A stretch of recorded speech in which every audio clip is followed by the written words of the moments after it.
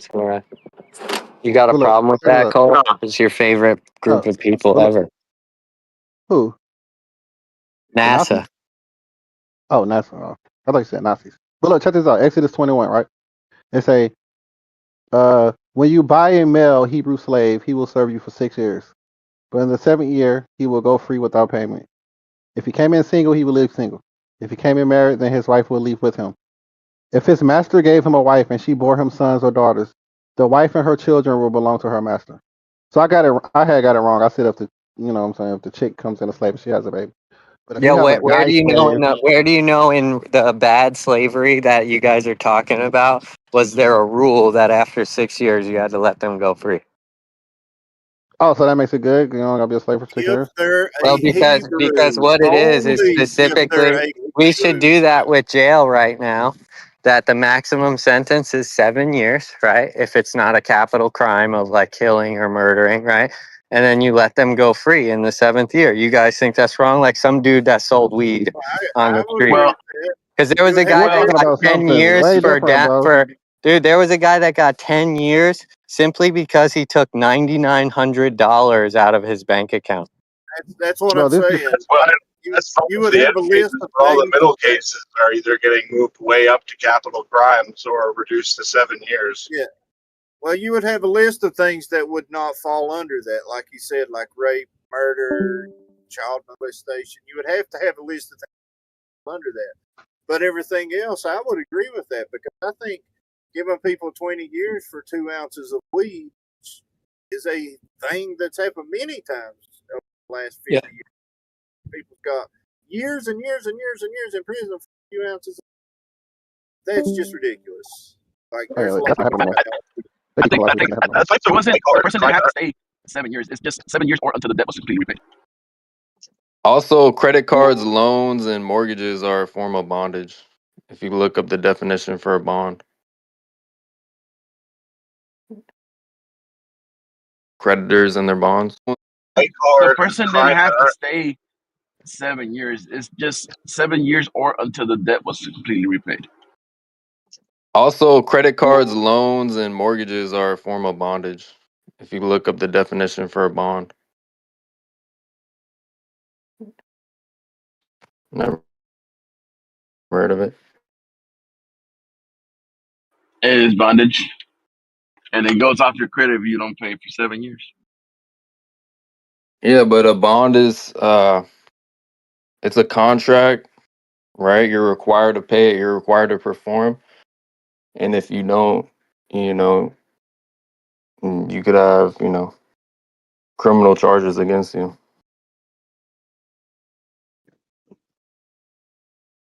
Nah, that's But we wild though. compare The that. thing Elbow said, if you pay if you have a credit card debt or something and you just don't pay it for 7 years, they wipe it off your record or whatever.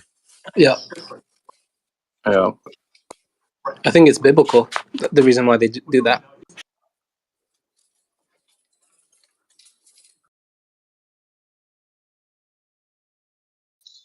Do they do that for student loans too? That I don't think so. Unfortunately, in the U.S. So selective biblical stuff. Huh? that they don't do that for the student loans. The government isn't as nice.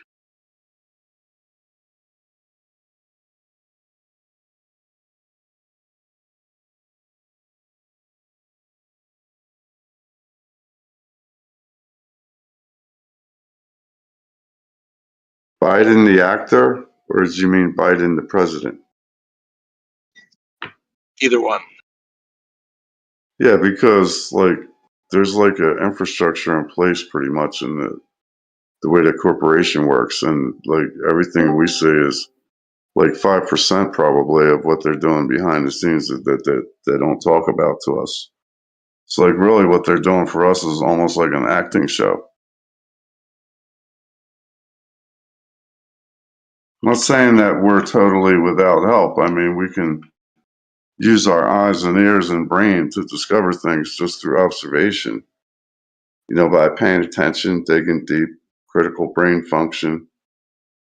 But basically what they're handing to us from the media and the government is what they want us to see. Definitionally Illuminati. so. Try to take my body. Now, you got to wonder why they spend so much time and energy. Like, obviously, they must have really important things to do behind the scenes that they don't tell us about. So I'm not taking that away from them. But why do they spend so much time and energy putting on a show for us? There must be something special about us also. Obviously, they think they're special. But why do they spend so much time on us? So they must think we're special also.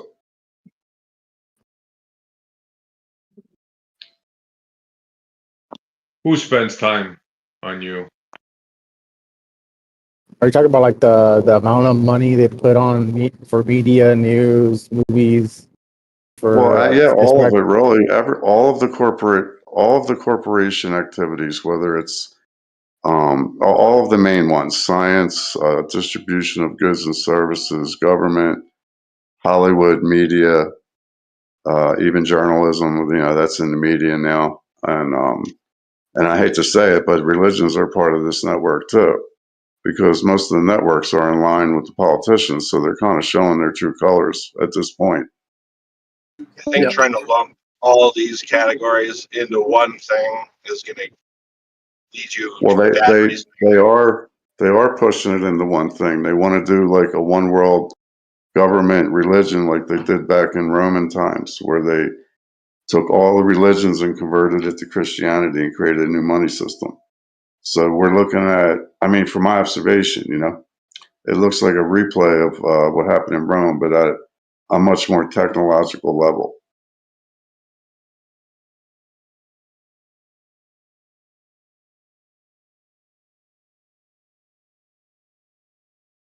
Yeah, I would agree with that.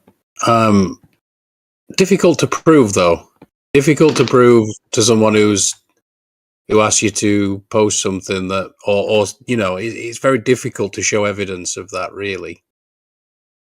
Well, within recent times, when the UN was formed, the first consulting manual that they received and that they reviewed to make their plans of how to be a global governance system was from a group called the Club of Rome. So since then, we can read all their policy papers and technology patents, including the ones that interact with the government. And I mean, it is a lot of reading material, but the point is that they're creating a new one world government, one world religion system right under our nose. What technology patents? Because you do realize mainly circled around the internet and the distribution through human biofields, to cut it short. Well, there's patents for time machines. You know that, don't you? Oh, there's a lot of patents for a lot of things. So I'm not surprised if there's That's patents what I mean. for time machines. Yeah. So it's not, you can't. I wouldn't point to that as evidence, right? No, well, there's actually a lot of connections with the internet to things and human bodies and on various networks or devices. So there is a lot of evidence going back from the early days of radio and the progression and advancements till today. Yeah, maybe the TV is one prime example of a device or new technology that is going to be weaponized against the citizens. Well, the corporations are going to exploit you no matter what. So if you consider that weaponization, then every time you're exploited by marketers who have permission from politicians to do their thing, then it's basically being weaponized. Like, look at Big Pharma. They pay billions of dollars out in lawsuit fines, but they don't get kicked out of the country. Like, they're still friends with politicians and they still distribute their goods. So in a real world, if somebody got caught killing and hurting, maiming that many people, they won't be allowed to do business anymore. Yeah, that's true. Like, I'm not sure if you guys are familiar with the Bayer scandal. Bayer, they had a huge amount of a blood supply, but it was brought to their knowledge that it is tainted. In fact, it probably has hepatitis C and HIV in it. But instead of destroying it, they ended up selling it to Asian nations because they recognized they could still make a profit. And they found out through their emails, they were aware it was tainted blood, tainted with HIV, hepatitis C. But instead of selling it to Europeans, they sold it to the Asian market. And it was all exposed, but of course not publicized. I mean, to cut to the chase, the world leader system acts like a gang, and they want us common people to be functioning, but they want us to be off balance and sick all the time. So it creates a dependency and a reliance on their remedies. So just to cut to the chase, like we're the resource, but what exactly is the resource that we're holding that they want? You know, it's obviously money is temporary, you know? So they're not just using this for money and glory and fame. I mean, it looks like that, but I think that's a front, you know, and we're subtly persuaded that everybody's driven by money, glory, and fame. I don't think so. I think that's a front. There may be plenty of people who are driven by that emotion, by material things and riches and things, but I think at the highest level, the human has a resource that's much higher than that.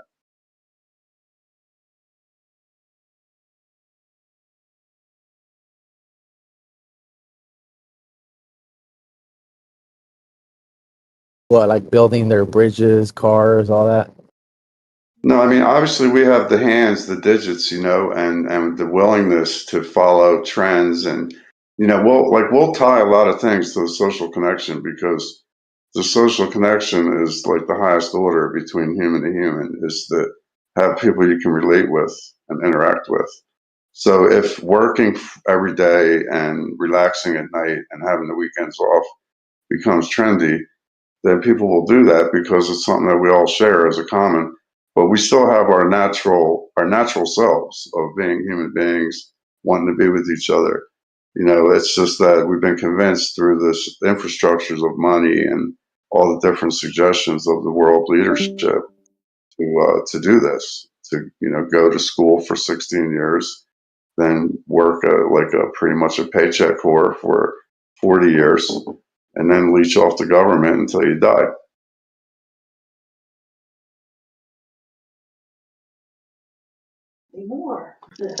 So, you know, there has to be humans, because we're extremely dynamic, and even in the examination of our own body, it's like a mystery how such a complex thing could be working in such a unified state within the container of our human body. So, like, there's plenty of natural things we could focus on, but our mentality has us tied into these jobs, money, you know, being exclusive from each other, following the dramas of politics, and so forth.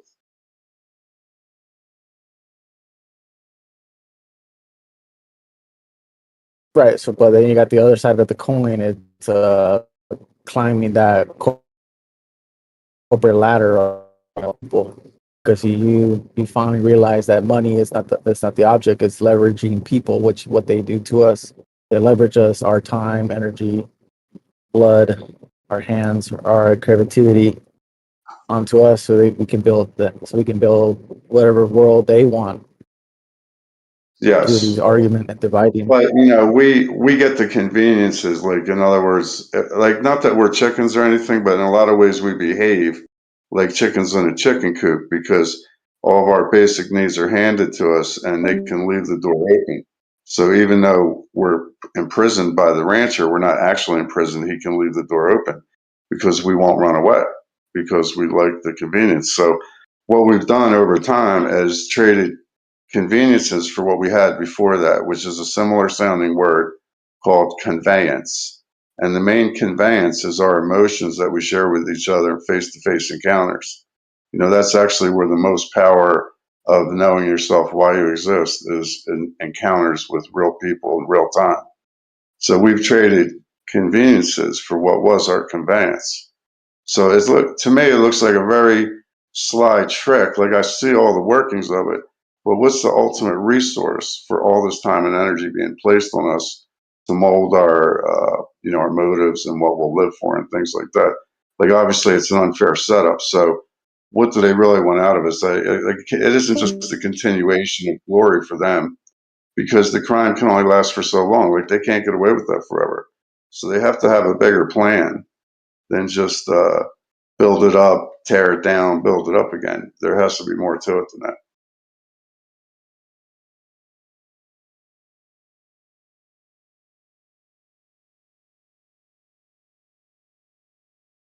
So what's the timeline on that? Like 100 years, every 120 years, they do a reset? Well, the As they resets said. can occur anytime during the main civilizations, but yeah, just recently from 1900 on, we have a reset that started, and then from sometime around 1776 through the Napoleon Wars of 1812. So these are like cover stories for whatever really happened. So there was some type of terrible wars that affected the world, and then there was also huge mud floods, and it could be even that Africa changed. There's old maps of Africa that show it much more vibrant, a lot less deserts. So yeah, there was like some type of worldwide cataclysms or something in recent times in the 1800s.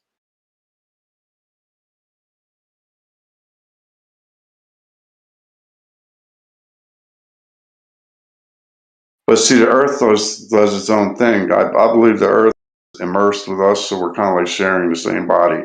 So Earth is like a huge, big body, like operating system, but we're immersed to it. So we're with humans being the highest form. As we go sick, the Earth will restore the whole Earth just to restore itself, because we have mastery over our thoughts, our realities, even the environment. So if we destroy the environment, wreck it, and if we all have bad thoughts and start killing each other, then that gets filtered into the earth realm itself, which takes that as a sickness. So in your body, when your cells die or you have dead tissues, there's an autophagic process where the body will break the dead tissues or cells into smaller pieces so the microbes can take them away. It's like a waste management system. So, autophagy. So the earth itself also does the similar type of autophagy where it will restore itself. So because of the way we're mentally tuned into the media and all the suggestions, a lot of us don't put a lot of time in witnessing or observing what the earth is doing and nature itself. But nature's in a continuous state of movement and restoring itself back to purity.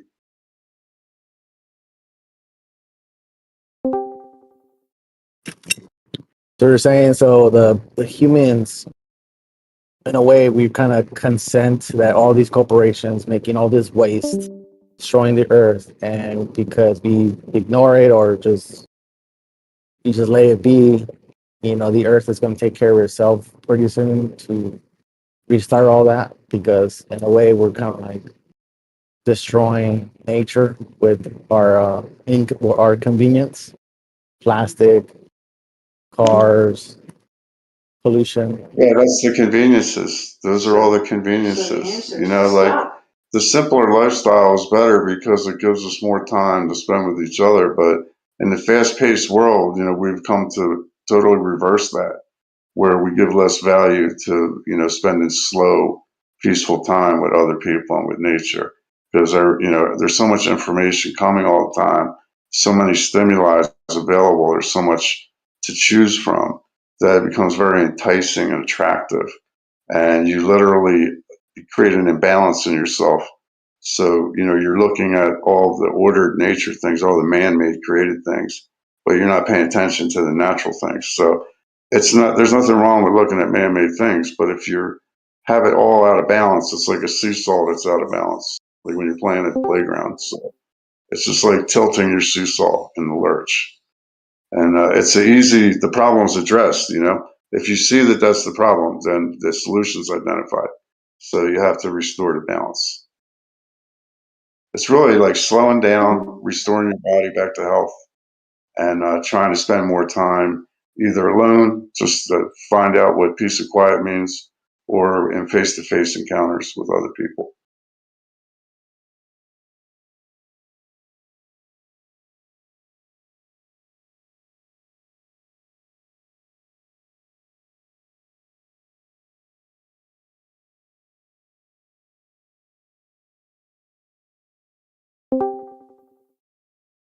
I don't know if I'm a soothsayer or not, but in 1999, I said all the TVs to the curb. I didn't know cell phones were bad yet. Although when I first put one in my hand in 1995, with smartphone, I was like, oh my God. But now I say we should put all the TVs and all the phones in the trash. I don't know how we would have these calls, but maybe we could fix the internet and do everything over shielded cables or something.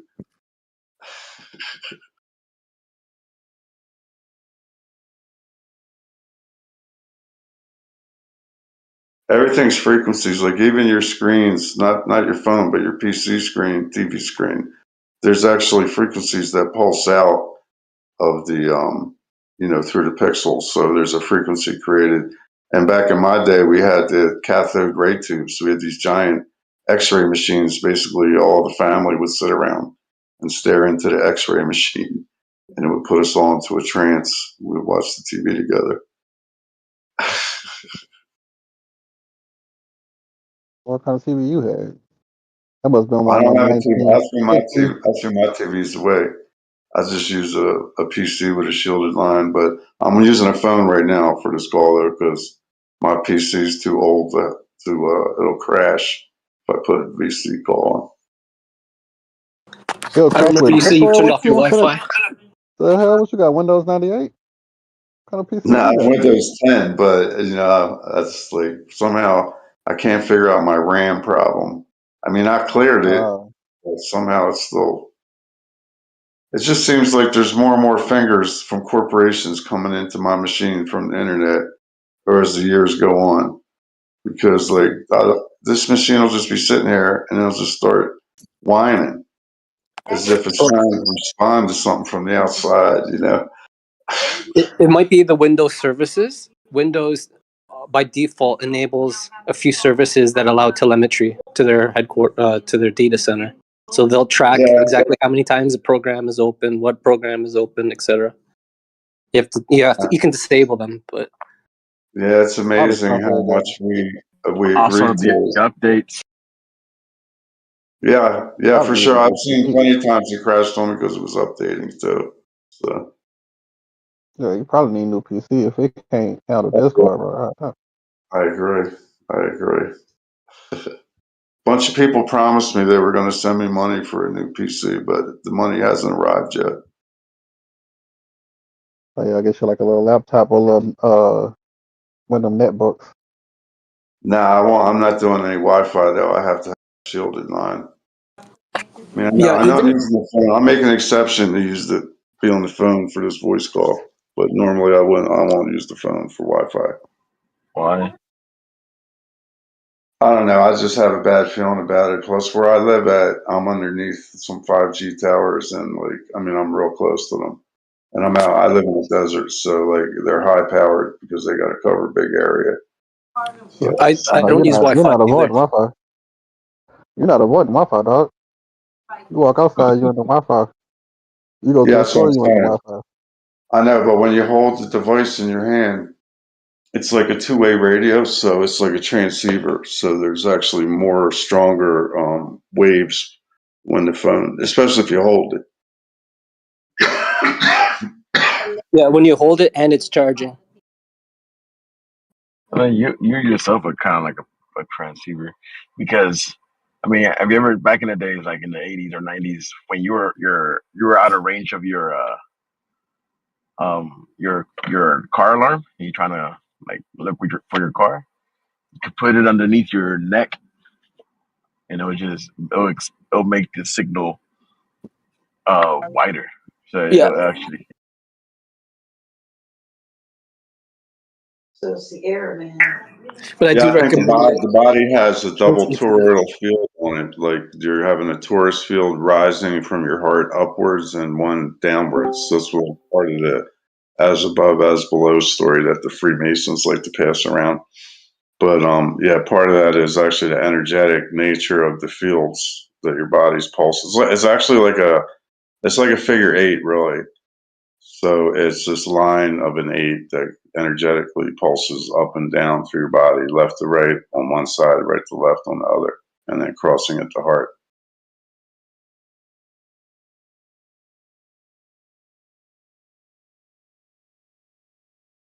The Yeah, symbol eight, the symbol eight in Chaldean was their final digit in Chaldean civilization. They stopped at the number 8. They said in their culture, the 8 was the most sacred symbol in the universe.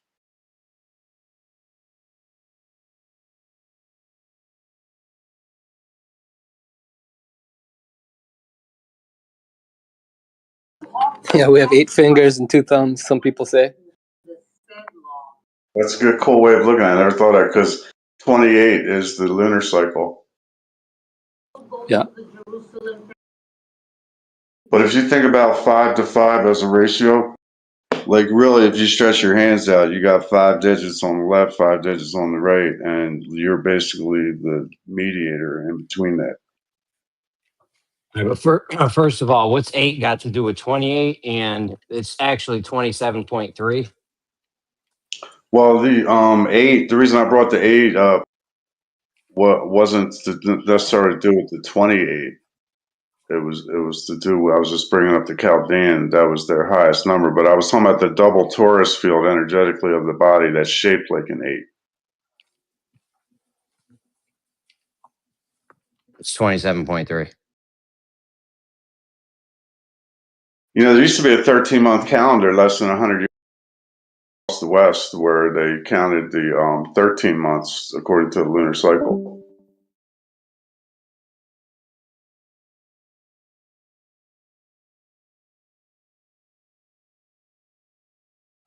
We have 12 ribs. 12 pairs of ribs, rather. 24 ribs, 24 hours a day, maybe the 12 months. Or if you include the spine, that would be 13, I guess. Well, if you look at the spine, you're talking about the central nervous.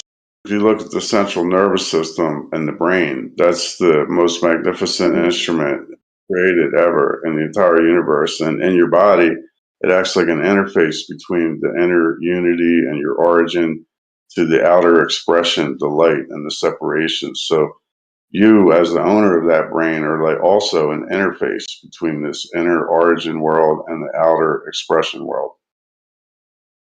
Mm.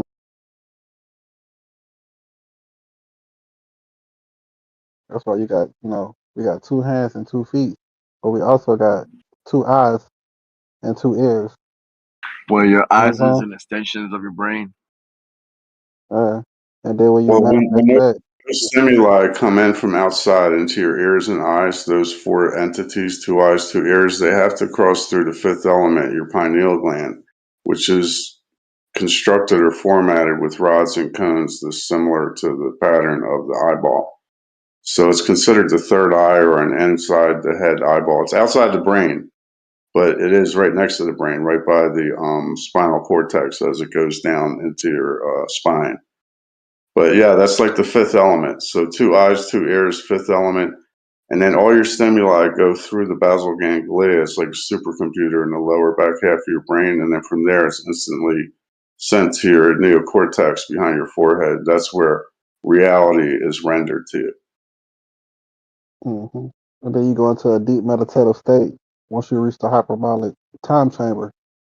And then there, 1 day is equal to 7 years. You train your 2 hands and your 2 feet, and they become 4.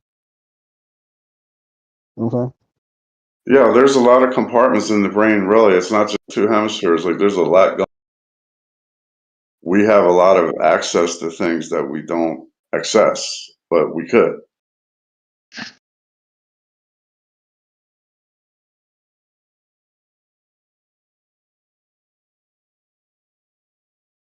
They understand a lot about the compartments of the brain except for the basal ganglia, and that's the lower back half. It's like the supercomputer portion of your brain. It's the most mysterious functions and connections of your senses that as they, basically get formatted to be sent to be rendered to your cognition, neocortex. So this part of the brain, basal ganglia, is the most misunderstood. And just think about it. As an acronym, it's BG, and those letters are 2-7 in numbers. BG, basal ganglia.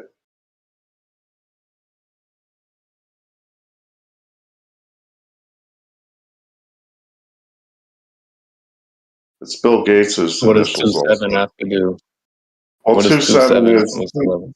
27 is the fallen angels. So in the old Bible story, 27 angels fell to earth to mix it up with the mortals, and 72 angels stayed in the upper realms.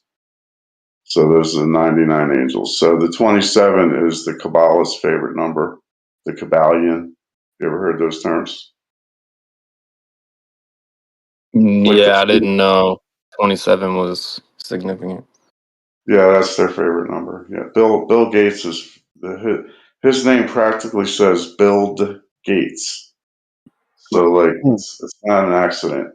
He's a gatekeeper, huh? That's funny. So you said 27. Where do you get that from? 27 came down, 72 stayed up. How do you prove that?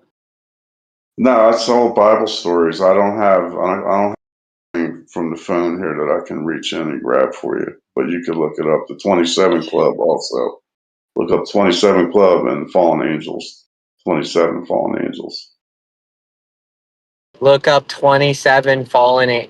If I look up 27 COVID cases, I get an article on it. What do you mean, dude? What kind of research is it? 27 Club you should look up.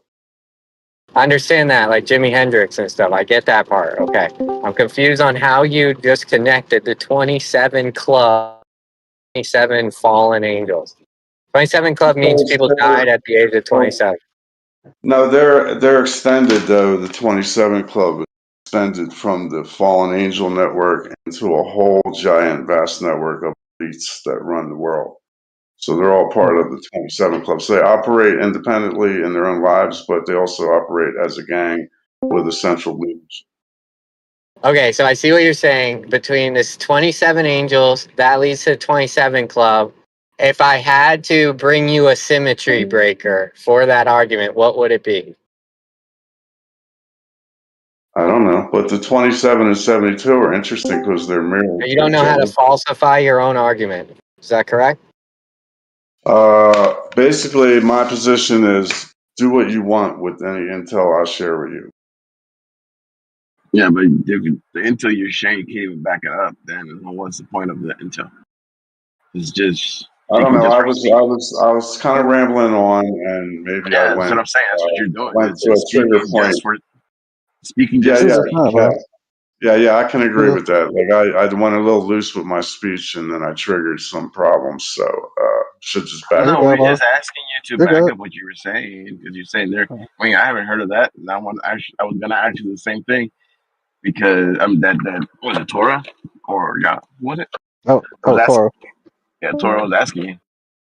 Well, the spelling is Kybal, Kabbalion, and sometimes it goes by the word Cabal, Cabal, or Kabbalah, Qabala. We know about that. We know about that stuff for sure. The whole That's idea that connected. you That's can't make connected the to the world better to have Jesus come back and just make it worse.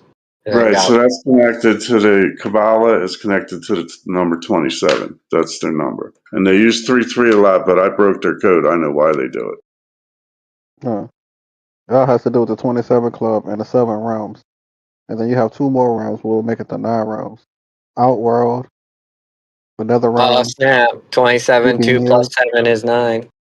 The reason that they want you to go to 7 is so that you'll start over and go back to 1. So the 7-day weeks began in Babylon. Hold on. Exactly. Like numerology is just all over the place. Any number means something. Just All right, you gotta follow the logic, Elbow. Elbow, you gotta follow it. You ain't following it, bro. Follow the logic, this guy says.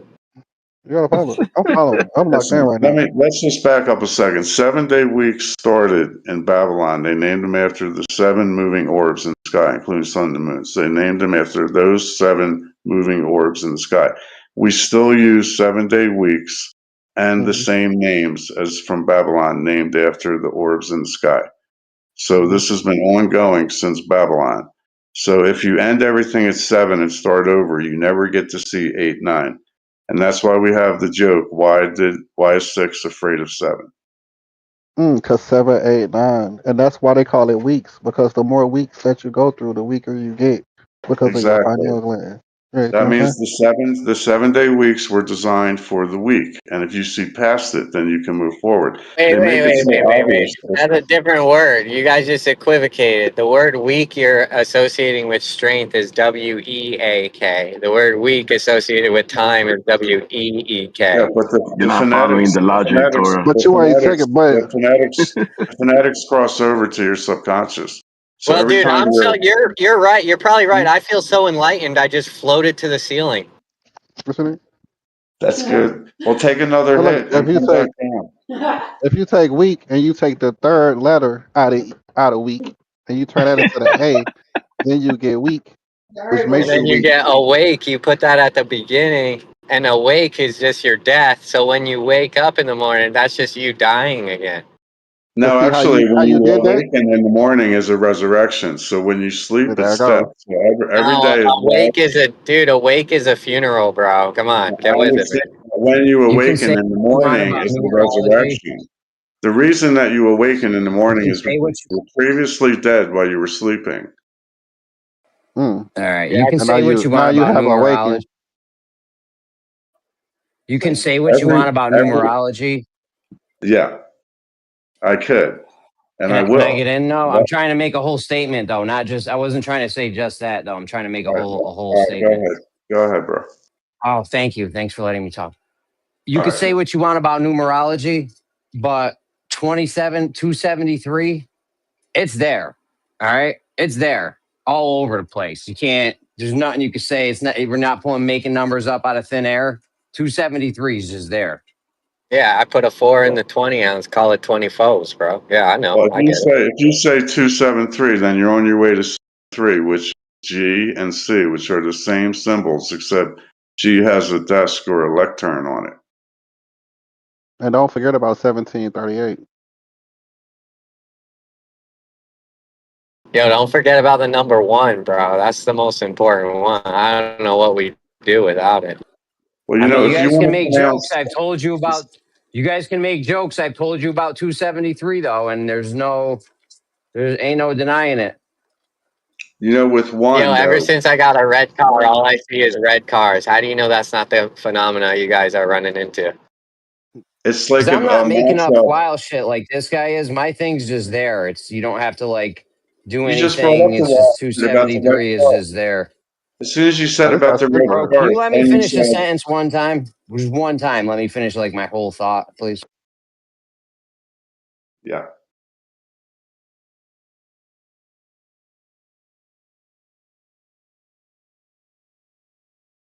That dude was cooking though, so you kind of cut him off, Jeremy, while he was cooking. He was cooking what I'm trying to exactly? get a word in edgewise, dude. I'm trying to get a word in edgewise over here. I mean, what the fuck? Use your time Be worried wisely. about. Okay.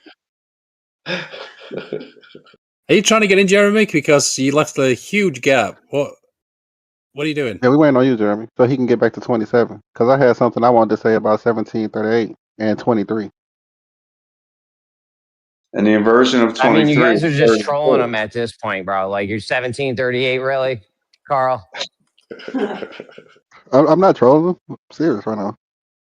Okay, what's 1738? I bet you don't even really know After what it that, is. I'm gonna hit him with the 1234. Did you know that 1, 2, 3, 4 is the incoming set, and 6, 7, 8, 9 is the outgoing set, and 5 is the central figure? Yeah, that's genius. That's What's crazy. 1738, That's Karl? crazy, bro. What's Huh? 1738? What is it? Yeah, 1 plus Why did 7. you disparage my genius moment there, pal? No, I ain't gonna lie, Jeremy. You threw me off my thought process because I was locked in at first and I Yeah, forgot what I was okay. gonna say. Oh, okay. I was locked in. Yo, Karl was locked in with that. Why did you have to throw him off like that, Jeremy? All right, 1738, if you didn't remember, you're going to explain 1738 to us. I forgot the significance of it. I was I'm gonna sticking hit with you up with a something, but I number forgot. 11. It's everywhere. How could you forget? It's everywhere, dude. It's all over the place. And I'm gonna hit you with a number 11. Wait for me. Central figure. All right, well, let me tell you about 5. It's got a laser focus on the top side where its head is, looking to the right, where now is. It's got a big scoop looking to the left where it gathers everything that happened before. That's because 5's the central figure. That's why it's shaped that way. Oh shit. All right. Yeah, that makes Oh sense. No, shit. so That's then crazy, bro. therefore you obviously accept the necessity of the necessary God as a necessary precondition for all non-necessary facts necessarily, right? No, I think the fact that there's a reason behind everything, I don't need anybody to convince me. Yeah, I mean, if you think about it, then you got 5, and then you got Saturday and Sunday. So 5 would be in the middle of the week, and then you have the weekend, and that's why it's the middle. Well, actually, it would be Thursday because Sunday should be the first day of the week. So Sunday, Monday, Tuesday, Wednesday, Thursday, right? So that would be the 5th day. And that's Oh TH. shit. So you have control over your reality through your thinking, through your TH. So in the old days, the head was called the hat, which if you base that word hat, it's HT, which is the inversion of TH, which is a rough acronym for thought, think. Oh, So which the Oh H is already the shit. infinity symbol, just you take away the two top parts, and then height is just it's infinity symbol or the number 8, and then it's 8 again. Height. HEIGHT. So it's just 8. Oh there you go. shit. Oh shit. Damn. So that's where they get THC from that they put in weed. That It's shit for the gets you little high. That gets you high. THC is for the little C in all of us because C is the third letter, represents the child after the mother and the father. So THC is for the thinking child. Damn. And we're all See, Jeremy. children of God. See, Yeah, that makes sense. Jeremy, you don't never teach me no sick shit like this when I'm in here. It's all about fucking Dude, horizontals and verticals this and shit with convo, you. This sick shit this right here. Yeah, this is convo, the real stuff right here. Karl. Okay, guys, this convo can eat a 4.9 311. All right. Yo, I'll You take let- your 49311 and I up you a 5151 twice. You want to 86 the conversation? Hey, yo, Appleye, tell me about 9/11, bro. What's the significance with 9 and 11? I know it's something. Well, Jesus' birthday. if you combine the digits 9 and 11 correctly, it comes out to the ultimate palindrome. And it looks like 1, 2, 3, 4, 5, 6, 7, 8 on one side, and 8, 7, 6, 5, 4, 3, 2, 1 on the outgoing side with 9 as the central number. It makes this huge palindrome. But as far as the event of 9/11, it's basically a lead up to a singularity, and they were preconditioning the public for the event of the singularity, represented by the 9/11 event. So it's basically a unification toward a one world order and a one world religion that they're pushing for. So 9/11 was more of a ritual than any kind of a war or an attack. Yes. There's a general war going on that's done through 5th generation warfare and lately through 4th generation warfare also. But there's basically Yeah. a preconditioning that's been going on for the entire 20th century to lead up to a raising of New Atlantis or New Babylon in North America. That way, Oh, shit. after the 4th generation, the Edomites can come in, right? That's what you mean? Oh, shit. Yo, Appleye, you a flat earther? Well, I know that we live in a contained environment, and I don't care what the shape is because I know it's contained and it was made for us. So the Earth realm is a contained environment, and it's designed perfectly to match us. We're the highest form. And even though we're playing with all these adversaries and game pieces within this realm, we're the highest resource, and we have the highest opportunity. Oh, shit. You're my new favorite flat earther. Jeremy, you moved down to 2. Tor, you moved down to 3.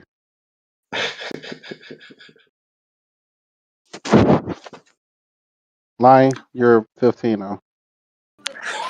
Top shelf. Have you heard the theory that 9 birthday? And perhaps that's why they chose 9/11 to form a mass sacrifice, because some of these people are Satanists, and if they are extreme Satanists, they would hate Jesus, and it would make sense that they would perform a mass sacrifice on his birthday. Oh, that's the first time I heard that one. Oh, shit. Yeah. According to scholars who analyzed the sky, because you could do this today, you can go find some software, put yourself in Bethlehem, And above Bethlehem, I think it's 3 BC, 911, you'll see a conjunction above Bethlehem for 90 minutes or less of Jupiter, which was back then the largest star in the sky, and the king star, and it aligned with Regulus, which was known as the little king. They both aligned to make a brighter star in Virgo above Bethlehem. So some people also think that that was what the wise men saw, because the wise men studied the sky, and then they probably saw that this rare conjunction was going to happen, so they followed it. And you can do this today. Michael Heiser has done this.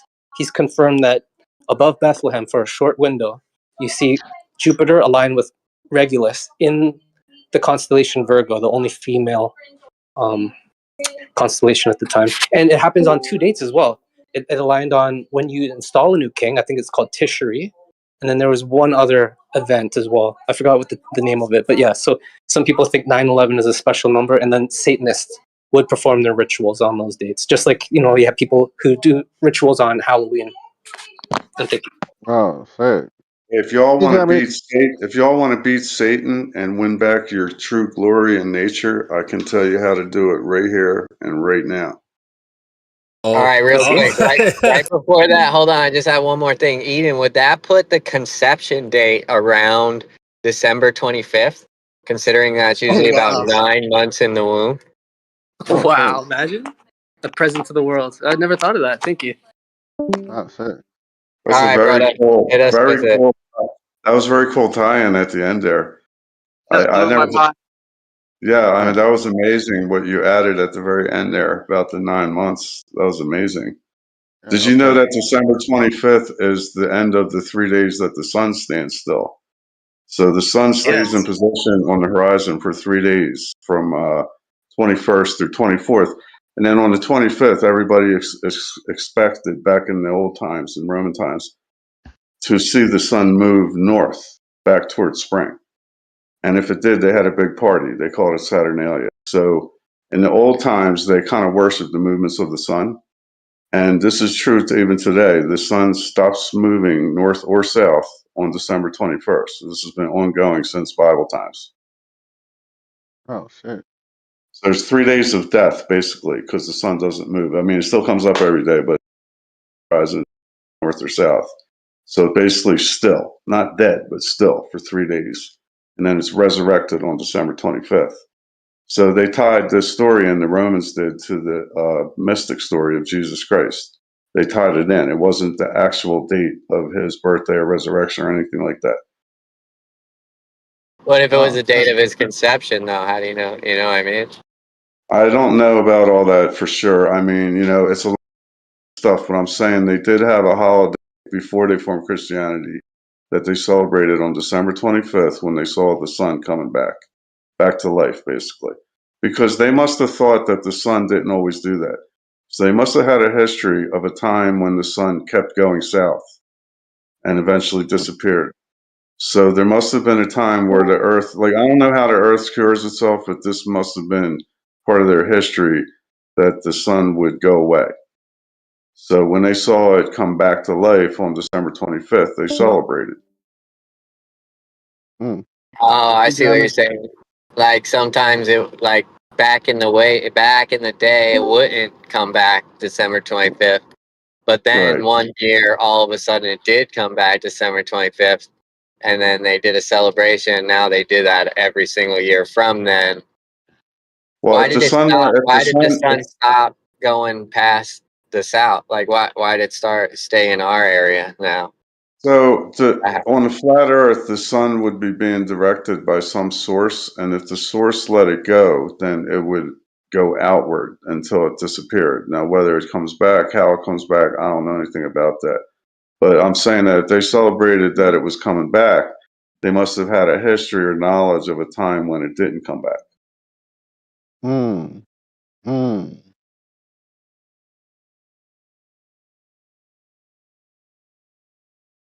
So there's discussions in this realm of discussion about, can the sun disappear either way? Like, in other words, when it goes north to summer solstice, could it keep going north and disappear to the north?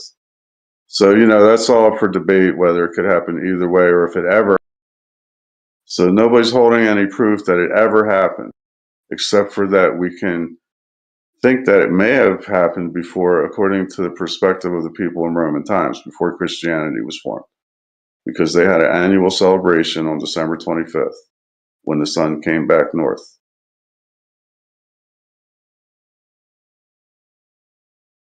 Anyway, I'm That was glad a I got couple I don't week. know that. That was like a couple week celebration, though, right? The Saturnalia. That was like a festival, right? Actually, it was a let it all hang out party for 2 weeks, so you could get away with crimes and everything for 2 weeks. So it was a do what you want for 2 weeks with no repercussions. It was like purge. Sick shit. Well, basically, the rich people would hide inside and lock the door, I believe. But if I were them, I would. Anyway, do you want to hear the story of how to beat Say10 forever? Yes, sir. Of course we do. Yes. Thank you. So the reason it sounds like Say10 is because Satan is the lord of duality, or having you think about things that you have to choose from. So if you think about it, if you put the word SAY and then the digits 10 for the number 10, then you have to say it the same way, say 10.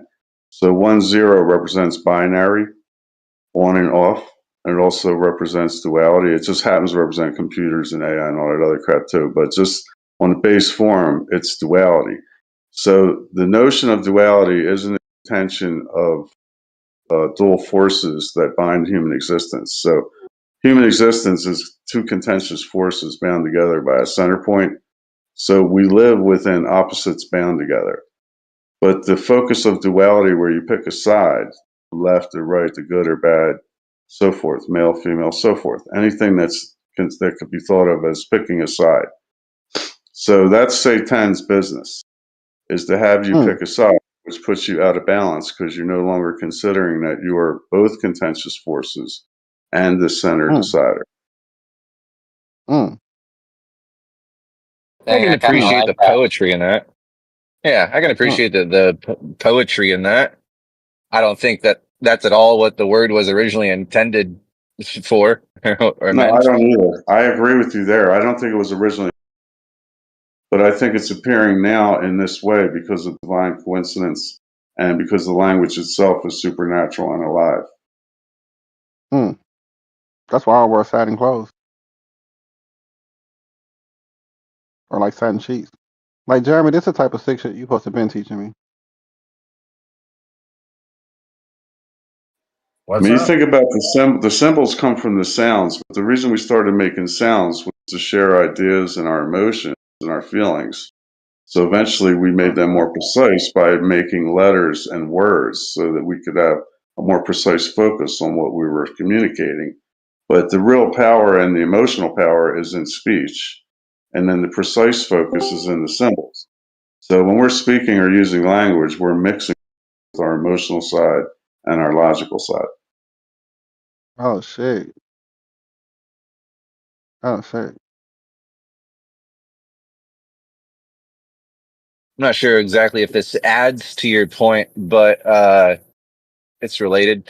The as far as like official narrative goes, the verbal form of a language always precedes the written form, because like speech is just something, language, communication, speech is just something we do, animals do, and then it's just at a later point we're like, hey, I bet we could make some symbols on some paper in the dirt or something. Yeah. What about Morse code though? What about Morse code? That was on paper first. Yeah, there's definitely some exceptions. Sign language, Morse code, but it holds true what I said for about 99.9999%. But yeah, there's good point. Good point.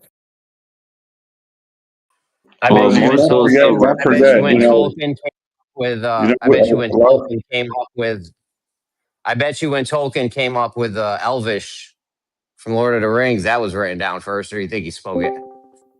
Yeah, no, I think you're right about that. How about Or maybe, Klingon? probably simultaneously, right? Like I don't know. Tolkien and the Elvish, like he probably had to have a sound in his Although you could come up with like an arrangement of symbols and then figure out how you want to say them later, like make a system of rules for how the letters combine into words, and then figure out What how you want to about pronounce it later. I guess. what about Klingon from Star Trek and Dothrakian from Game of Thrones? You know what I'm saying? There's like a million of these things. Well, I think Klingon is just a reskinned English. It's basically just like the English language with just like a reskin of symbols, like painting your house a different color. But I don't know. I'm Yeah. not a Star Trek nerd. Supposedly, the current theory is man invented writing and math because of beer, not bread. They found a beer vessel that predates a bread vessel by, I think, several hundred, maybe over decades for sure. That makes sense. If you can give up one thing, you would give up bread before you give up beer. You know what I'm saying? Yeah, I guess so. But Yeah, beer was huge beer back then. is liquid bread, though, so it doesn't really matter. Just fermented water. Yeah, Oh, that's a good way to look at it. see, that's why we need Apple Eye in here. That's why we need Apple Eye in here. He's the new #1 flat earther. Jeremy, like I said, you're 5 now. Starboot up to 2. Lion, you're 12. Now, listen, I have an important point to add to what the previous speaker was saying about the importance of speech. So, in our fast-paced world, we go so fast, we miss things. It's like driving fast down the highway. So, one of the most important things about speech that we miss, literally we miss, is that it's equally in power to the ears. So, speech means nothing unless it's reaching ears. So there's a mutual partnership between speech and the ears that receive the speech, because there's like a reality bending and an interaction and engagement that's happening there that causes change. So as the ears hear the speech, they go through like I said earlier, the emotional logical battle of formulating an opinion or a value of what they heard and then coming up with a response. So, speech is a lot more than speech. Speech is also the ears. That makes Hell, sense. you know how you say that speech is like divinely guided, or yeah, that's what you said, right? Yeah. So that makes me wonder if you ever looked into. I'm sure you have looked into cymatics. I haven't really seen anyone use that one type of photography that lets you visualize like the density of air. I don't know if you guys have seen this. I think Veritasium did an episode on this, but I've never seen someone look into the cymatics of speech. Visualize the the patterns Well, basically emanating out from our mouth. there is a guy years ago, and most of you probably heard of him, Dr. Emoto from Japan. Yeah. So that's an idea that goes along with the semantics idea. So he wasn't using pattern, but he was proving with the natural crystallization of the water that you could affect reality by talking to the water. That may not be that. That may partially be responsible due to the actual like vibrations coming out of your mouth, but I think the same results occur if you just like pray at the bottles separately, right? I think it's more about vibes and the spirit than Yeah. Well, perhaps the actual words. they would tape messages onto bottles and just use their thoughts. So they would write messages on the Right. bottles, and they would still But hey, get fantastic results. Whether it was an evil message or a happy, peaceful message, and they would see in the crystals that would form.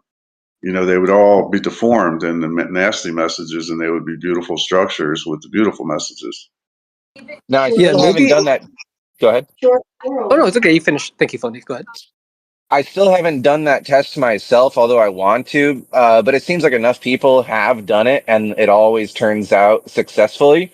But I'd like to really hone in on what the mechanism is. Like, if there's something that can basically block like thought waves, like our minds give off like electrical impulse signals or whatever, right? When every thought we think, if we could somehow shroud the bottles.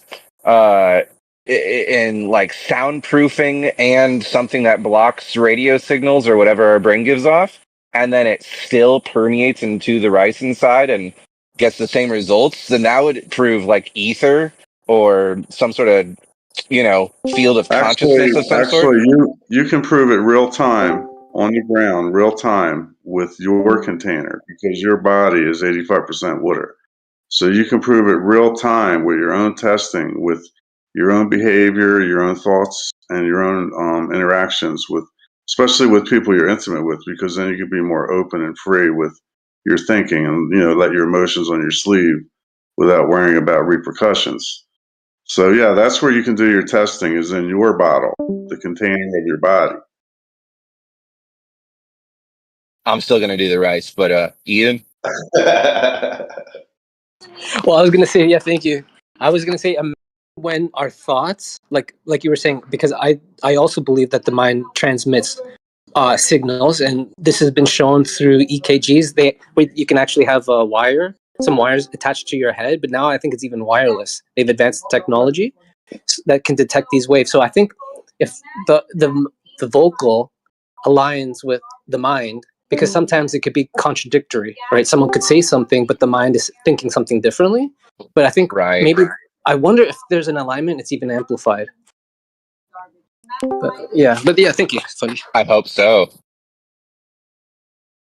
Yeah. Oh, we all have the cure. Change the world. Yeah, that's fascinating. That's fascinating what you said though. Like when thought and speech aren't aligned, it's like when someone's a bad liar, and they're like thinking, yeah.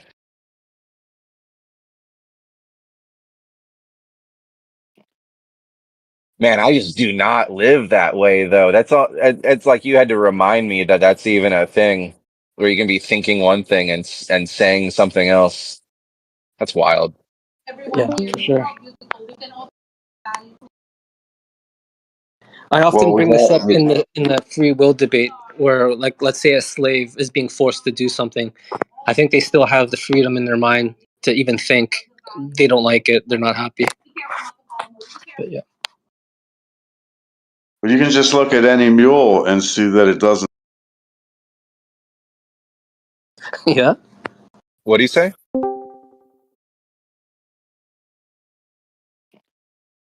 Man, I just do not live that way though. That's all. It's like you had to remind me that that's even a thing where you can be thinking one thing and saying something else. That's wild. Yeah, for sure. I often bring this up in the free will debate, where, like, let's say a slave is being forced to do something. I think they still have the freedom in their mind to even think. They don't like it. They're not happy. But yeah. But you can just look at any mule and see that it doesn't. Yeah. What do you say? A mule, a donkey. Like if you put a lot of weight on a donkey, you could tell by looking at him he's not happy about it. Okay. So I'm saying that the donkey is thinking. That it's thinking. It's a slave, but it's thinking. Facial. Yeah. There's on your body. There's all these facial muscles, contractions or explosions. It comes out of your seventh cranial nerve. It literally breaks out right in front of your ears and on both sides of your face. It goes across your face, causes either contractions or explosions of muscles in your face. So it's very hard face to face to hide your true feelings from people, or even if you're lying, it's very hard to lie without being caught if you can read someone's face because they can't. There's parts of their muscles in your face that you can't control. That your basal ganglia basically sends a mysterious signal. So like when you're lying, if the person watching you, even people that don't understand this, they get a sensation like a telepathic sensation that you may be lying. Yeah. You gotta trust your gut sometimes, because your subconscious or your spirit may be picking up on those things, even if the words are sounding good. I could tell a story where that was the case for me, but it's not story time right now. I don't think. Well, But narcissisms expose themselves in so many ways, but one of their favorite tactics is to pose as a friendly and then become a meanie later. So, but there's a zillions of ways to expose a narcissist. But then once you have all the pieces of the puzzle, then you know that you're dealing with somebody that's completely self-absorbed and they'll do anything to maintain their glory. So then you have to take corrective action when you find hey, yourself in bro, that situation.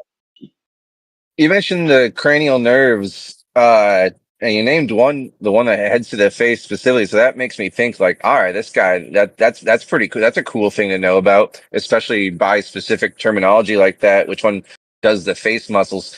Let me get your take on this. Right, it's a bit woo woo, but Santo Spinacci, which with all the things you say about words, I'm sure you've come across him.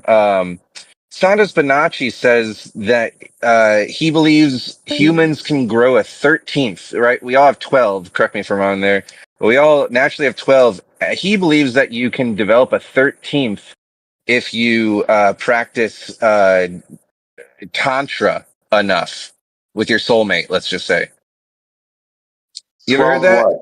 12 what's?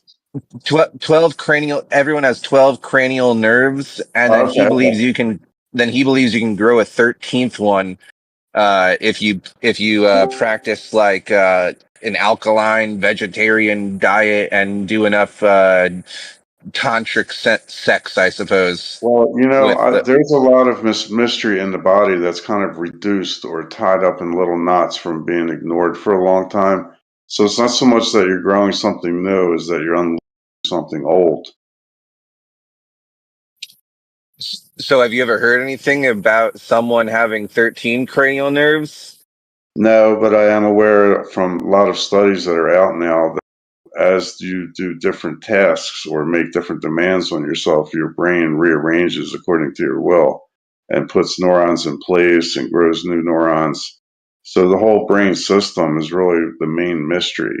The whole entire brain is the main mystery, how it arranges according to your will. So it's literally a servant to each of us. Like our brain is our servant. We get used to thinking that we're taking external suggestions and reacting, which we are. But the truth of our nature is that our brain is our servant. And wherever we apply our will toward our brain, it will assemble and make that happen for us. Yeah. Some people even say that the even words we use will affect how we operate in life, such as his name is John Asraf. He wrote a book about it, the neuroscience of the keyword. And he says what's happened is it seems like we always, the majority of people today, maybe we've been programmed this way. We focus on what we don't want. We'll say things, I don't want to be poor. I don't want to be healthy. I mean, sick. But the problem with that is the subconscious mind picks up keywords kind of like the search engine. So if I go It to does. Google right now and I type in no classical music, because of the keyword classical music, it's going to appear there. And he gave so many examples of when we focus rather on what we don't want, that's what shows up in life. Similar to like when someone's Actually, crying. whatever you focus on what appears. And you can go right to the Tibetan monks. They said, whatever you focus on appears, whatever you focus on, you will become.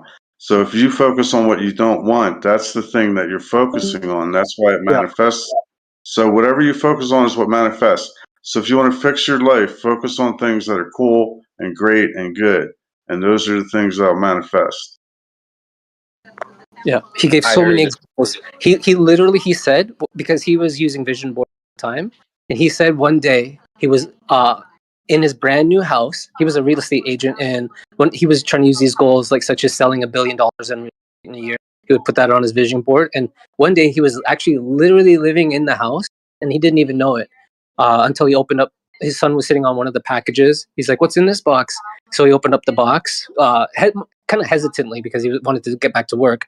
But when he opened it up and he pulled out the vision board, he was blown away because he's like, "Wow, we're in this house," and he didn't even know it. But he had it on his vision board and it became part of his subconscious. And literally, he was living in there and he didn't even recognize it. But yeah, it's an interesting book. He's got lots of examples. It's called The Answer. Hey, hey, Eden. That guy you're talking about, might have been the same guy that I heard someone talking about the other day. They were quoting someone. I'm not sure who it was, but maybe that same guy. They said, "Oh, I heard this guy say that your subconscious can't tell the difference between literal speech and sarcastic speech. So stay away from sarcasm or I don't know, insulting yourself sarcastically, because like your body will treat it as if you really are calling yourself a worthless twerp or something, or whatever you say." Totally. Yeah, totally. I think I don't remember that, but yeah, that would probably be something John would say for sure. That he thinks it's so important. That's why he wants people to focus. Yeah, like AE was saying, focus on what you want. If you want a healthy life, focus on health. Don't focus on sickness and whatnot, because the subconscious is literally working around the clock to find answers, and it generally works with keywords.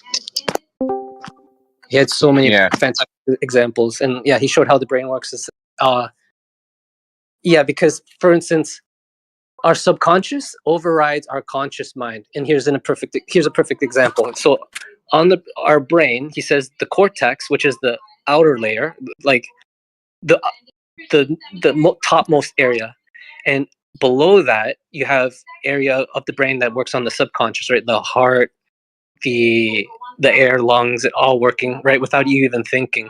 So what happens, he says, sometimes even though people will focus on things that they want or don't want, what happens is as it goes from the top of the brain down to the spinal cord, it'll be filtered out, because that's the subconscious area is actually really in charge. So if the cortex is out of alignment with the subconscious, it's gonna this subconscious is gonna override. Here's a perfect example. If I've never gone on a high wire rope and I try crossing it, my heart's gonna be pulsing like faster than normal, because it probably to help me survive. But if I've done this over and over, I can actually have a low heart rate.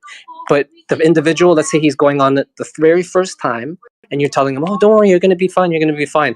Nothing you say is going to slow down the heart rate necessarily right away, because it's going from the top part of the brain, the cortex, down to the spinal cord. And if there isn't enough connection, like practice, then the subconscious is going to filter out whatever you say. And he goes on with so many examples, like bringing a child to school for the first time. If you don't bring them to the school beforehand, the first time that child is brought there, they're going to be clinging onto the parent's leg. "I don't want to go in there. Don't let me go. Like, don't leave me." And nothing you will say will override the subconscious. And it's really interesting take on the mind. John asked for us to look, but Don't you think that they both like influence each other, but there's only one of them that you can put like conscious instructions towards to train the other? Yeah, that's a good way to look at it. Definitely interconnected. It's sort of like what they say about like you can't choose what, like the only thing you can choose is how you react to it. Like you can't choose what situations come your, or you can. I mean, you can in one way, but you know what I'm talking about. When someone gives that great advice, there's like, hey, what you are in control of is how you respond to things, and the more you consciously respond in a good way, the more you can probably train your subconscious to also like stay calm and situate, like martial arts, right? The more you put yourself in situations and you say, don't, when a fist is coming at your face, right? Or like a boxer, when a fist is coming at your face, a natural response is probably to like close your eyes and clench or something.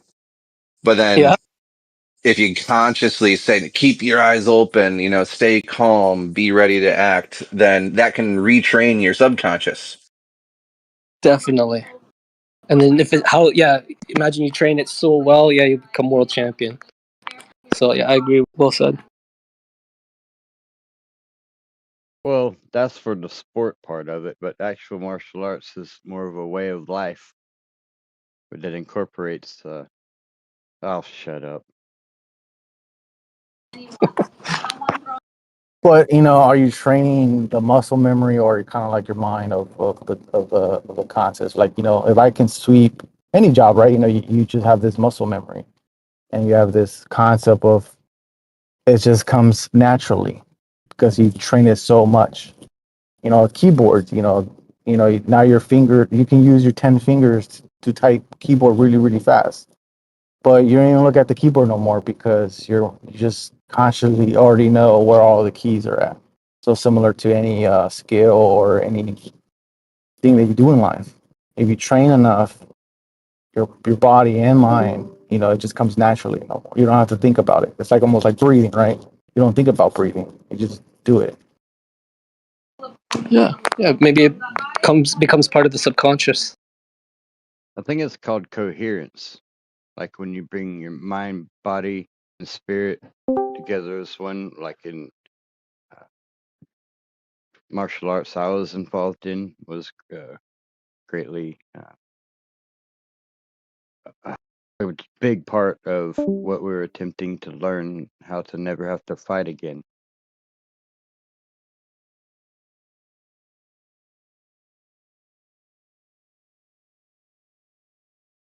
I had no clue of that to start with. I thought I was coming there to learn how to whoop some ass. But nope.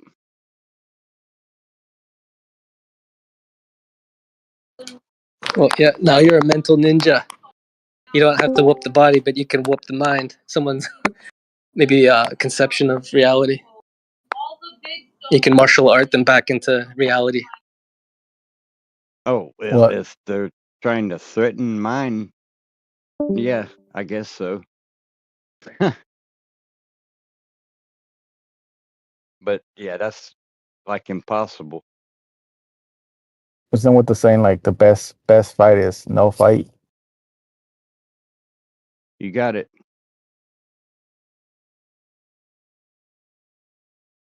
Yeah, imagine fighting someone, and while you're defending, you actually kill them by accident. That would suck. Eye the tiger. Eye the tiger. happen. If it's self-defense, there's a difference. Like you brought up, we're world champion. Well, that's the sport, right? Nothing wrong with sport. I love the sport. I used to compete myself, but I'm old and crippled and shit. So no, I don't compete. No, it's like, when you're fighting, all you're doing is just avoiding the fight or avoiding the punches because you're so skilled just to avoid. You can see those punches coming at you, you just avoid. And oh yeah, you because don't want to get hit. Yeah, that goes against every fucking being like a Goku people, level. Yeah. What got me was the what does they call it? Power slap, where they stand there knowing they're about to get hit and don't do nothing. That goes against every freaking thing I was trained. No, you don't stand there and let somebody can hit you. That's the opposite. Yeah, those slap fights are crazy. You got to hand it to them. Those are some tough motherfuckers. They're very dumb, but I mean, it's for the money. It's quick money, but oh my god, they're gonna pay for it. There's CTE is legit.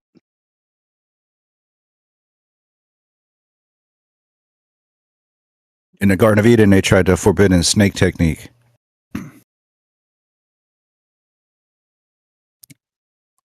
Bible kung fu joke there. Forbidden.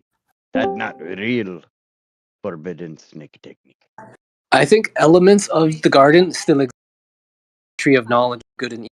I think the modern version of it is Google, your television, the internet is going to provide all types of information of good and evil. Literally turning people dead to reality. Like a Adamic kung fu. Snacks. When you were talking about the snake technique, I was thinking about like the pressure points. That all you like do it your hand like a snake or something like that, and you hit those pressure points and you disable the person. Yeah, there's all kinds. Yeah, they have all the different animals, the animal forms. There's kung fu movies about all those. Tiger style. There Monkey is tiger style. Try my style. snake technique. It's actually called tiger form, is how it translates. Right. But yes, those are nasty. Those are send you to the hospital or the grave. That's not sport. That's self-defense. There's a big difference. But monkey style has a lot of derivations that we don't really call monkey. We can all agree. Yeah, like, well, I noticed it in breakdancing when I was a youngin', and the capoeira in Brazil. There's a lot. Yeah, I see it a lot. A lot of different influences of what we call martial arts. Eddie Gordo. Sorry.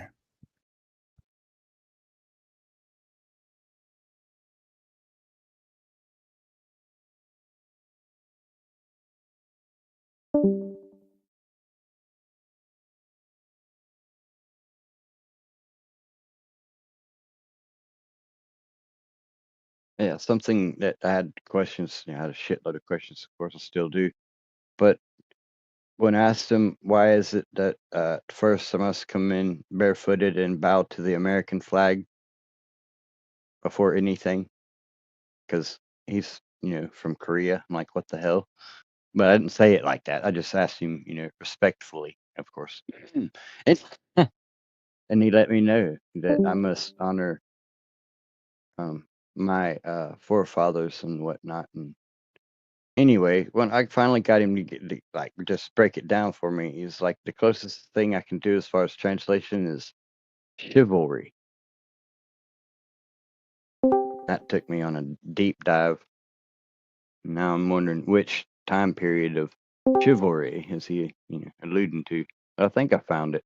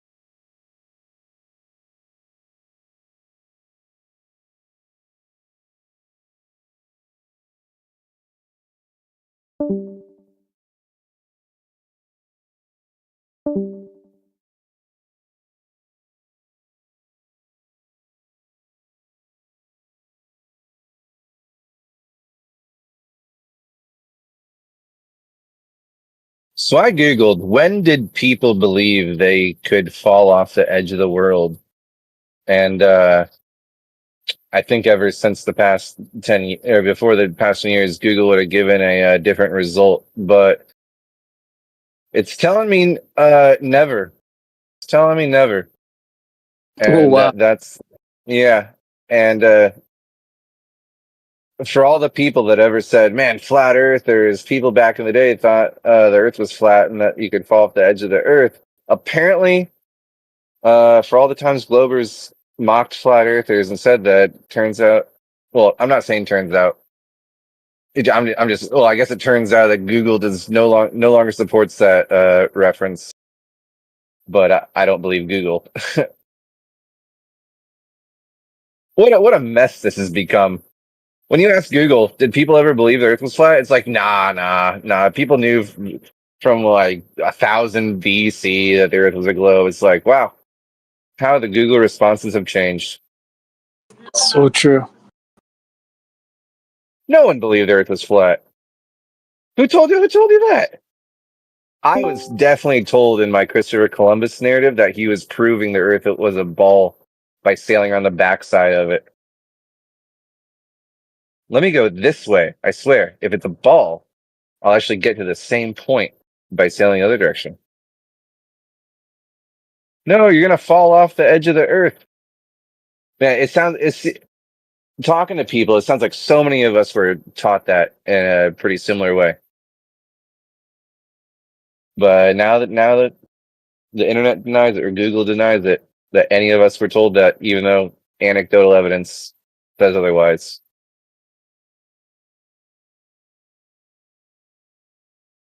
The modern day tree of knowledge.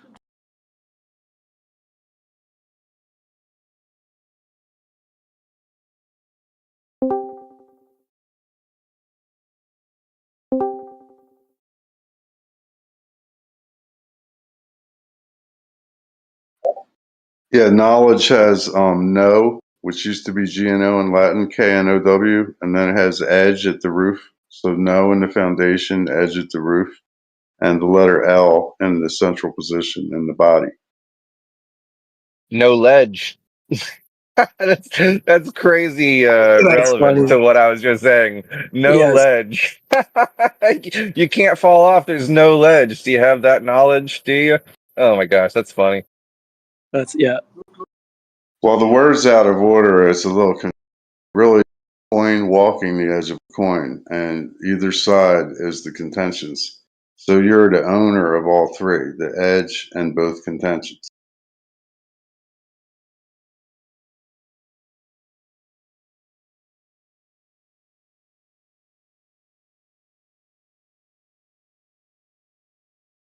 So the owner of a lonely heart has a left side and a right side. So there's your three pieces.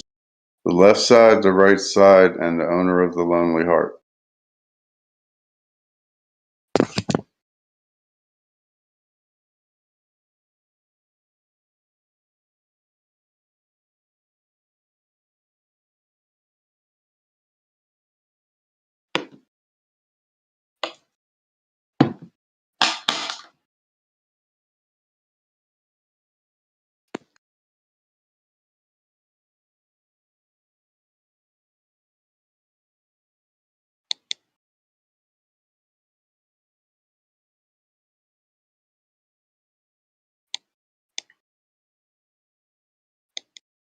Have the water there, you're going to have to ask, why isn't there water in the area where the clouds aren't?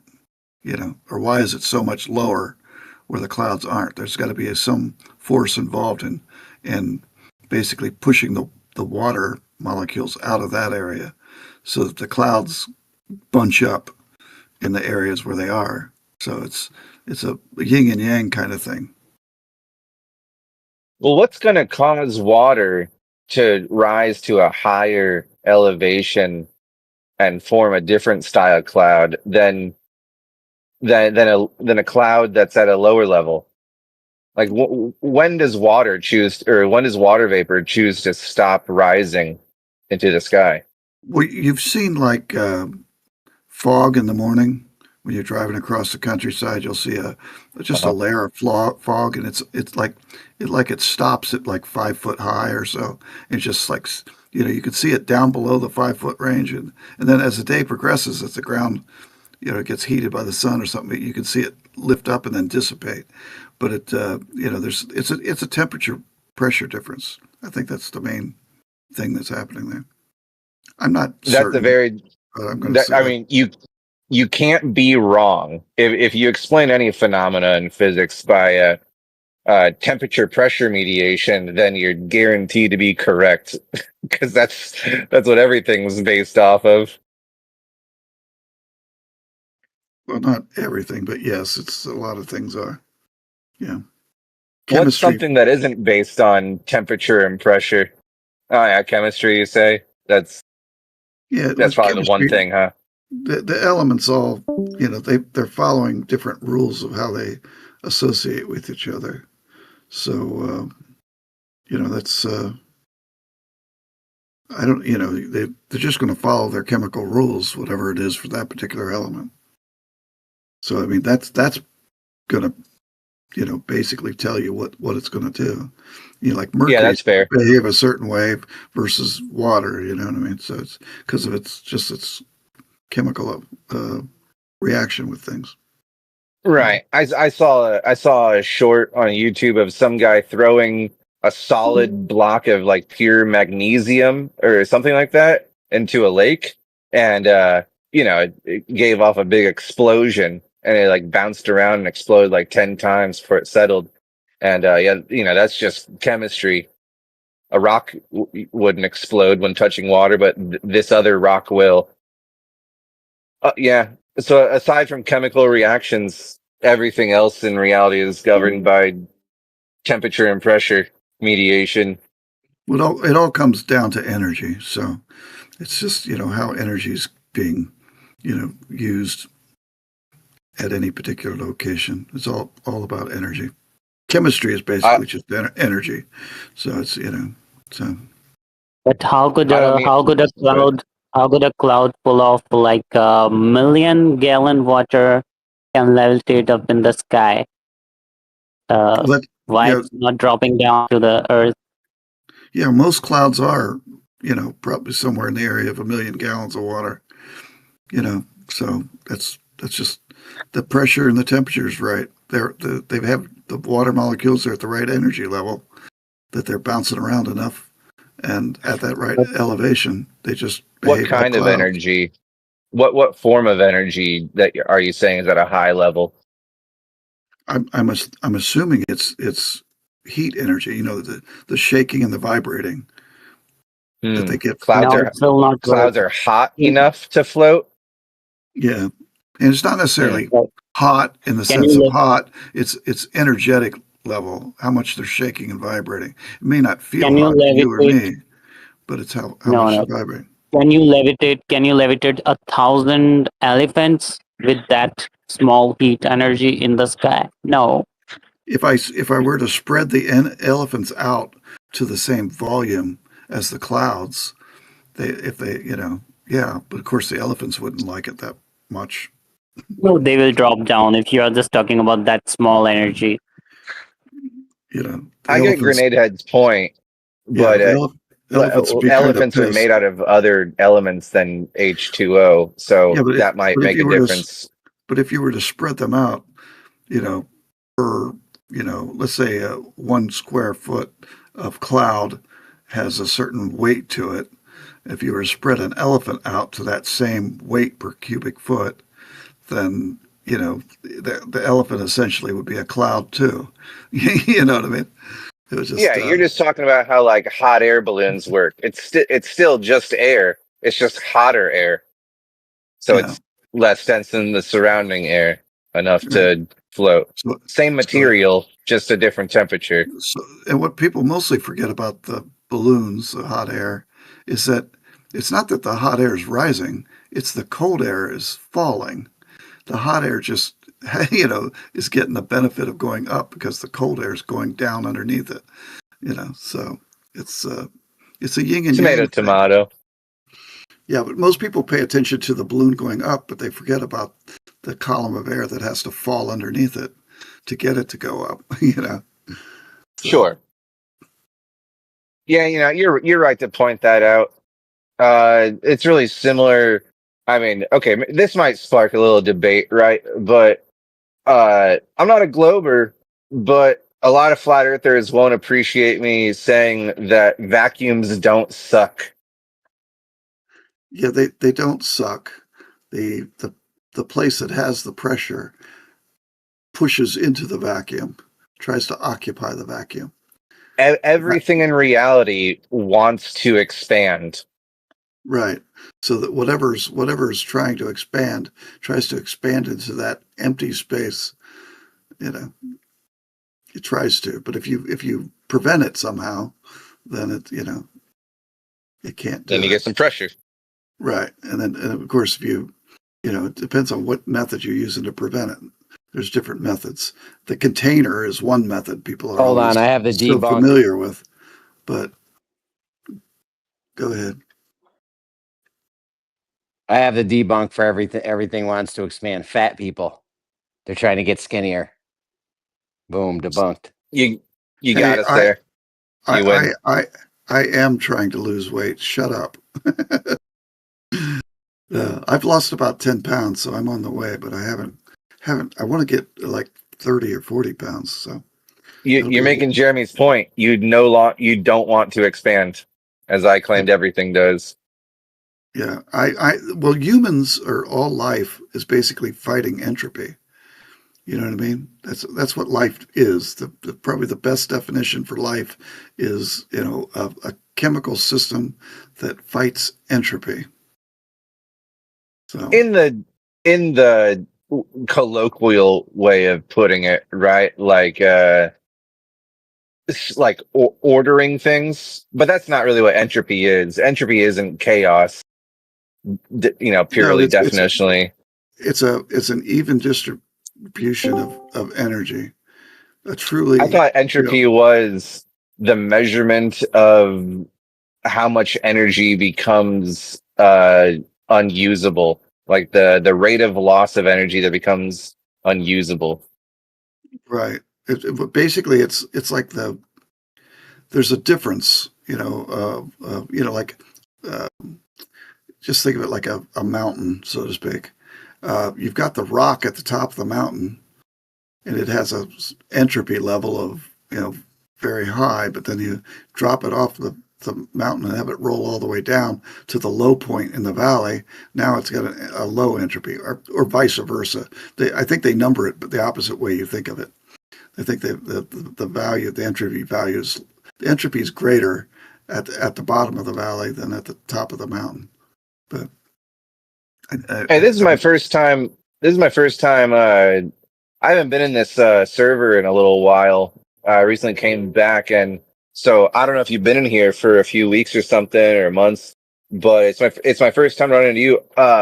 Everyone else probably knows, but are you some sort of a teacher or something like that? I just get that vibe. Is that right? I fool people a lot. I've just read an awful lot. I've never gone to college. I've just read an awful lot. I read. Okay, so you're just a Discord user like the rest of us? Just like everybody else. I'm nobody. Oh, absolutely that's nobody. Great. No credentials whatsoever. My biggest thing I ever did was I worked on some guided missiles in the military. That's about it.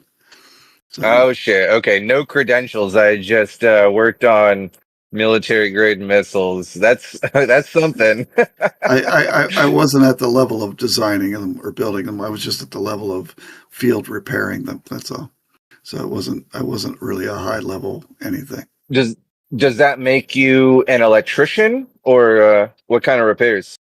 Like you would send a toaster to go get repaired.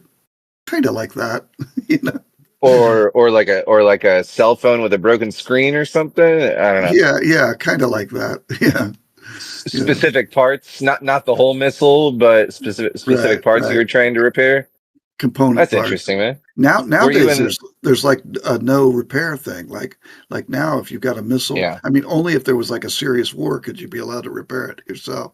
But nowadays, it's like if something's wrong with it, you just ship it back and they fix it. You don't fix it in the field anymore.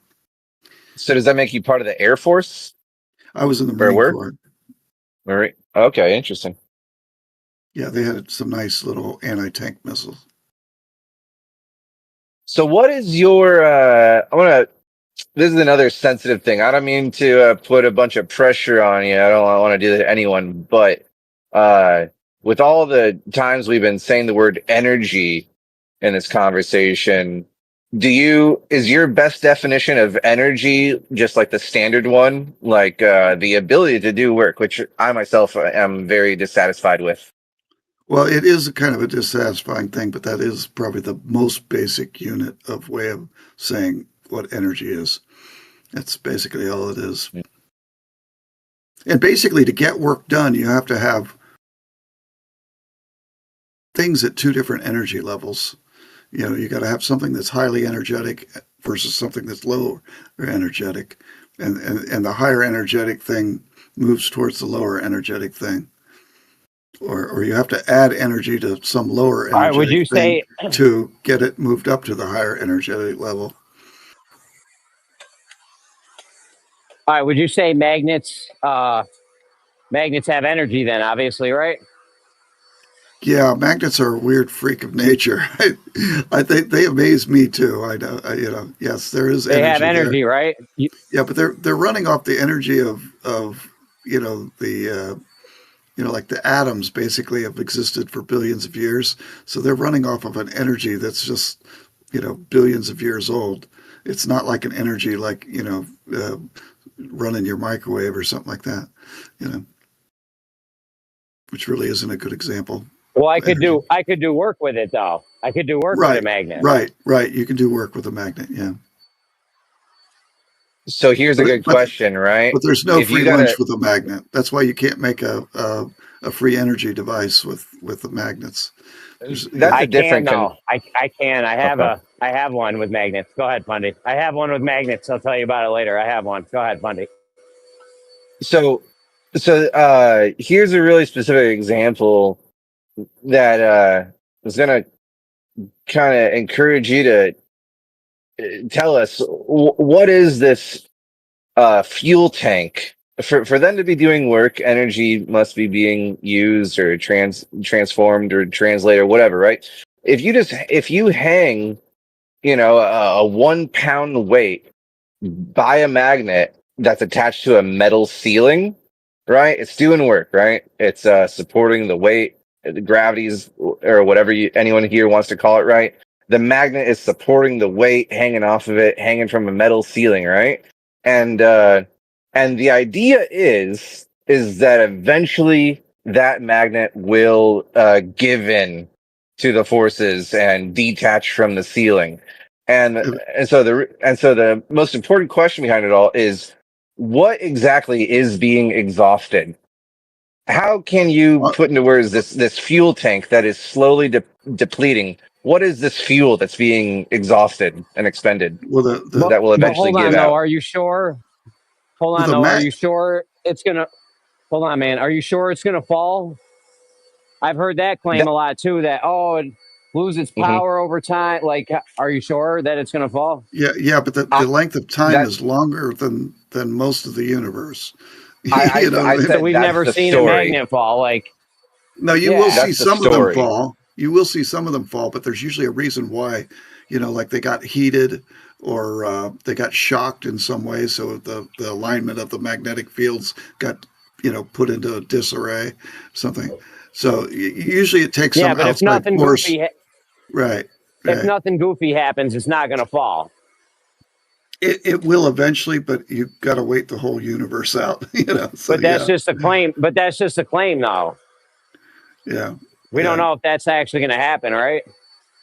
Well, but here's the thing: is your free lunch with that is you lifted the object up to the ceiling to get held by the magnet, so the system had energy added to it in that sense. Sure, but what if we have an apparatus that is making sure the magnet attached to the metal ceiling, supporting a 1 pound weight hanging from the bottom of it, so we all know it's doing work in the traditional way of describing it. Let's make sure that it's in a sort of vibration-free environment that's also temperature controlled, that it's like maintained close to absolute zero.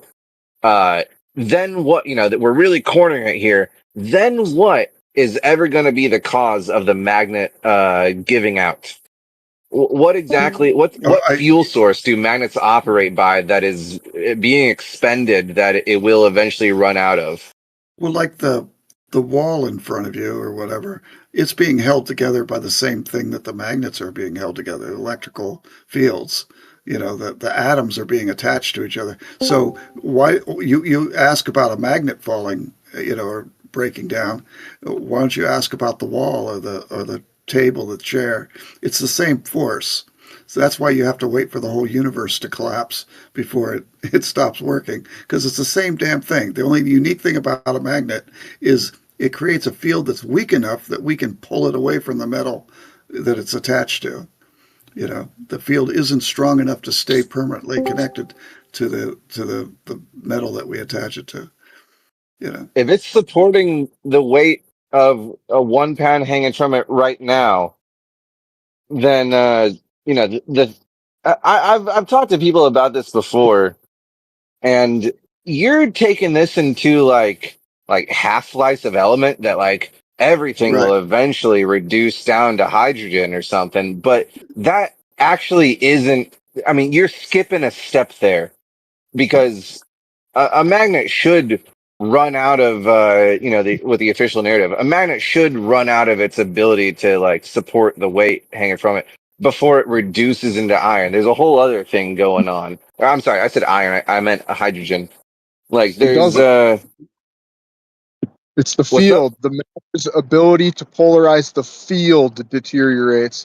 And if you go into quantum, they describe a field as something that, quote, has a value at every point in space. So it's not that the field is weakening, it's the matter's ability to polarize the field that's constantly always present. And then in terms of entropy, I would urge you to look at the word ectropy very strongly. Oh, lay it on us, man. That's a new one for me. Extropy.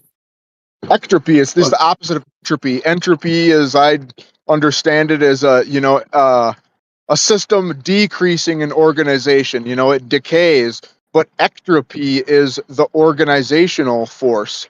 And my conclusion is that I gotta stop you, man, because entropy has nothing to do with organization. It's about usable energy decreasing, as far as but that's a way to describe physics goes.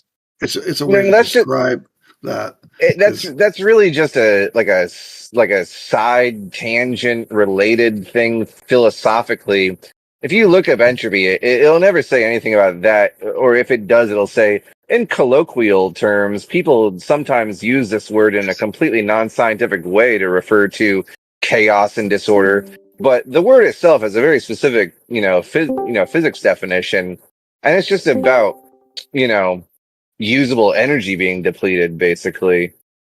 We really shouldn't be bringing in chaos and order into these conversations. That just confuses the whole conversation.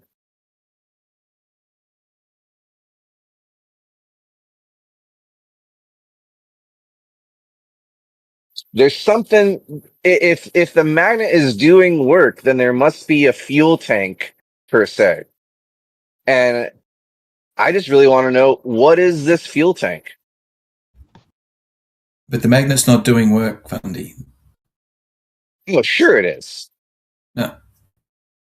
Okay, I can take a magnet, right? Hold on, bro. See, grenade head. You see, most Clovers say it doesn't do work. That's why I asked you that, because Xanax will sit here for hours and tell me, no, magnet doesn't do it, can't do any work. Xanax not in the room with us right now. It's like nailing it to the roof. Let me say this real quick. I know, but this guy just said it though. We don't need Xanax here. All you guys say that. You're right. Xanax. All right, so how about this, man? The person who said magnets don't do work. Let me just describe to you this one scenario. So, I have a magnet held in my left hand, and then I have a nail held in my right hand. I hold the nail an inch below the magnet. I let go of the nail, and the magnet pulls it upward. I then take the nail off it, and I bring it an inch lower. I let go, and it raises upward, attracted to the magnet. I do that 1,000,000 times. It pulls the nail 1,000,000 times as I remove it and let it cling, remove it, let it cling. You're really saying no work is being done? That's a crazy claim, man. You're doing the work. You're doing the work there. It's like picking something up and dropping it repeatedly. It's the same kind of scenario. Oh, don't call gravity magnetism, or else we're going to go into Ken Wheeler territory. No. But it's the same overall. Dude, gravity and magnetism are not the same thing. You can't compare it to picking things up and dropping them. Can you let him explain it? I'd like to hear Daz. Tell me. I'd like to know about this. Can you explain how the magnet's not doing work? Can I ask a quick question about it? Both cases, right? I want to add one little thing here. Just one little thing is that the magnet is doing the same amount of work as your chair or your table is doing at the chemical or element level. It's doing the same amount of work. It's just it does it a little weaker than your table or your chair does. When it touches, attaching to a metal plate or something, it's weak enough that you can pull it away with your own force, with your own body strength. But if it was a piece of steel sitting there that was part of the ceiling, you can't pull the same volume of metal out of the ceiling if you got a metal ceiling as the magnet. You know what I mean? Because nailed the weight to the ceiling, right? It's doing the same work as the atoms in your wall, the atoms in you. It's doing the same amount of work. Why don't you ask, why your arm doesn't fall off at night? Just yeah. Why don't you fall through your bed? Right. I don't know why you're not giving magnets the extra credit they deserve. They obviously do that, and a whole unique. Go ahead. Yeah, your chair or your table, that can't lift something from a lower elevation to a higher elevation. The magnet can do that. Well, yeah, it can, but only under other circumstances. Your chair can't. Show me a chair lifting something from a lower elevation to a higher elevation. Well, I'm sitting in a chair. I'm at a higher elevation right now in my chair than I am when I'm on the floor. You know, so yes, the chair can do it. It just I know, does but it. your chair It doesn't does it a different way. automatically. No, dude. No, Good question for your Gaza. chair That can't might take help. something. It's a special case, is all it is, and we're Your amazed by it chair, because of its it's not. specialness. That's all. Oh, it's not a special case. Your chair can't lift something from a lower elevation to a higher elevation. I think I It think just it's can't. gone as far as it can with these. I think it's time I just leave because I don't think it's Wait, going to be hold up. worth sticking around. Can we Okay, just one get an question answer for from Daza. Daza One question for instead of Daza. talking? That might. Oh, he's already gone. Daza, would you say that? So, if you came across a magnet with a nail stuck to it, and you pulled the nail off and you let it go and it reattached, that's no, like you did the work to remove it from the magnet, and it was just returning to its state. Yes. Yeah. So, what about the case where you bring a nail to the magnet and then let it attach? Like that initial snap would have been some kind of work, right? I could be wrong, but You're still moving the nail around inside the magnetic field. true, because it wouldn't be. And It never gets to changing the zero. potential of it. Yeah. Yeah. Okay. Oh, so you bringing it into the field is doing the work, and then nature just, well, I don't know if this is accurate. Nature just takes There's over. a special term to describe it. I forget what it is. Like, no one would argue current. that like an electromagnet is like some weird special property the way a permanent magnet is. It's just that the permanent magnet had it all applied in such a way that it maintained it. It still took energy to turn inert non-magnetic material into a permanent magnet. There are factories that do that. Okay. Check it out, bro. If you can lift something to a higher elevation, done. Does anyone doubt that? You broke up. Say it again, Jeremy. If you can lift something from a lower elevation to a higher elevation, has work been done? Yeah, by you. I would say yes. No, not by me. Hold on, bro. That's just the question. If You said something you. can Who is bring you in something. that sentence? Okay, well, if anything can bring something to a higher elevation, has work been done?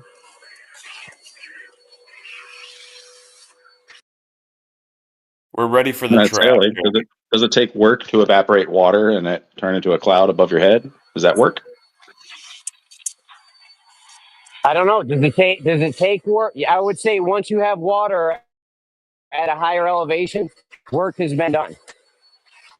We really have a gravity battery. It's based off of this. It's a battery. No one's They get saying that there's electricity zero out of. work in a magnetic interaction. It's just about who did the work or what did the work. That's why I'm asking the questions. Like, yes. Yeah, well, it takes a certain amount of work to lift. Say you have a ball, right? You have a metal ball. It would take a certain amount of work to lift that up, let's say a foot.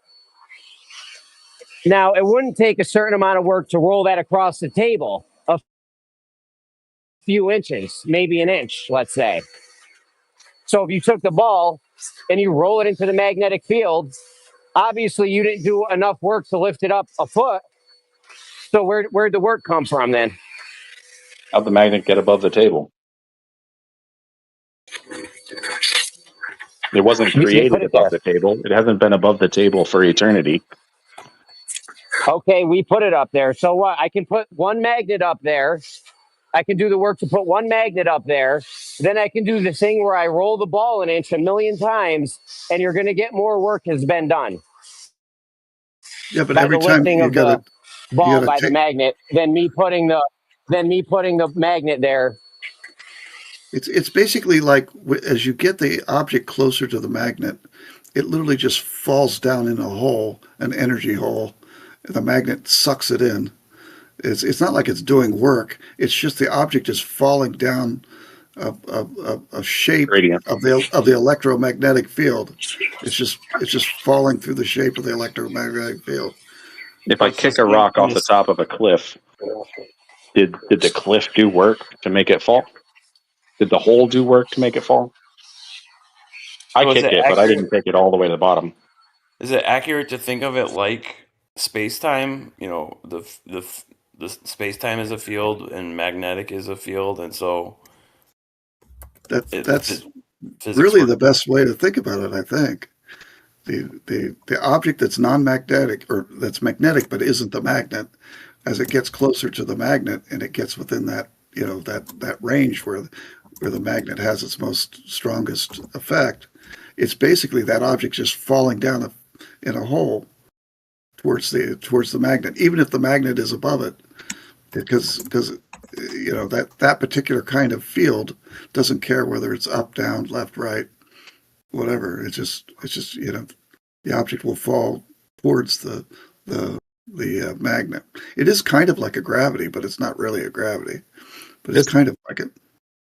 Isn't it a clue that, like, if you're gonna brute force, if you were gonna try to push two magnets of opposite polarity against, like, towards each other, you would be exerting a lot of energy doing so. You'd get hot, you get sweaty, but the magnets themselves are not getting hotter by resisting that force.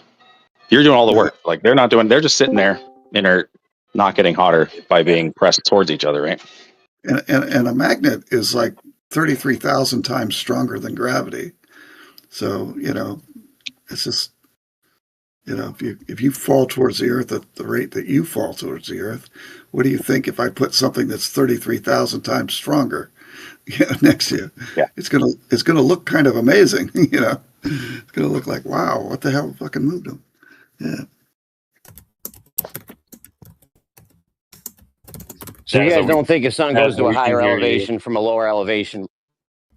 So That's you what guys we don't can think hear if you. sun goes from a lower? Sorry, Jeremy. That's you're hot miking if we keyboard. Sorry. No, you're good. Go ahead, Jeremy. Sorry.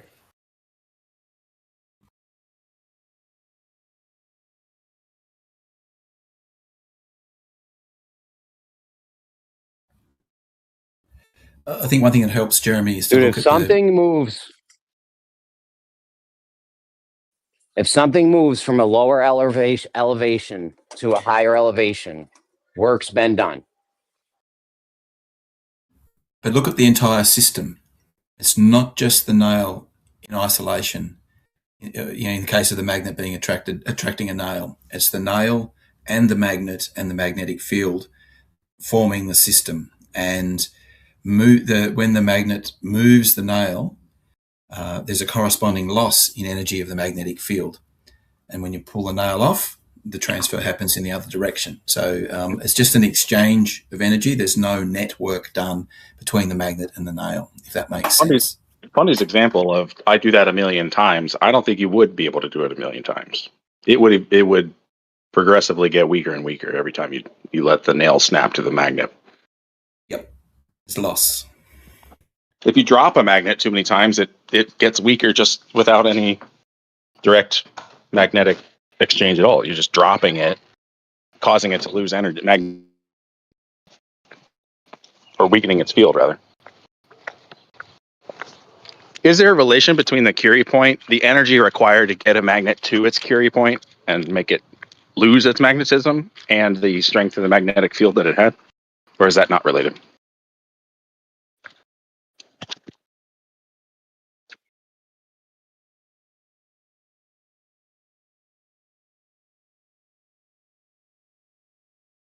I think the issue is no one knows what a field is, right? So, what is a field? No, fields Does are it like does it have you does it can have energy? overcomplicate a field without any effort at all, but a field itself is not a complex concept. Does the field have energy? No. Yeah. A field does not require energy. A field is simply a volume in which every point has a value.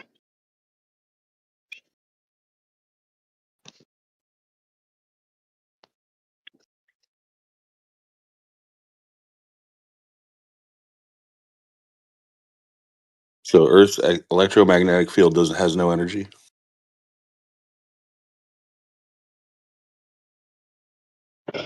Can anything anywhere have no energy? Like, what do you mean by the question? What are you actually asking, Sings? I'm asking if a field has energy. A field can store energy. A field doesn't necessarily have energy, I don't think. Like, does a spring have energy? Like, I don't know, is it compressed? Is that Karl still there?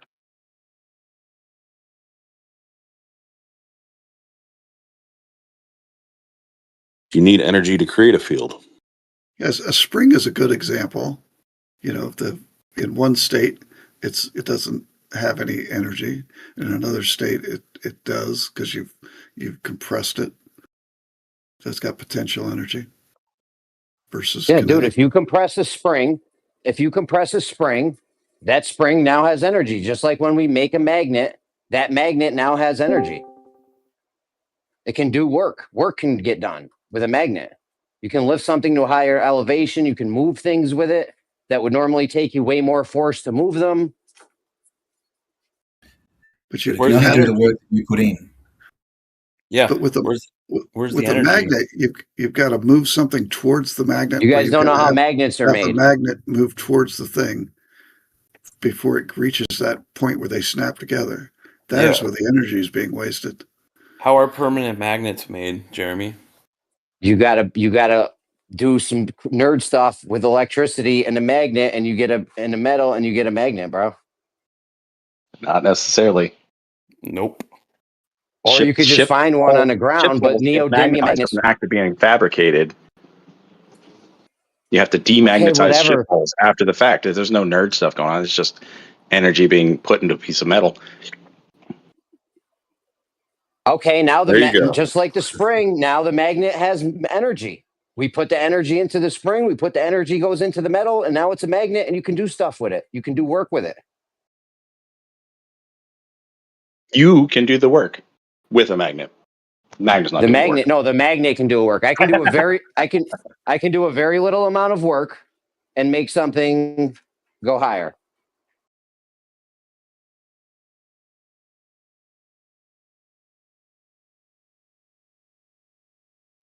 Yeah, it seems pretty apparent, right? You If you guys can don't repel even know something, about V-gate. You guys don't even know about V-gate magnetic tracks. So if you can repel Sick something, Jeremy. Good job. Or retract something, you have energy. You can't repel something or attract something without energy. What's the energy required to turn off, quote unquote, a magnetic vice and turn it back on again? And this is not a powered magnet. There's no electricity. It's a switchable magnetic holding system for machining.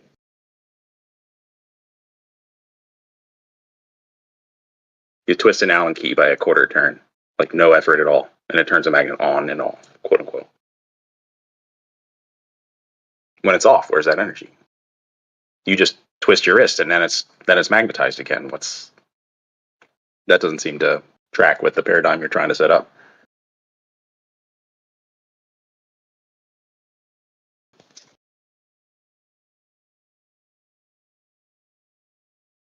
So I was just doing some quick looking, and it says in physics, I just Googled it real quick.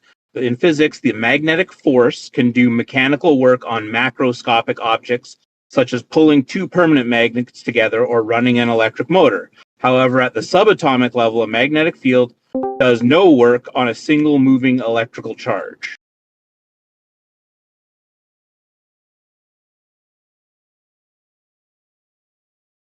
So it sounds like a magnet can do like some work, but maybe not in the full definition.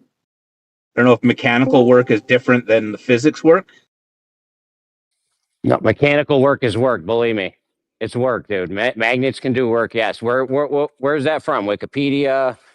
Was that AI? Where'd you get that from?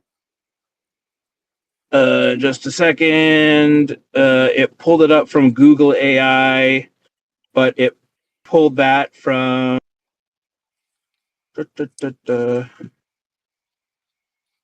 Just checking. Yeah, It's fine. can't see. It's fine. Magnets Yeah, can do work, yeah. dude. Magnets can do work.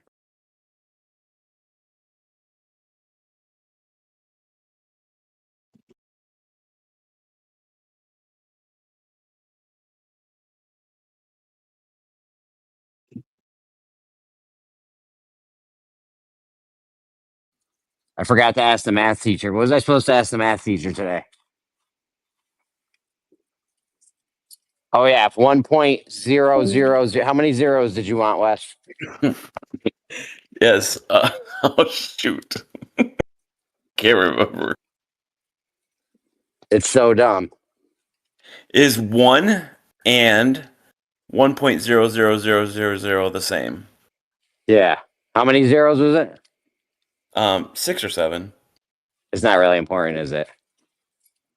You know why it's not important, Wes? Why is You it know not why important? the amount of number zeros isn't important? Because if you Yeah. had 6, that's going to equal 7 and also equal 8 and 9 and 10. That's why it's not important. All I want you to ask them is it the same number? Yeah. I'll ask them if it's the same number. Yes. Okay. All Thank right. you. Same exact number. 1.0 is equals 1. It is literally the same number. You You might could be leave the trying to. zeros off. If you left the zeros off, you would have this. Guess what number you would have? The same exact number. The issue is number and value are different. It might be semantics here, but the number isn't the same. You have zeros. The value is the same. Yes. Does the value have energy? Nice.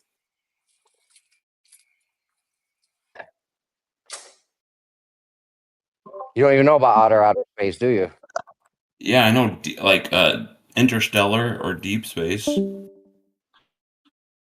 No, dude, no. Oh, that's just outer space, bro. I'm talking about outer space.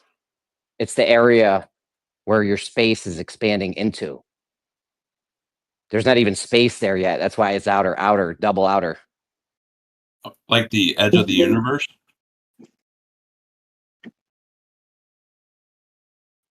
Yeah, like they say your universe is expanding. Yeah, is that what you meant by outer? There's got to outer? be an area to the area that it's expanding into is the outer part. I don't think that physicists actually, or at least mainstream media, thinks that there is space outside of the universe. Yeah, I know. It's like a spherical triangle. It's not really a triangle. You know what I'm saying? But it's close enough. I know, but Wait, nothing's outside of it. Like that nothing exists outside of it. Wait, Wesley, does Yeah, I know. does our universe have a container? We wouldn't know. Like the snow globe from Man in Black? We don't know because we can't see that far. Oh. That's disappointing. When I heard that, I was kind of broken the first time I heard that. How far can we see?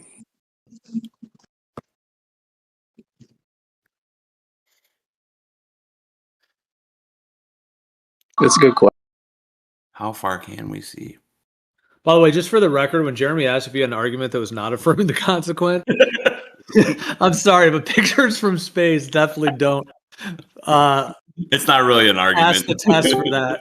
Yeah, I was waiting to see. Honestly waiting to see how long it was going to take Jeremy to call him on it. But No, I was because he surprised enticed he let him. Jeremy with the horizon thing, and it got. I figured we all just knew. So whoever asked it, the observable universe is 93 billion light years in diameter.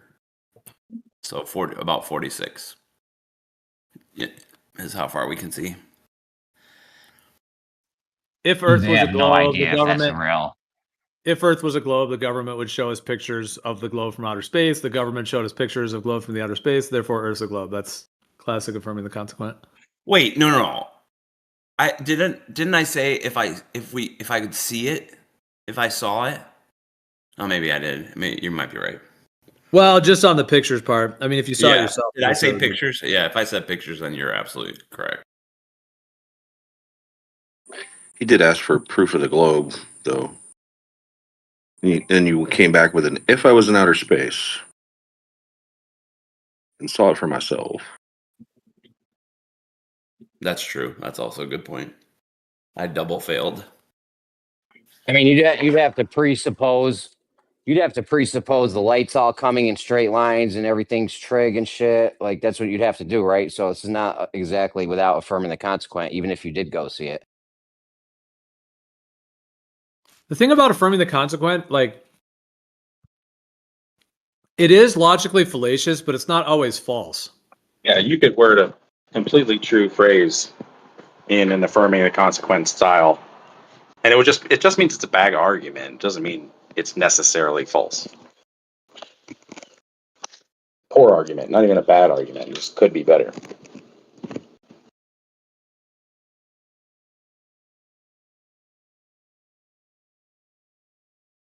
Can you make a better argument, Wesley? Yes, but none that you've already heard. That you haven't already heard. It's all affirming the consequent. I've heard them all. Oh, they're all affirming the consequent. Yes.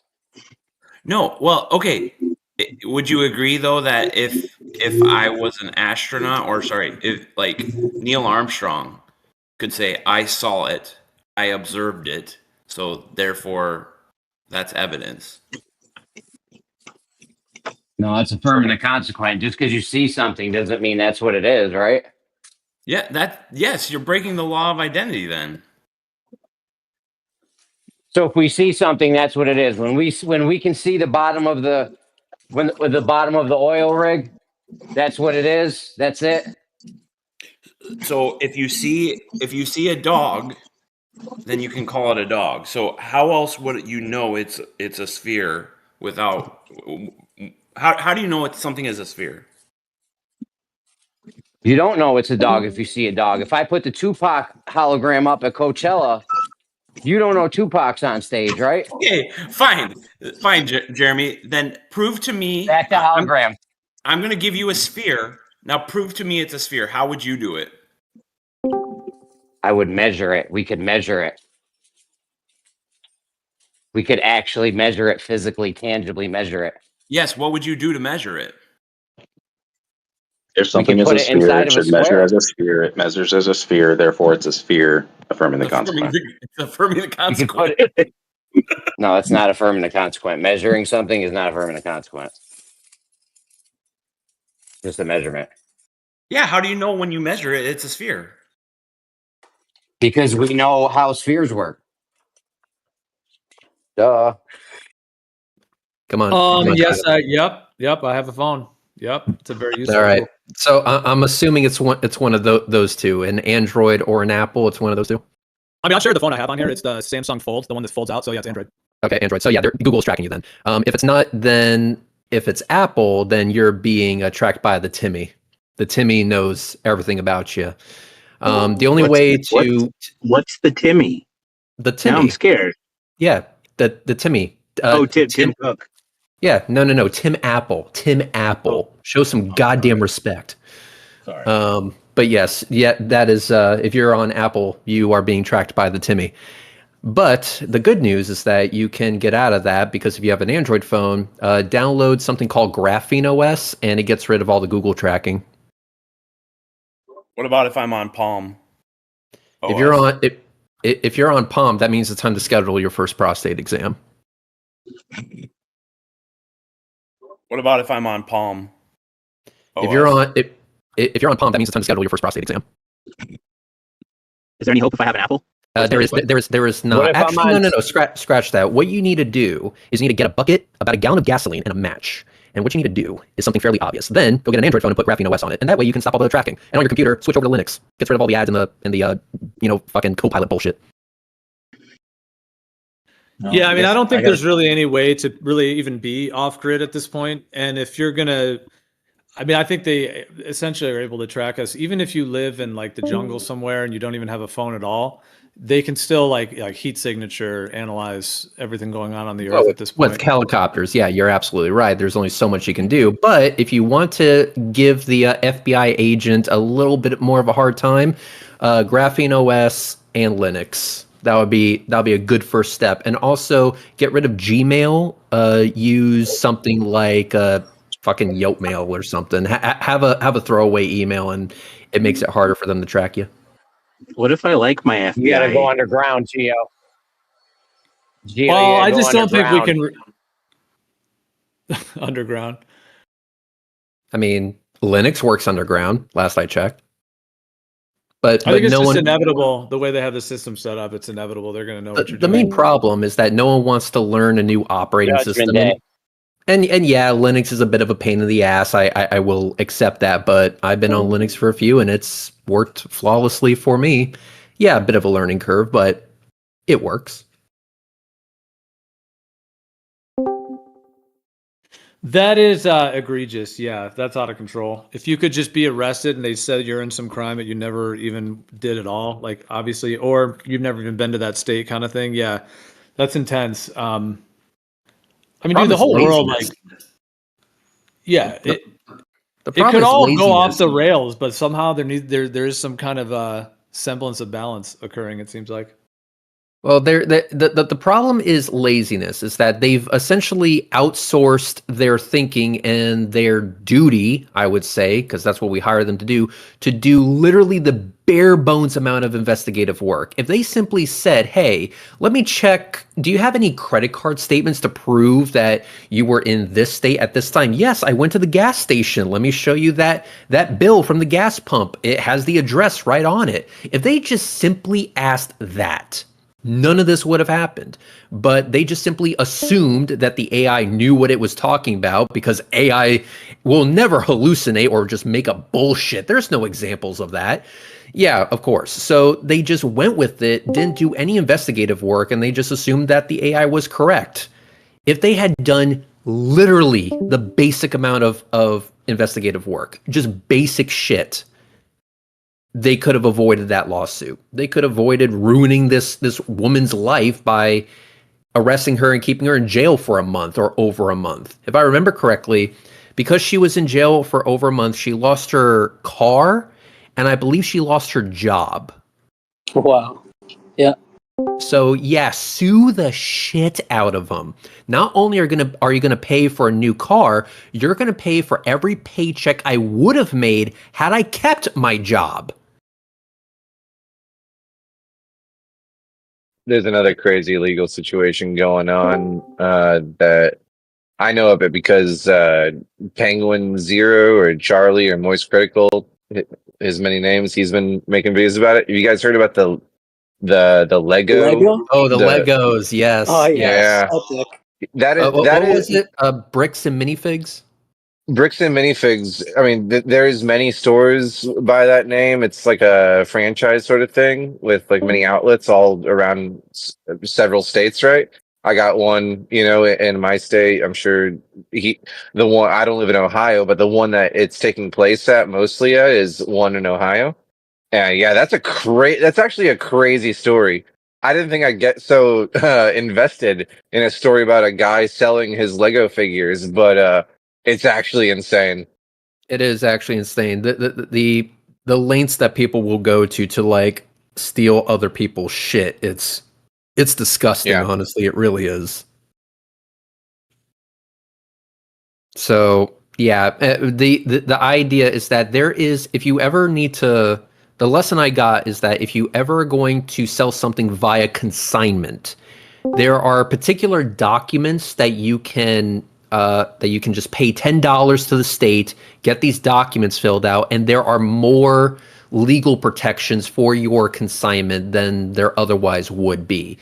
And so the lesson I took away from it, man, is don't sell things by consignment. Like sell them on an individual. Yeah, just sell them on an individual basis. I know that, and the saddest part about it is that the dude was only selling his father's Star Wars Lego collection to pay for his father's medical bills. and for it I to know be that's what drugged through makes the it sand, that disgusting. so fucking disgusting, dude. It's crazy, yeah. And it still isn't resolved, which is so sad because it's been like a month or 2 months or I don't know. How long do you think this has been going on? Well, the last I checked is that this started out towards the first half of the year. We're still in the first half of the year, but it was like towards, what was it, February or something like that. Yeah. And they sat on this story for quite a while. They sat on this story, and when it So finally maybe 5 broke, months, yeah.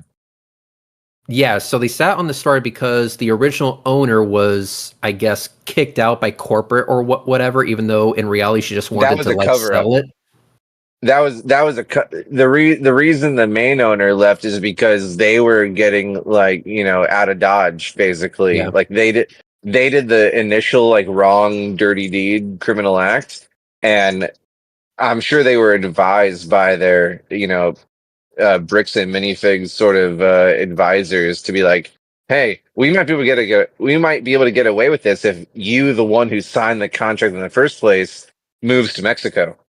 Like once you've moved to Mexico, it's only your name on the documents, so we can get away with a $200,000 or $200,000 Lego steal, and you can't take the blame because you're in Mexico.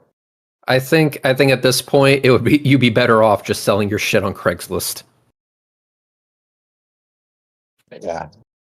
If any of you guys want to catch up on it, it's Penguin Zero, J3r3my's Critical, right? The YouTuber, very famous. He's been updating on the story. His like past 5 uploads are probably on this subject, and it really is quite an adventure that's happening right now live. If you want to keep up with it. Yep, and you can also go to Philip DeFranco. He also did a story on it. It's fucking wild. The guy who's doing the most work, though, referenced in Charlie's videos, I think it's called Reckless Benjamin. Oh yeah, Reckless Ben. didn't he like flee to Mexico or something? Yeah. I think recently he had to, because just reporting on this and situation has got him in big legal trouble for standing up for justice. It's crazy, man. It's crazy. This shit got fucking wild. It was something like, wow. Oh man, I all of this over Legos. Wow. Yeah. All of this. Who thought that Legos would cause this much of a problem for a dude? It's a shame. Even as a flat earther who's not into space, or Star Wars, nobody has the right to take your property like that. So, yeah, I really hope he gets his Lego. He can't get him back because so many have been sold and dispersed amongst many different bricks and minifig locations. Oh yeah, that collection's gone. Yeah, so the father had this like $200,000 collection, and he said, "Hey, I give it to you, bricks and minifigs, and when you sell them, you give us 50% of the profit or 50% of the sale price, right? When someone buys." And they just weren't paying up, and that's how it all started. Yeah, it's crazy. It was no. It was 60%. So they would keep 40. He would get 60, and he would be paid on a monthly basis, which seems like a pretty reasonable deal. He signed it. It was a good deal. Let's go ahead and do this. 60-40. 60-40 is already more than generous. More than generous, yes, absolutely. Yeah. And so they were already going to be making a profit on this. They're doing the work. They're going to be making a profit on it. But they're like, hey, why make 40% when we can just fucking take it? Just take it all. And that's exactly what they did.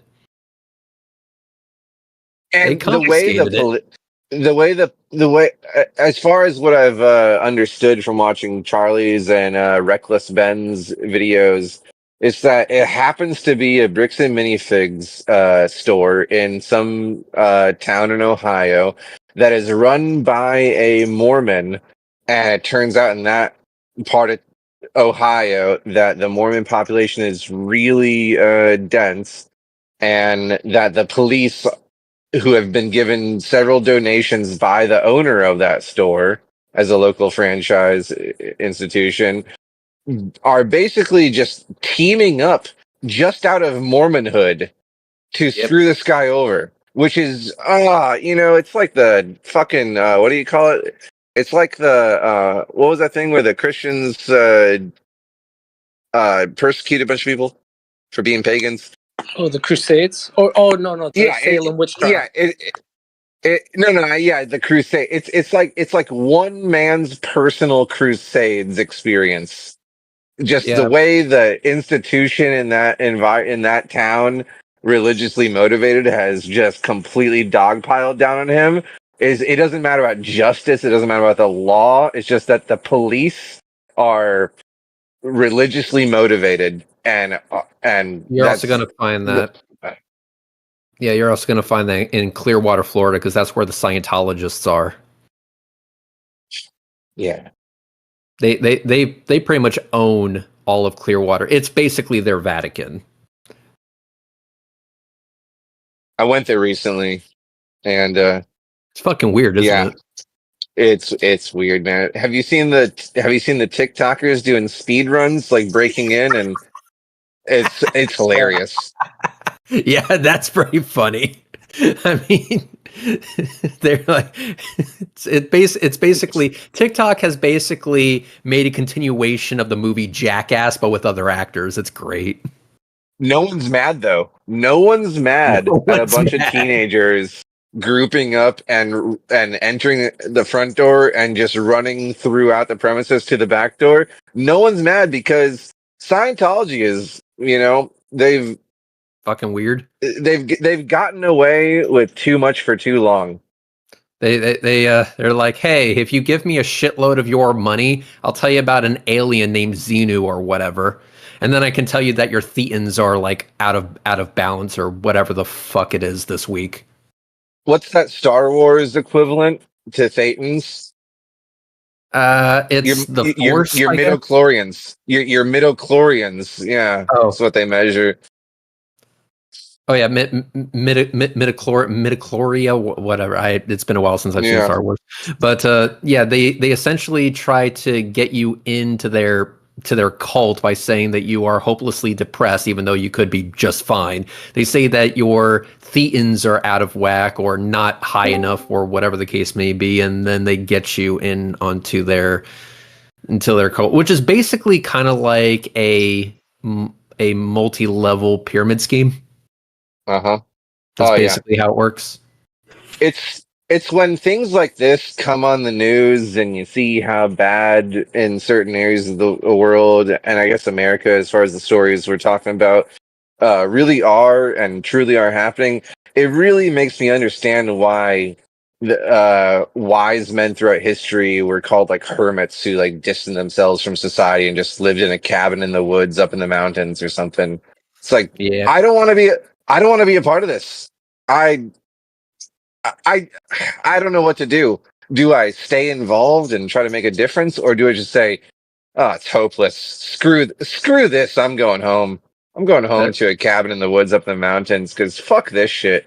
Just do what I do. Continue to like and comment on the TikToks that have them running through the Scientologists' properties, and I was like, yeah, that's fucking hilarious. Keep it up, you absolute gladiators. I never would have seen that coming, and that is the thing that makes me say, okay, maybe the best option isn't being a hermit up in the mountains in the woods, right? Maybe you can get enough public sway, some viral, thing that we can all collectively get behind.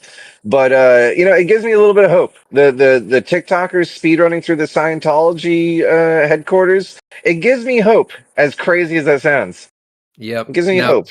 Yeah, maybe they'll do the Vatican next and find the basement Vatican. That'd be cool. Oh, fuck. Oh, I've been saying that for so long. Why don't enough of us be like, you're not allowed to hide 5 miles of ancient literature in your basement from the rest of us? Society agreed on a worldwide scale a long time ago that if you know some information about history, we all agree that we're supposed to share that amongst each other. And also, screw the Chinese government for hiding pyramid ruins in their country. Pyramids? No, we don't got them. Yeah, you do.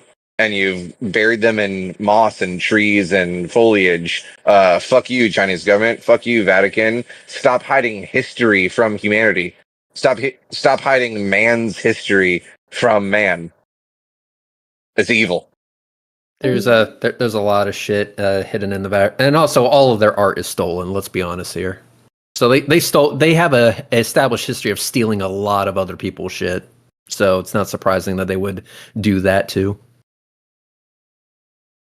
But when do we all actually just come? If enough people actually just peacefully walk in one direction, let's say the Vatican basement, right? Can't we do that? Like, can we not gather enough people to just be like, hey, there's 2,000 people. Maybe that's all it takes. Maybe less. Can we not get 2,000 people to just be like, hey, Vatican, you're not allowed to keep 5 miles of ancient texts. We're either going to go in there and steal them, or you're going to agree right now to scan them and post them online as PDF files. I think the Italian government could force them to do basically whatever the fuck they want, because guess what? They aren't Italy. They're their own country. I know Italy is a country that loves having countries inside of its country, but they're also still subject to Italian laws. That was part of the deal that the Vatican made with Mussolini. So, and also not having an opinion on wars, just in case Mussolini thought that might be a thing later. But besides that, they could just say, hey, listen, we kind of know that you have some shit, and we kind of want to know what it is. So there actually is a recursive country somewhere. I think it's Oman in the UAE or Saudi Arabia or something. It's like there's a country, but then there's a country inside of that country. But then part of that first country is inside the other country. It's called a recursive. They usually talk about islands, or like you can have a recursive island or something like that. Washington, DC as well. Yeah, so Italy, I know, has 2 countries inside of its country. South Africa has a country inside of its country. Yes, there is a special enclave inside the UAE, if I remember correctly. So that's a country inside of a country. It's very fucking weird, and it gets confusing. So they got a country inside a country inside a country in the UAE over there. I'm sick of this bullshit. It's like this one country is completely encompassed by the other country, but then part of that outside country is inside the inside country. Can you imagine just wanting to drive down the road to go to a McDonald's and just having to need a passport to do it? Right? You are now entering. I think there's a place where in order to get to a part of the United States, you have to cross like over Canada. Yes, it's in Washington State. I do know what you're referring to. It's Alaska. weird. Alaska is the easy answer. British Columbia. It's called Point Roberts. I'm about 15 minutes from there. Maybe 20, 25 minutes. Yeah, they kind of fucked up making the borders. They're like, whoops, we forgot about this place. Too late to change it now. The treaty's already been signed, and too much paperwork to fix it.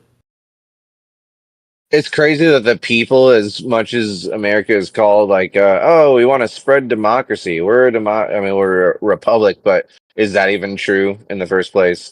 But it's like, when do the people even have a say about any of this shit? It's so twisted, messed up, kerfuffled up. What a mess. What a fucking mess. Everything's a clusterfuck. And speaking of which, I got to deal with a different one of those. So I will talk to all of you sexy people later.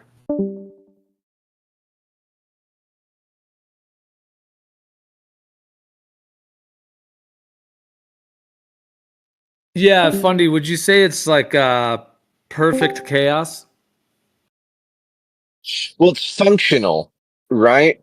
Like, obviously, tomorrow will come, people will do their jobs. It's that is the limit that they make sure to stay within. You know what I mean? it has to maintain its functionality. And as long as it can do that, they can get away with a lot, because most people just want to make sure, hey, there's gas that I can pump out the pumps. My car drives as a mechanic, society keeps functioning. And that's the standard. Most people will be like, yeah, I'm happy to carry along, get along and go along. But man, if only people knew that there's so much more of a higher standard we could all be living by, higher than it's like it reminds me of the expression all some men survive and some other men live, and there's that difference, you know what I mean? Like humanity is living, or I'm sorry, humanity is surviving, but it's not quite living. Oh, that's an interesting way to think of it. Well, what? Just because of this like kind of dark force of deception on the lands, kind of thing, or straight out of Lord of the Rings? There's a bit of a baked assumption going on. It's like an expectation for higher levels to be being achieved, or higher standards to be considered like expected or whatever. But surviving and living are two different things. And if you're gonna treat humanity as like one entity, it's more surviving than it is living. What about surviving versus thriving? Well, maybe that's a better way of putting it, right? But thriving is like almost a positive, where what I'm saying is like we're not even neutral in this. Like we're suppressed, we're oppressed. Like especially in this whole Vatican library thing, it's like when it comes to information, it's like the information is being suppressed from the rest of us, and that's a crime against humanity, if you ask me. That's what He-Man was doing to Skeletor. Right. Right, you're on this the villain is actually the hero thing, right? Skeletor All Skeletor wanted to do was get the knowledge that he had in that Castle of Grayskull library.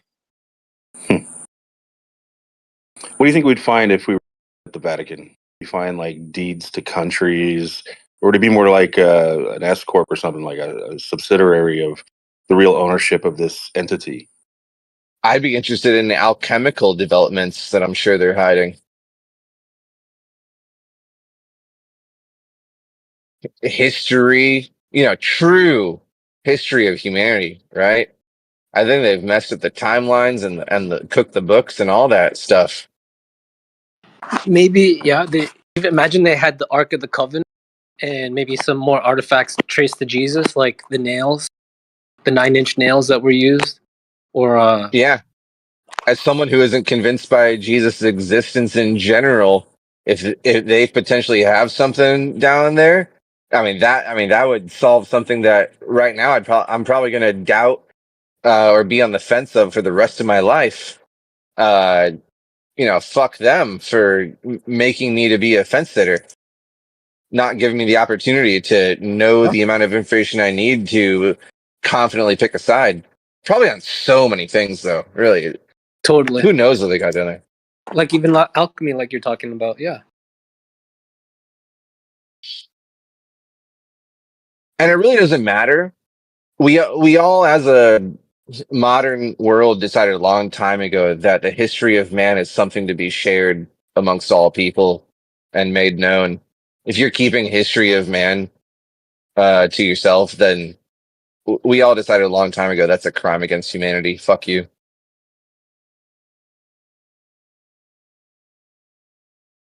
So you don't think the Vatican upholds that standard? They self-report that they have a 5-mile long underground library of multiple shelves. So, times that by 3, whatever the thickness of a book is on average, yeah. They've told us that they're hiding so many ancient tomes or books or scrolls or whatever you want to call them. So either way, if it's a deception, they're lying to, or if they have it, either way, they're not upholding this morality clause. Yeah, not at all. That's why They're they're going hide- to fail in the end. Yeah, that's why they're going to kind of like slip on the banana, like you know how the evil always kind of somehow trips up in the end, because like evil never sustains, whereas the truth does sustain.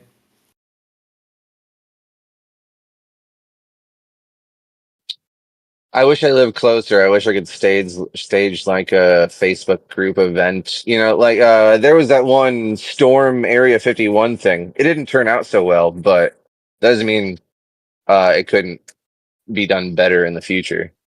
Might have been a little bit of a controlled operation there, or infiltrated at least. But yeah, storm the Vatican Library. When's that going to happen? Screw Area 51. Storm the Vatican.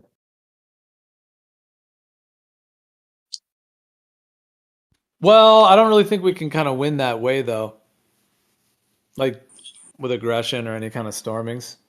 I didn't say aggression. The way I originally put it is, hey, you get 2,000 people just walking slowly, all saying, all we want to do is read your books. We won't harm the books. We will handle them with care. Like, well, let me ask you this: so if there is some like darker force that's hiding our history or hiding things from humanity, and you're saying that that's like in a way almost like, if I were to use the word karma, it's like karmically problematic to where there's going to be some kind of recoil, is what you were implying. Or, well, I jumped in and said, oh, well, that's why they're not going to succeed, and they're, the evil will crumble, kind of a thing. Like, or they'll like slip on the banana, or they'll somehow mess up in the end, like in some way, make some kind of like fatal error to where maybe they'll just crumble themselves. You know what I mean? Where we don't even really have to storm anything. They're just going to, it's just all going to shift. What do you think about that? I think a mistake some people make in their reasoning is that powerful lies, like a lot of people have heard the expression like, the government sucks at keeping secrets. Yeah, the truth eventually reveals itself.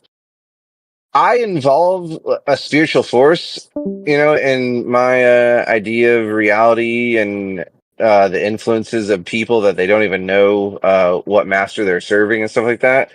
And I have actually a lot more confidence in that force than a lot of other people do. I think that without certain efforts being put forth by people like us, they can actually maintain their lies perpetually. I don't think the truth does come out until people like us put their foot forward towards it, and it may not even work the first try. It might take multiple tries.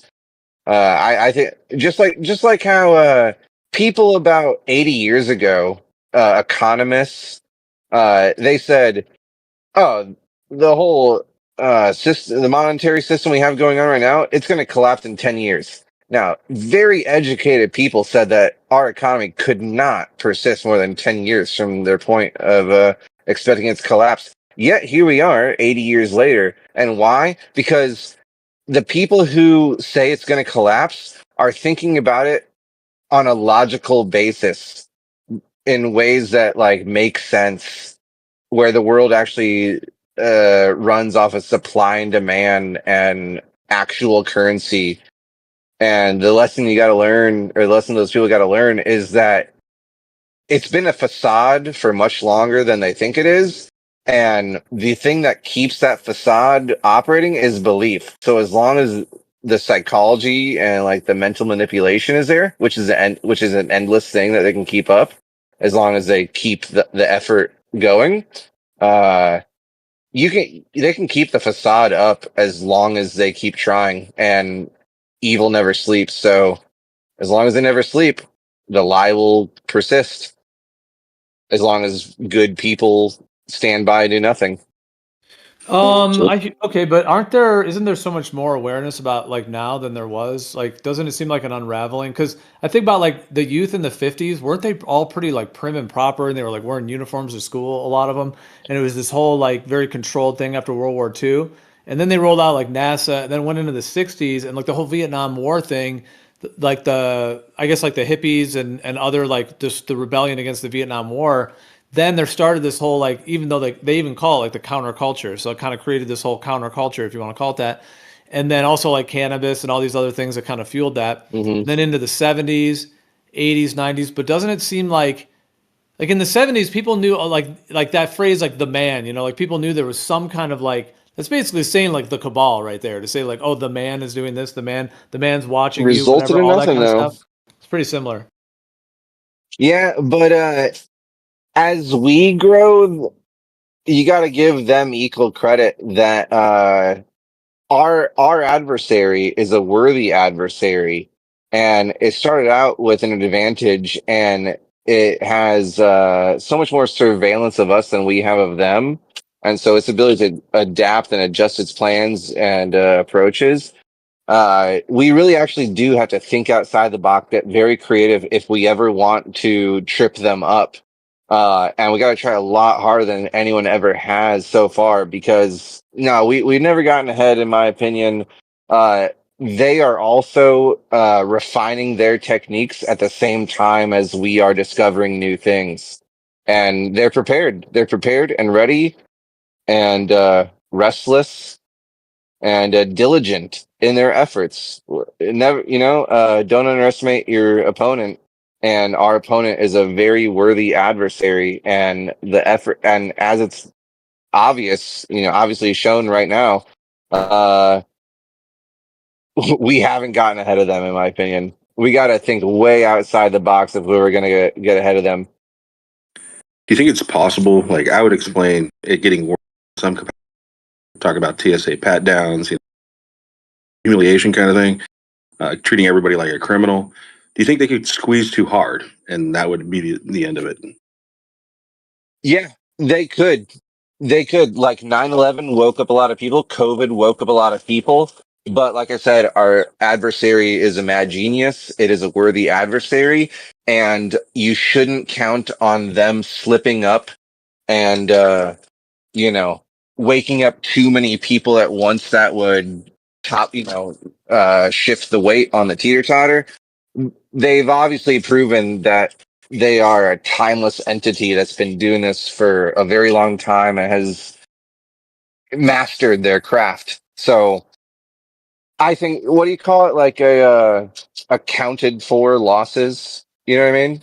Like, sure, there's some losses every time they push a little hard, but they never do push too hard. They know their limits. I mean, that seems obvious to me. They know how hard they can push. Sometimes they push harder than others, but they never push too hard. Oh no, 1,000 people woke up. A few thousand people woke up. They seem like they know what they're doing. They know how far they can push it. I mean, we all lived through COVID. We all lived through COVID, and we all thought, oh, surely, at least 50% of the world should see how evil their agenda is. But no, only about 20%, maybe even if it's 20%. We're overestimating or you're underestimating how indoctrinated people are. You have too much hope in your fellow men, as sad as that sounds. They would have to push so hard. I get it. You get into a lot of these topics, you feel there isn't discussion groups happening, and, yeah, I get it.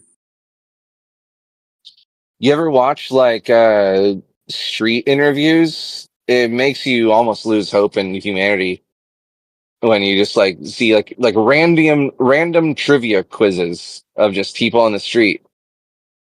It's saddening. I know you're talking about, and it is very disappointing to see people that are getting out of their college graduation and they don't know how many dimes are in a dollar. It's pretty depressing to see that and unfortunate, but it's more common than anyone thinks. Well, yeah, but Neuro, and I forget the YouTube channel, Neuro something. Yeah, and he goes around to the University of Phoenix and Georgia or Atlanta or something, whatever the fuck it is. He goes to these different universities, like during graduation or just during their off time, and asks them very basic questions. Like, can you name 2 countries that border the United States? I think that's also indicating specialization. Okay, I didn't take finance, right? I took art. Ask me an art question.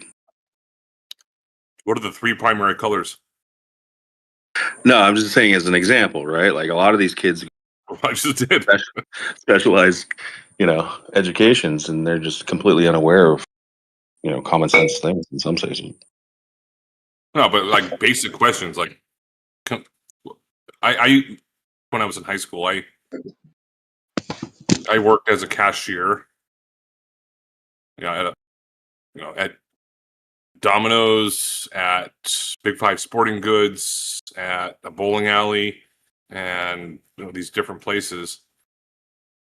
And one of the first things they ask you is if someone gives you, if their bill is $10.26, how much is their change? If you can't answer that, they're not going to fucking hire you. And a lot of students, a lot of kids these days, like, let me get out my cell phone real quick and I'll answer that. Let me ask AI. It's fucking, it's really, really bad. But it's been proven that the more you use the assisted help from technology and LLMs, the more diminished your critical brain function becomes. Yes, that's actually been recorded through the National Institute of Health and the American Psychological Association and various other things as well.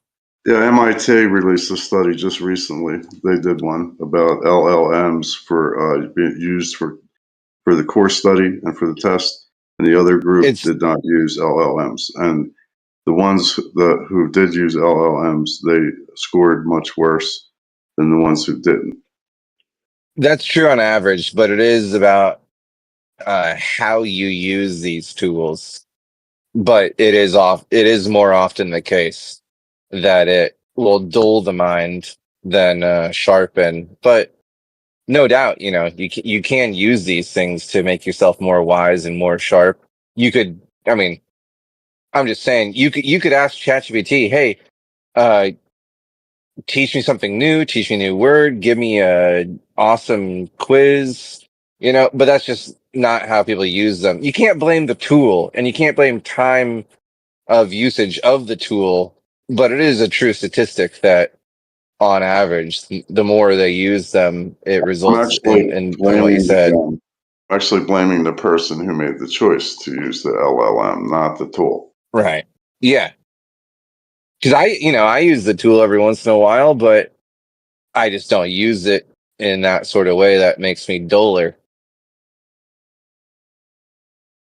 What about the Smithsonian? You think the Smithsonian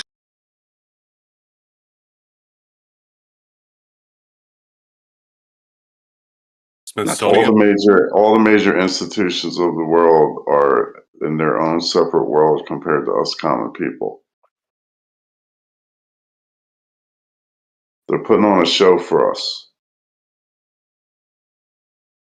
Is there any practical reason to use ChatGPT, Gemini, Grok, or I'm not even sure how many there are nowadays? Seems like I would recommend that you leave these agents alone and declare self-agency. There's countless practical reasons. Okay, give me one. Well,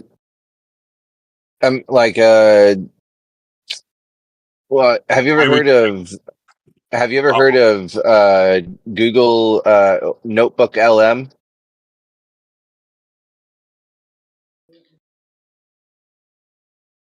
Notebook LM? Nope, never. So that's a Google service called Notebook LM. You can provide 50 links to it of any fashion, and then you can ask it about not drawing from the rest of it, not drawing from training. You can ask it just questions about the information you provided it. So that is a super useful tool. For example, I'm interested in making YouTube videos, right? And so I gave it 50 links to 50 YouTube videos that all talk about engagement and pacing techniques. And I could have watched, all 50. That takes time, more time. But I fed it 50 links to like how to write engaging scripts, how to pace your videos, what are good psychological hooks, and all that.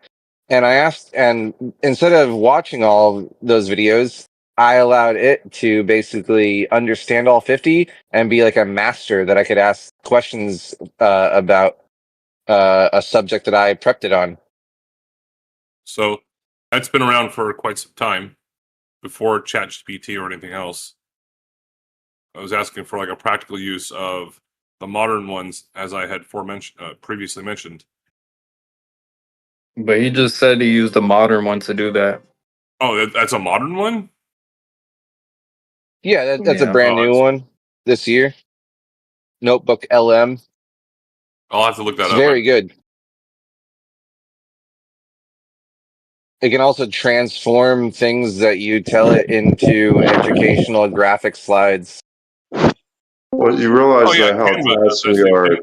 Yeah, that's Like you realize how Canva. attached we are to Hollywood, movies and the TV shows and everything, right? So AI systems are able to basically replace most of the creative work.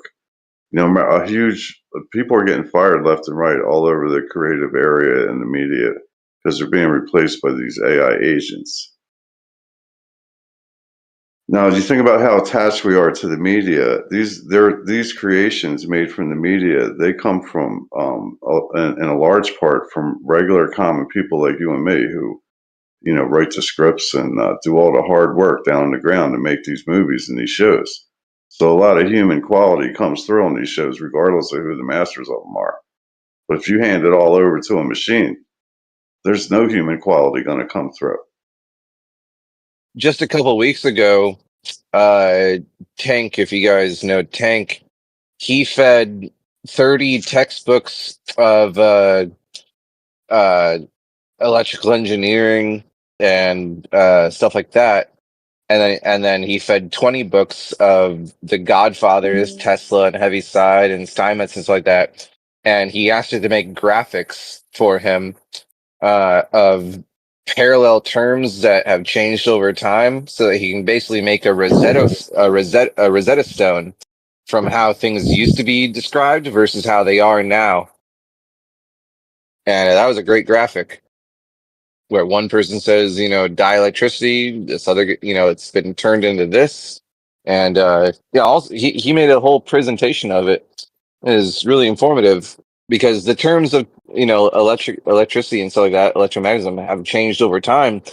And he used AI for a great reason there, to make those graphics, to make a Rosetta Stone between old school and new school terminology.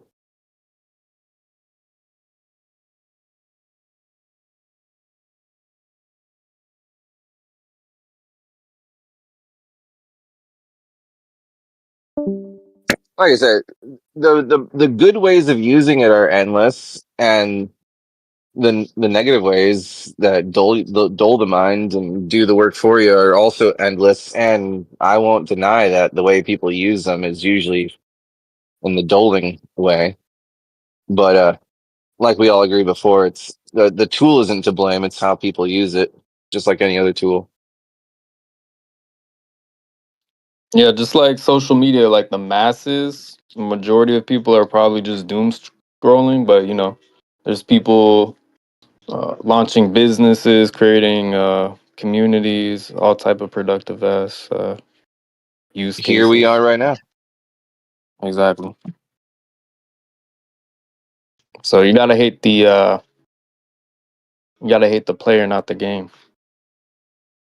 People say that the modern delivery of media, with all the short form TikTok, Reel, YouTube short content, is lowering people's attention spans. But I don't know, not me. I get on YouTube and I use that same tool in a way that, I don't know, helps my attention span. I don't know if I want to say that, but I'll go to work and I'll listen to some very educational topic for like 4 hours straight, get me halfway through my workday on one single topic. As long as it's something I care about, I'm fully tuned in for 4 hours straight. What does that say about attention span? It's just it's just a tool. It's how you use it. That's all it is. And since the beginning of time, there's been the people who are dulled by the tool and people who are sharpened by the tool. But it is heightened. I guess you could say the degree of impact nowadays. It's more extreme. The more powerful the tool, the more powerful the results, negative or positive.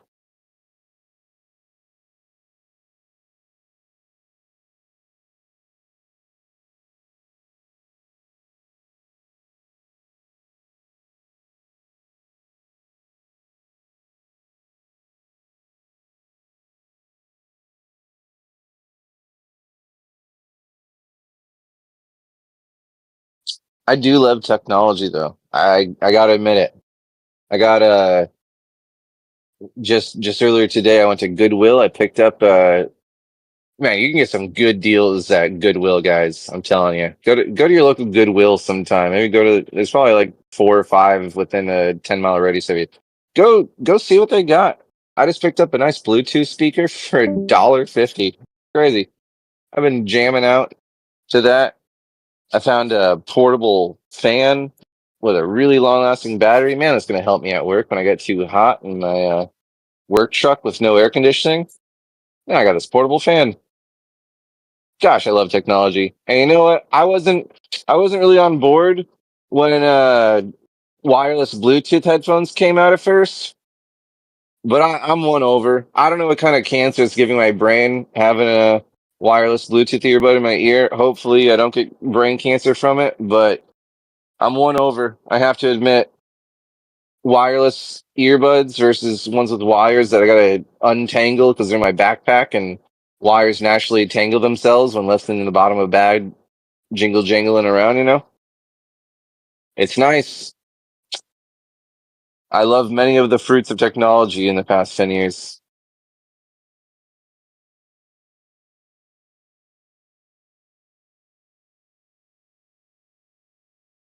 Do you remember Internet 2.0? I mean, I was there for the AOL sounds blasting my ears. Get off the phone, Mom. But what are you talking about?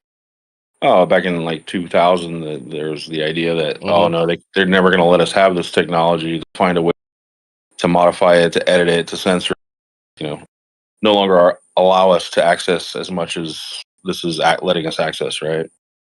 They called it Well, like I've done that Internet covertly. 2.0. Yeah, that's what I was sort of getting at as a topic. Like, what have you seen as far as the internet becoming less useful than it used to be?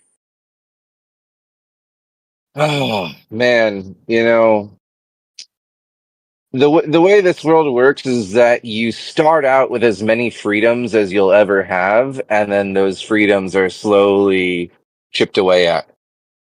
The government, any regulatory body of some high authority in culture, as far as we know it in our lifetime, you start out with the most amount of freedom, and then they do these things where they tighten the reins, and it never goes the opposite way, does it? They never say, "Oh, you know what? We're going to revoke this law. We realize that was oppressive. Sorry. We're going to lift these taxes." It's just never the case. Yeah, a lot of people comment about Just the algorithms, right? Like you'll say something, all the things that are suggested to you, right? You'll start getting ads from building company or gardening company or whatever you were talking about. And how is the algorithm? I feel for like using YouTube started working against me when Google bought it. I guess be about the time frame. But in essence, like the Google search, I think has been completely restricted. I remember getting thousands and thousands of pages of results. Now it's only 50 pages and 500 links. If you're lucky, most of them are duplicate, no matter what you search. It's like, wait a minute. And instead of that, you have to be creative, like you were talking about these other Google's putting out. The search engine itself has become totally less useful. 100%. Oh yeah, it's been that way for a while now. You used to have pages upon pages. Now it's so curated and limited, and it used to say 1 billion results found in 0.01 seconds. and there used to be just Right. endless pages you could explore. Now it just lies to you. In fact, that's how it used to be. They actually updated it recently, where you don't even get pages. You just get a button at the bottom of the page that says "Expand for more results." Yep. It just seems so obvious that, wow, when did this happen? Was this what you guys were in? Like, how did this happen? Because, we had search engines for the beginning, right? AOL had a search. It was trash. Then Yahoo came out and it was the best thing ever. It's like, holy shit, look at this. And then, MSN decided to put a search. It was terrible. Then Google came out and we're like, holy shit, this is the thing ever. Look at all these results. This is amazing. And that didn't last very long. It lasted a while, I think. They weren't. It was basically the real deal for, I don't know, 8 years. We had it good. We didn't know what we had. Right? Yeah.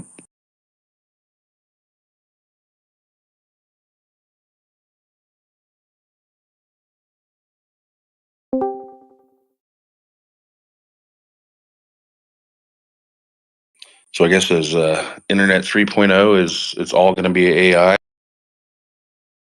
that the new wave of the paintings on the troll? writings on the walls. Yeah. You don't even need the internet. We got you. Here you go. Convenience. Why would you want multiple sources when we got your back? Internet's a code and a map. So it's spelled in reverse just to mess with your mind. It's actually net, which is basically gather everyone into a net and then inter you, or put you in a stationary location into perpetuity. So it's net to inter, not internet. You're just full of these gems. Well, actually, it's been in play since Babylon. They've done transhumanism over and over again, many times, the last 12,000 years, attempts at it. But this current attempt is beyond the pale. So obviously their backs are against the wall.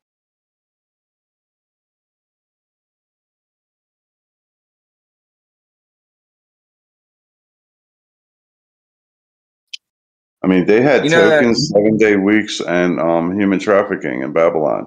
That's way back then. We're still doing it today. You know that "give them bread and circuses" quote?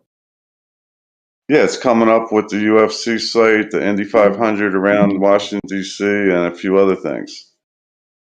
Like, I know that all of technology is a controlled rollout, and that the masses, the public, the people are basically given whatever is being prescribed to them that year. Oh, it's time we give them this battery technology, this advancement, this level of AI, large language model, whatever. I know that technology, at least I say I know. It's my opinion that technology is on a scheduled, controlled rollout, and that is the bread and circus. But what I can't deny is that the cake tastes good and the circuses are entertaining. And that's why they're doing Freedom 250. Freedom 250 is about letting you have your cake and letting you eat it too. It's like, I like cake. I like circuses.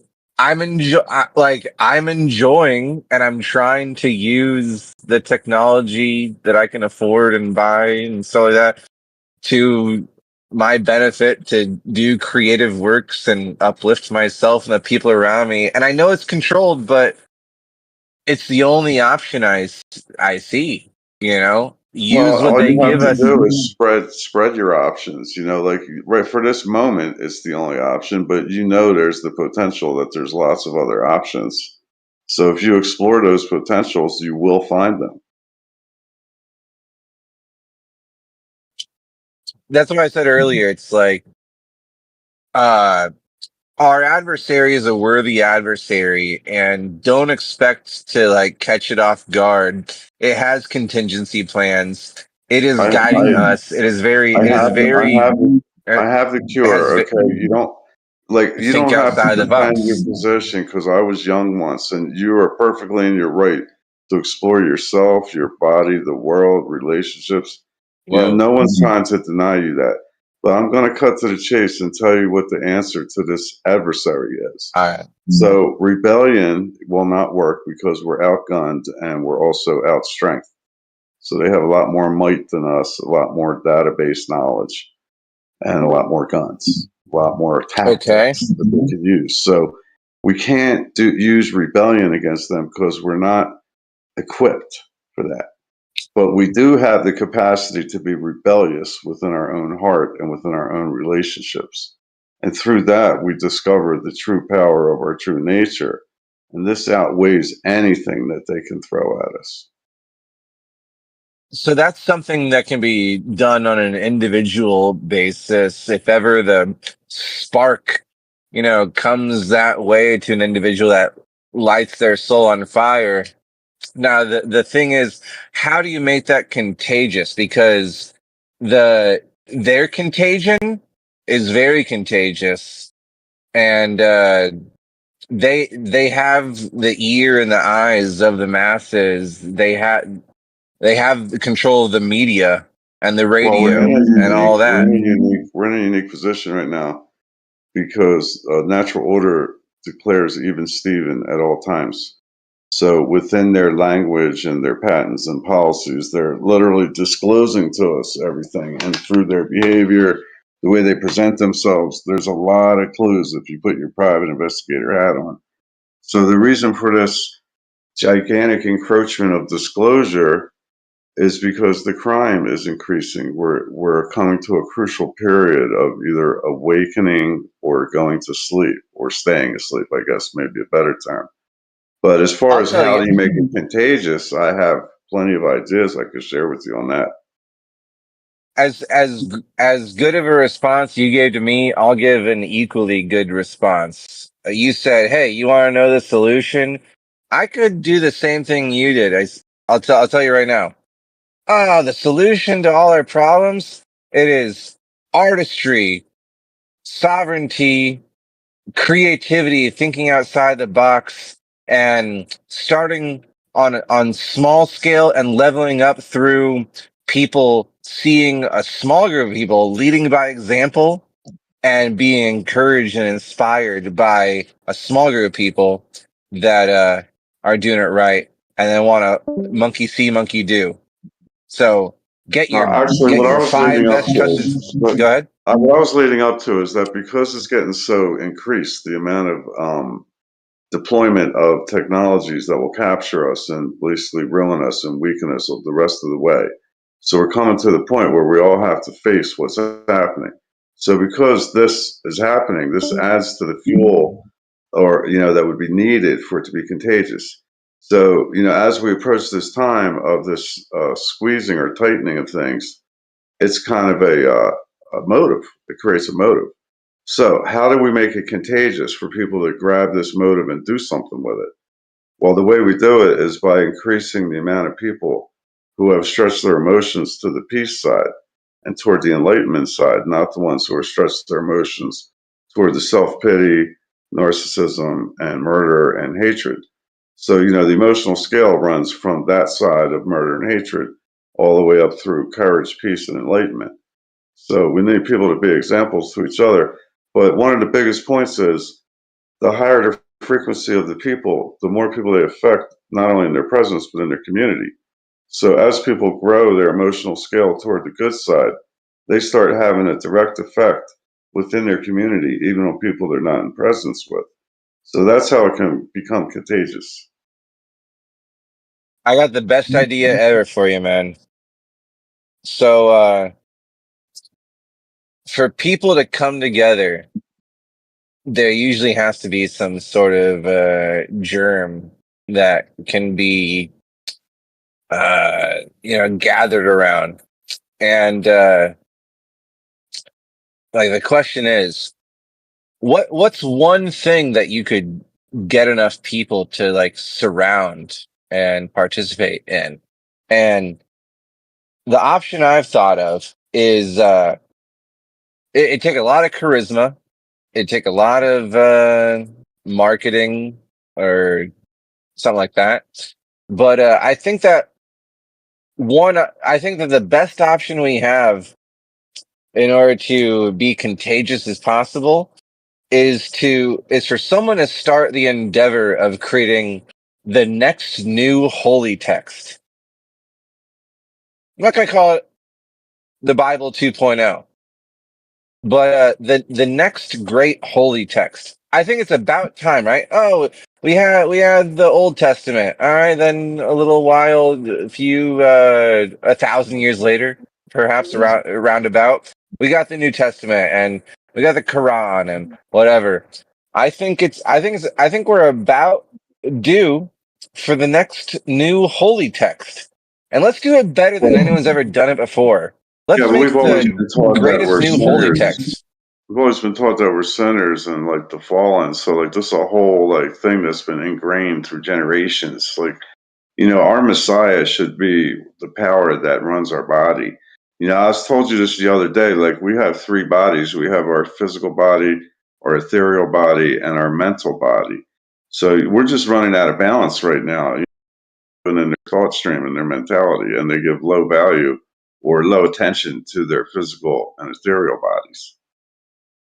I think it should be a holy text done through polls. We need to apply the internet. We need to apply the internet and basically all collectively take a poll on what subjects should be chapters. Then we need to first reduce it down to chapters, and then within those chapters or themes or topics specifically, then we need to use the internet to take polls on advice on those topics, and then this will result in the creation of the next new and greatest holy text that we're about due for nowadays. Don't you think we're about due for a new holy text? As long as there's no Messiah or idol prophet or some one name messenger. We'll let the people decide on that through polls. Who knows? Yeah, I think elections. I don't believe in a Messiah, but if that's what the people decide, then maybe that's the truth. We got to respect the wisdom of the crowd. Well, I think the leadership is okay, but to just pick out a single, like committees of leadership that rotate, that don't stay in permanently, like that would be fine. Committees of leaders or elders or mixed with young people, like committees that are mixed, represent the whole group. That's government. I'm not talking about governance. I'm talking about a book. Yeah, I know, but I'm saying the people who would help to explain it to everybody so they could put it into actual real-time use.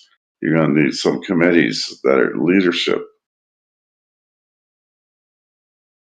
Yeah, hopefully that'll work itself out naturally. Yeah, they should all have term limits and be elected by, regular, like organic elections, like not the way we do it with the voting booths today. It has to be more organic than that. I think the old paper ballots were the best way. Like the Bible says, the Christian Bible, it has certain things where it says like, oh, this is what you should do with the women left over after the men of two countries have gone to war or whatever. And this is some things that maybe, it's a little bit outdated or this is what you should do when someone steals from you, cut off their hand or pluck out their eye or what, I don't know. Just all sorts of examples. I think humanity is due for a brand new holy text designed and created in a more democratic fashion, more everyone gets a vote sort of way. It'd at least be an interesting social experiment if we took all the concepts mentioned in all holy texts, put up to a vote, and then put the results of those votes into words and structured into chapters in order to create a book where it says, hey, this is what the wisdom of the crowd decided The best advice for 1,000 million different situations is. Yeah. Well, there has to be some principles that have to be laid down. You know, like most of it is obvious, but that's why you need the committee of elders or leaders. They don't have to be elders, but a committee of leaders who help enforce or reinforce through their voice and their rhetoric how important the principles are. So once everybody understands the foundational principles, then it's much easier to execute everything after that because they're going to be based on reality. What if we flip that on its head and instead of respecting elders, we actually prioritize the innocence of the youth, and the older you are, the less your vote in the poll counts for, and the younger you are, the more your suggestion vote counts for. I meant to base it on merit. That's why I switched up my language and said leaders. They don't have to be elders. I said leaders. So based on merit. I think that a 5-year-old, as long as he or she is taking it seriously, might actually have the greatest insight onto at least very general themes. Not blinded by how jaded they are in past experiences, but I don't know, might reveal some truths if we credit more the youth than the elders. Well, Richard Feynman famously said, "Do not ever publish your paper until you run it past a 5-year-old, and if they understand it, then it's ready for publishing." There you go. Yeah, you guys got me thinking about public protests and. No, there's no one that protests too because the government is the adversary. So the protesting is no good. Doesn't help. Non-participation is the best protest. You don't think awareness makes a difference? Well, everything actually is working illegally through contracts. So this is another issue that people are highly unaware of, is that you've legally were handed over, by law when you were born by your parents through the birth certificate and through other things through your life that you've participated in and agreed to. So there's a lot of understand you're arguing to keep your mouth shut. No, non-participation. Be careful where you spend your awareness and your attention. Non-participation is aggressively not participating in the system and in their offerings and their suggestions and their devices.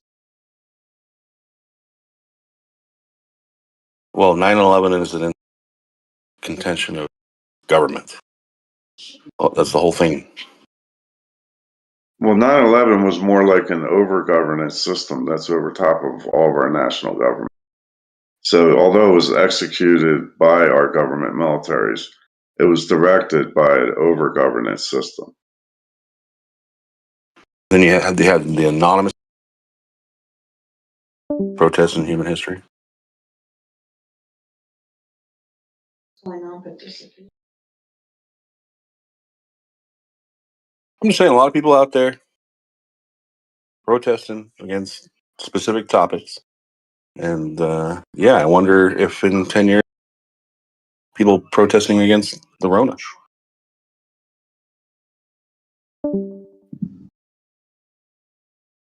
I'm sure that when the Romans did their NWO and Christianity, I'm sure there was lots of protests, but if your protest sent you to jail or worse, maybe you wouldn't protest.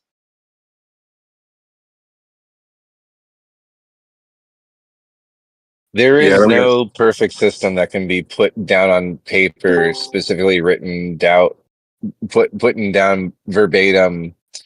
Like, there always does need to be some sort of fair, random selection of people that cast their lots, unbiasedly on things. The justice system is just an infinite problem that can't be solved on paper, unfortunately. The whole legal system is jaded because they misinform us on the contracts that we're agreeing to left and right. So the true justice is parity between the logic, which is calculating and rationalizing, because trying to get things done. So logic is necessary in order to survive in the world. But without intuition, fairness gets put to the side. So your There you intuition go. side of your brain That's is your what I'm emotional saying. side.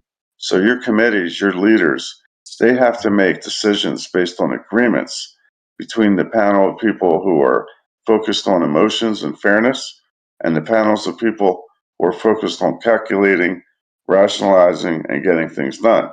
So when these leaders on both sides agree, then they have a winner.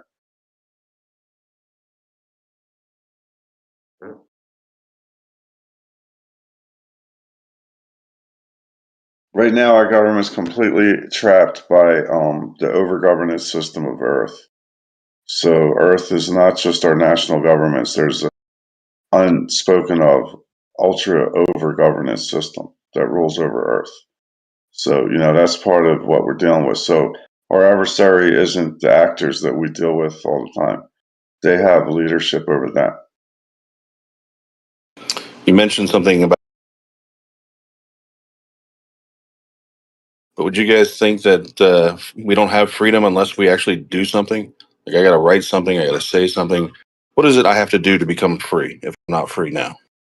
Well, you have to send a letter to the government and tell them that you're free and that you're not part of their statutory law. And then there's You going sovereign citizen on us? You going all like legally sovereign citizen on us? Because I don't think that it has worked out for many people too well. Well, there's testimony on both sides. A lot of people have testified that they've been able to stop being hassled by the IRS and they don't have to pay taxes anymore. And as far as declaring yourself, some of the things you're going to run into is how to get your passports, how to engage with the system without being a statutory member of it. Yeah, for most people and what endeavors they engage in, it's more effort than it's worth. But truth is a virtue, so it's like, how far do you want to push it on an individual basis for anyone in particular? It's sad that we're in this situation, but it is the truth that we are in this situation, and we know that fighting fire, trying to beat them at their own game, is not the right choice. No, It's a long term thing, man. It's a long term thing. I've been studying them for decades to find out what they're up to and what's so important about us. Why come we don't get killed off? And it's because that they want what we're holding. Like the reason there's an ultra governance system over top of our national government, and the reason that militaries and might is what's backing money, is it's all about paying attention to us to hold us in a position of basically suspended animation. So they're literally leeching off. It's not the Matrix movie, okay, but the Matrix movie was giving you some clues. So the whole system that we live in is harvesting off of us because each one of us is the source of all the unknown unknowns. So military strategies, when they plan military strategy, they consider all the known patterns. They're called known knowns. Then they consider all the hiccups in known patterns that they know of. Those are called known unknowns. But then they prepare as best they can for the unknown unknowns, things that they can't calculate and that they've never seen before. So human beings are the owners of the source of all the unknown unknowns. And that's why they pay attention to us. And that's what they want from us. So the secret is in being rebellious in your own power, not in rebellion against the system. Because when you come to know the power that you're holding, then your frequency raises, your emotional scale goes to the good side. You have a deep appreciation for yourself and your station. And that gets spread not only to the people you're in presence of, but throughout your community. So it's really about acknowledging your own power. Our power that we're holding that we're not aware of is much, much greater than any power that they've ever accumulated since the beginning of creation. Well put. I like what you're saying. So you said I need to write to the state? I've heard this before. Can you? Oh yeah. So there's a website. I'm going to send you to a website because this guy explains it so well in detail. So I don't know where he is on but on Telegram, his name's Justinian Deception. So I'm sorry I can't point you to a web link, but I only know him through Telegram. But he's very good at posting the contract law and how to become a free citizen within the system. Oh, but so you haven't done it yourself? I shouldn't have said citizen, but what did you say?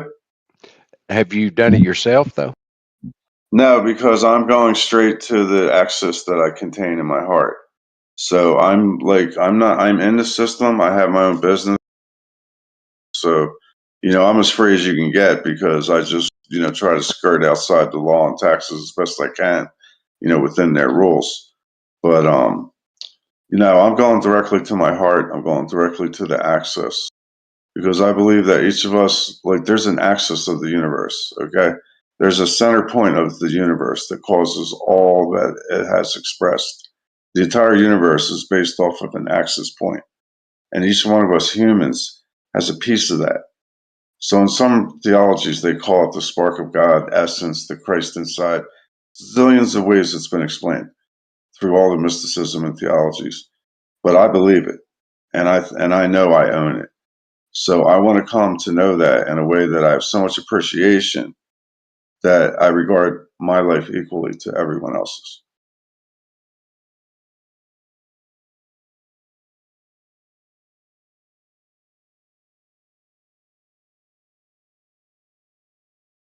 But as far as the contract law goes, I already see Justinian Deception. He's a really good guy and talking about all the different contracts and how to be free. And there's a bunch of people out there selling ways to get off the taxes too. But like I said, I do it my own way, so I'm not making any recommendations there. I just do it my way. I pay like $300, $500 a year in taxes the way I operate, so I'm not sweating it. And plus, I live in Oregon. It's the freest state in America, so there's no sales tax. You don't have to get your car inspected here. There's a lot of cool stuff about Oregon. Lots of sheriffs instead of policemen. They're actually a lot more free than the police are to uphold the Constitution, I mean. Yeah, I did hear that. One of the very few, if not, very few states without sales tax. Oh, it's so good. I'm from Philadelphia originally, so I had to pay an extra 1% inside the city, but the state had a 6% tax last time I was there. But I know in some states it's crazy. It's like 10% because I sell online, so I see what they collected off the people for the. It's funny because let's say I sell something for $1,000 and they paid 10% sales tax. I got to pay 20 to 25% commission depending on the arrangement, even on the sales tax. So when I send in my commission fee to the platform, it's part of it is $25 for the goddamn sales tax that I got to dip into my pocket and pay my commission on.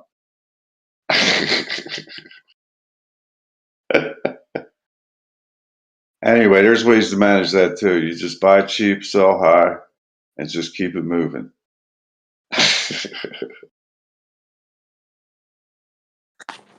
I wonder if there was some sort of tax break for flat earthers, right? That's even retroactive, like let's say 20 years, and you get a tax rebate. I wonder how many Globers would lie on their tax form. Well, if you could say that you had like a mental condition and that's what caused you to become a flat earther, you might be able to get a tax break that way. Yeah. That's funny. That's funny. I would tell them I had a heart condition. That's why I became. That's an insult.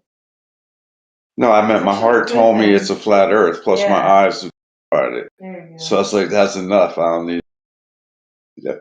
Plus, you can look up and see that the sun and moon are the same distance up in the sky. Come on, man. They're local. You can just look at the clouds, the way that the light refracts off the clouds, and you can see that the sun is local. Because if the sun was that far away, we wouldn't be able to see a disk, first of all. It would just be white light. And there's no way it could refract the light through the clouds that way. So 100% guaranteed the sun is local. It's no more than 100 miles up in the air. Yeah. Lots of video evidence to back this up as well. Yeah, and I think it can be observed.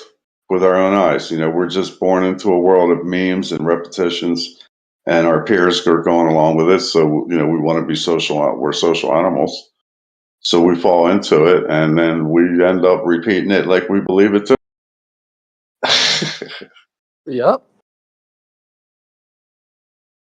But it's an experience, though. So even though it seems stupid, we are benefiting from the experience. So you got to give it credit for that, at least. Yeah, absolutely. It's this. It's like an adventure crazier than a plot from a movie.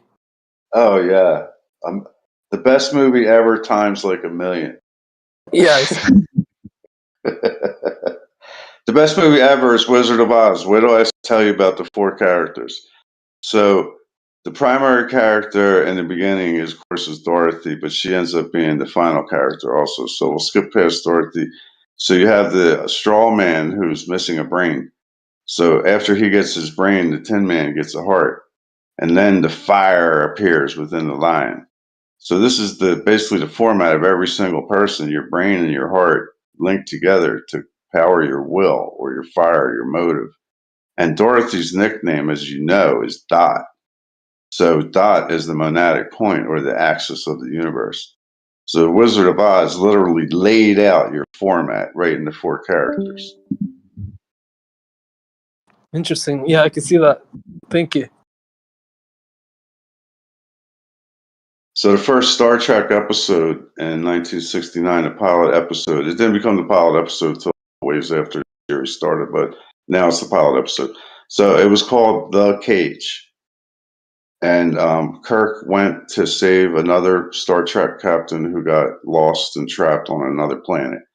So when they got there, all him and his crew got sucked down 100 miles under the surface by the rollers of the planet.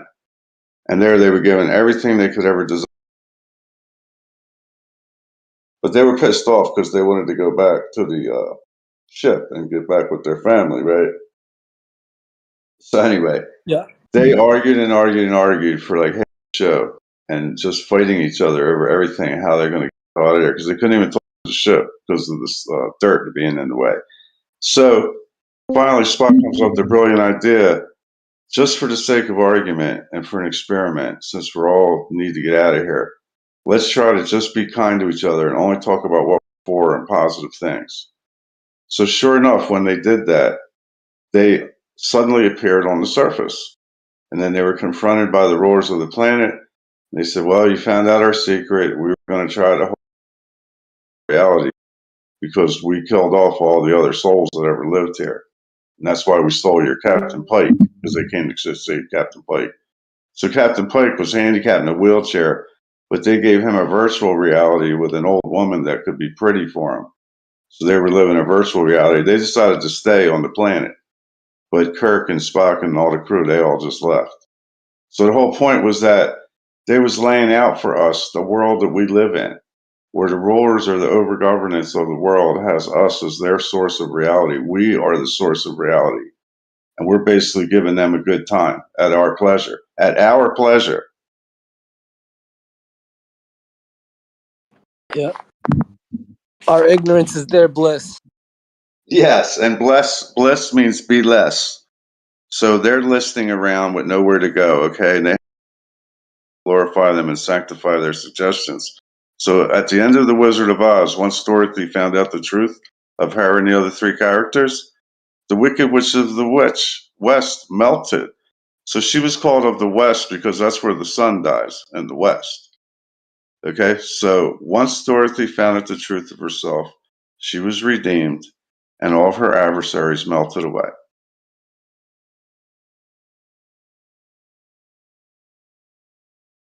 Interesting. You could say that the Trek crew had purpose, and that's why they left. Pleasure, right? And the purpose was the Enterprise.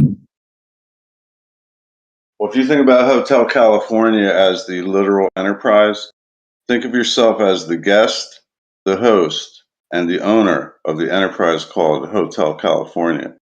So you invited yourself into this hotel. You've making the effort to have the experience of being basically subjected to your own devices and devisements. And you've also entered into the contract check out but never leave until you figure out the game. So, you are the enterprise. It is your world to discover, your world to be trapped in, your world to escape and grow from.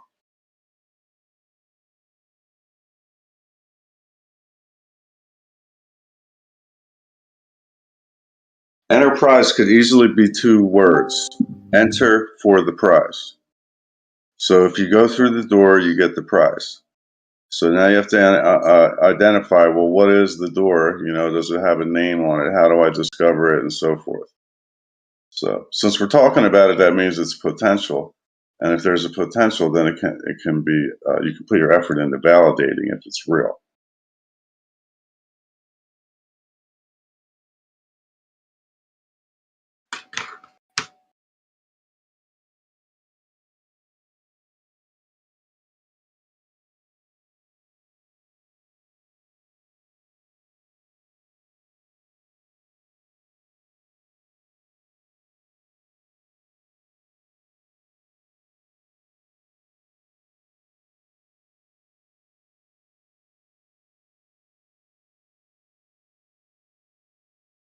Just figure each of us are unique and we're playing together in the spread of the universe, but each of us in our own body and story is holding a piece of the center point of the universe. So we're all living 2 worlds, the separated world that we're experiencing, discovering, defining, capturing, but we're also sourced, empowered, and occupying a piece of the axis of the universe. So it's like the best of both worlds. I mean, I know that's not really funny in this situation, but it is the best of both worlds because you're in the middle of it. It's like the greatest story in the universe. Your story is.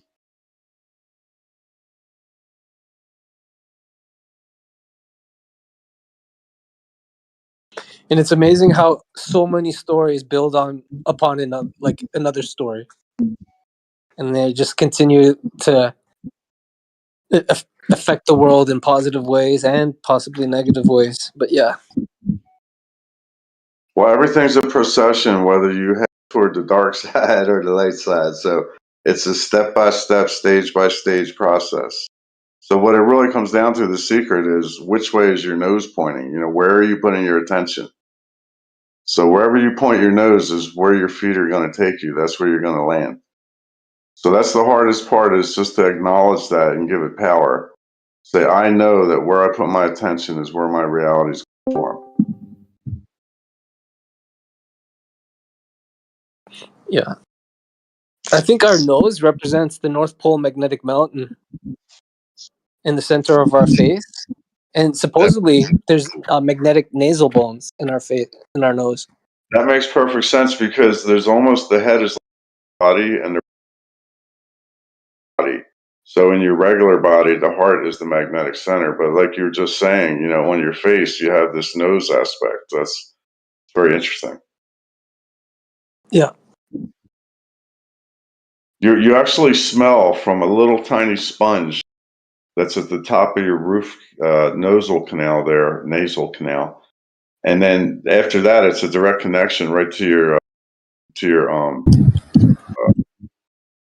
the main brain. Yeah, to your cortex. So like, the nasal smell, the olfactory sense, is the only one.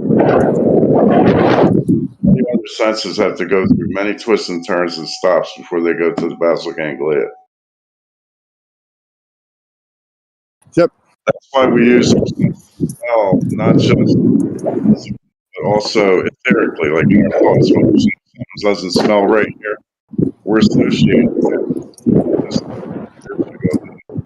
smell.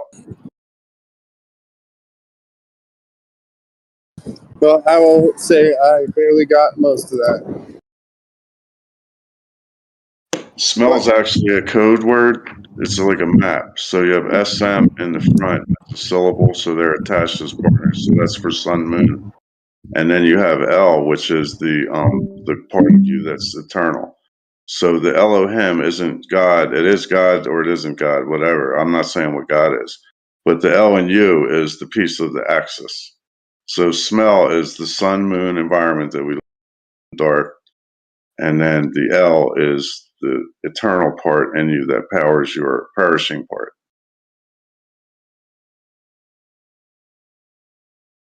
It's a very interesting.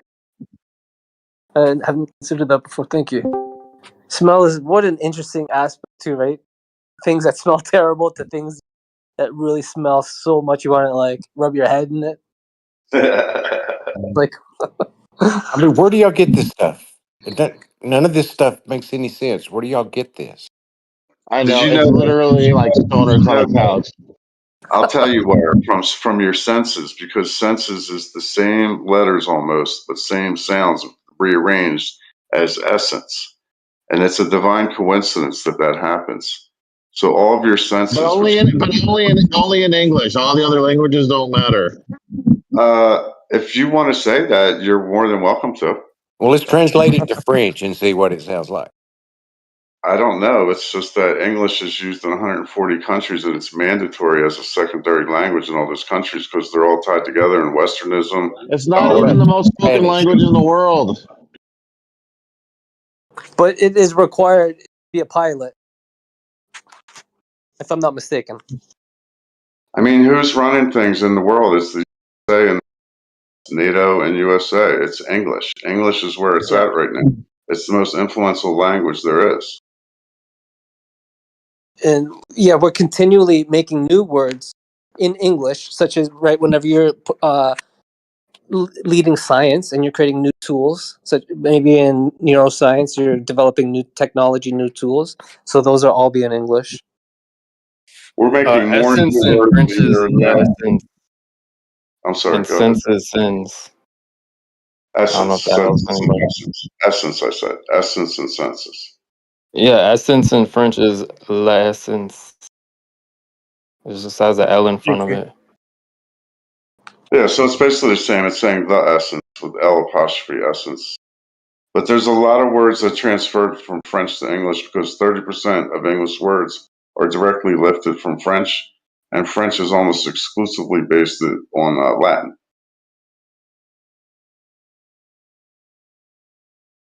So what's senses in Latin? I don't even remember. I can't say. I'll try to look it up. Sounds like a coincidence. Oh, census. SENSUS. Oh, same word. Same word. Yeah. So in Latin, it's interesting because they have a word called S, like the letter S, but it's spelled ESSE.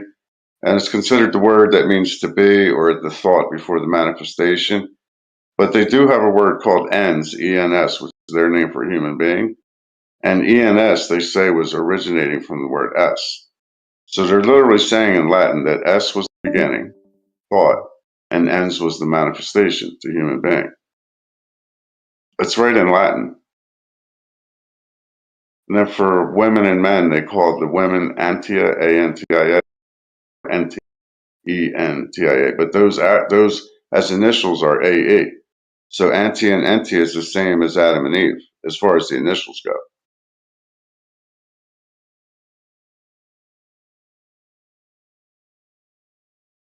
So our root words ence, E-N-C-E, and to anti and Yeah, because enty. one is talking about what a thing is, and the other thing is how we sense that thing.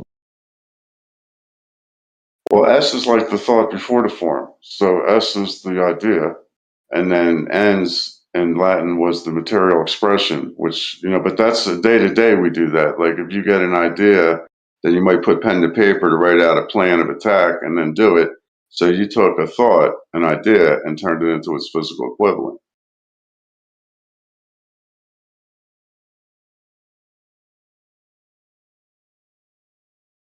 Like, in other words, creation is repeating itself all the time. And in each of our bodies and stories, we're like a replay of creation on many levels.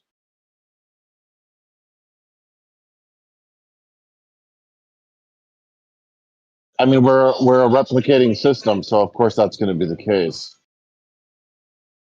Yeah, well, it's a continuum, but we're playing the role right now of continuum in a perishing form. But we came in our history from a continuum in a non-perishing form. or a state of formlessness from our perspective. I'm not formless from my perspective.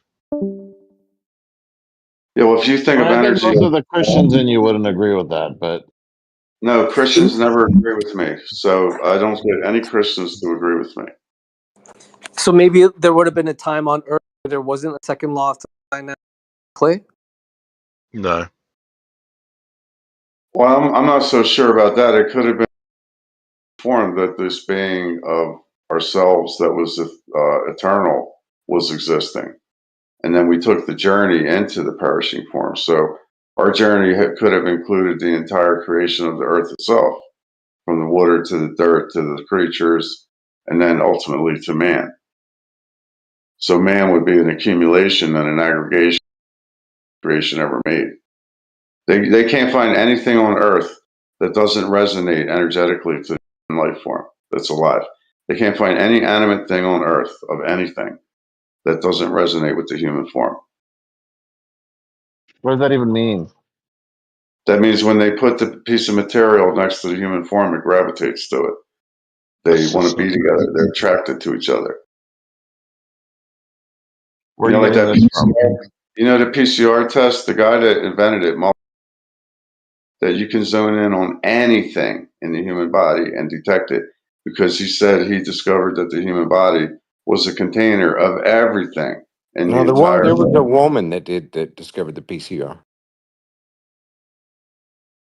That's Well, odd. Mr. Mullins is on YouTube and talking publicly all the time. I mean, he's not live now, but people use his references all the time.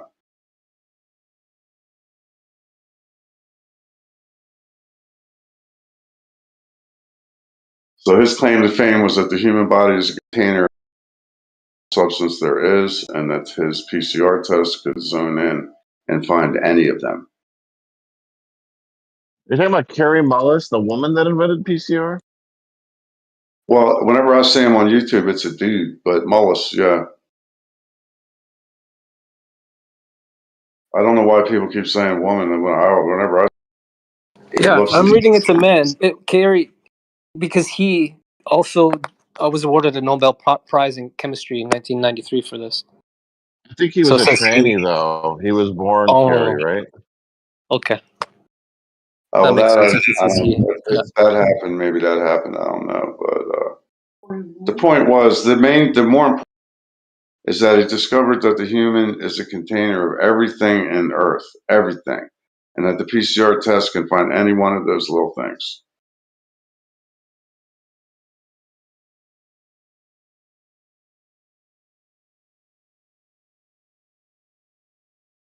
So you're living twice. You're living as a reduction pattern of the entire universe, and you're experiencing the expanse of the universe outside your skin. And you and your skin are the mediator. You're the one between those two worlds. It's three entities: your inner world, your outer world, and you.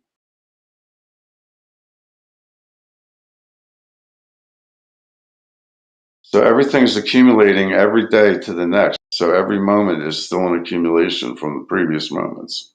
So you're like a walking creation vehicle. You're constantly aggregating your experiences of your inner world of unity and your outer world of separations.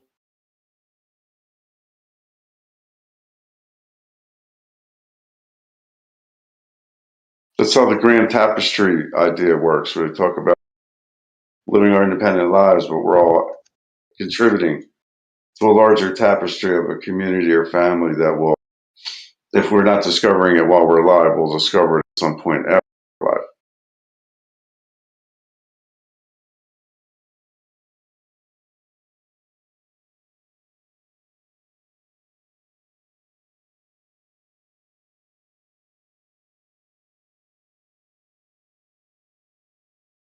Don't worry, Hollywood's got your back. You just need to worry about your front.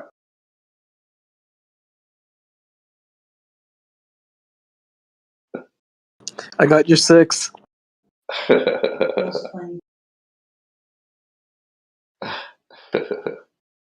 6 and the 9 are shaped together because the masculine energy and the feminine energy. So 6 is spiraling or expanding The 9 is going inwards, so it's like fractal in nature. So these two are dynamically opposed, so they're contentious forces. So in the world we live in, we're in male and female bodies, but in the early part of creation, male and female were in a single body. So the 6 and 9 would have been squeezed together. That would look like an 8. Yeah. Interestingly enough, 6 is the first perfect number.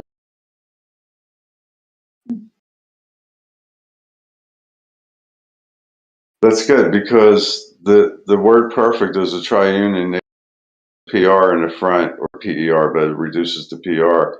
And then that root at the end, ECT, it means to fit. So you have PR in the front, to fit at the end, and F, which represents the number 6 in the middle of the word perfect. It's a 7-letter word with 3 coming in, 3 going out, and 1 in the center. Letter F. Interesting. Yeah, are we still on numerology? No, we're talking about letters now. Number 6 is in the letters, though. Yeah, but if you spell it out, it's SIX, which is interesting. You don't count the J, S is 18 or 8, and then IX is the rest of the spelling of 6, which is 9 in Latin. So 6 is actually a map to 8, 9.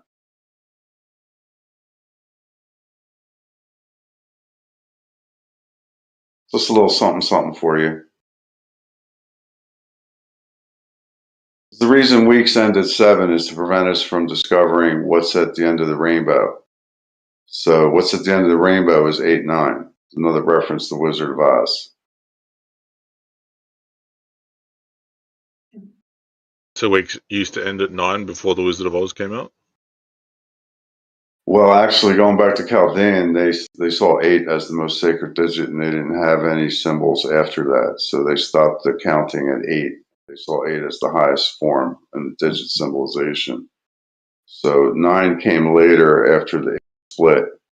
When the 8 split, it stays in form in our number scale, but then we see the 9 appear and the rest of the Latin Roman number system, but which started out, of course, with letters, but then it got converted through Arabic takeover into the numbers we use today.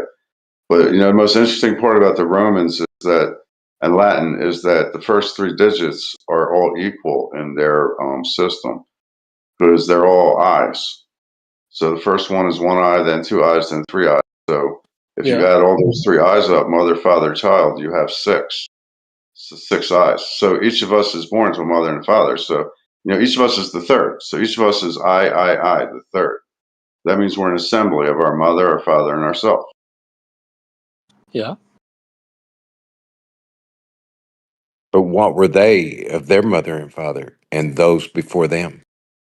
It goes all the way back to the beginning, until when the very first males and females was created. So we'd be more than I. No, because everyone's independent and unique in their own story. So every newborn child is a brand new start over of creation, a brand new beginning, a brand new story to tell and to make.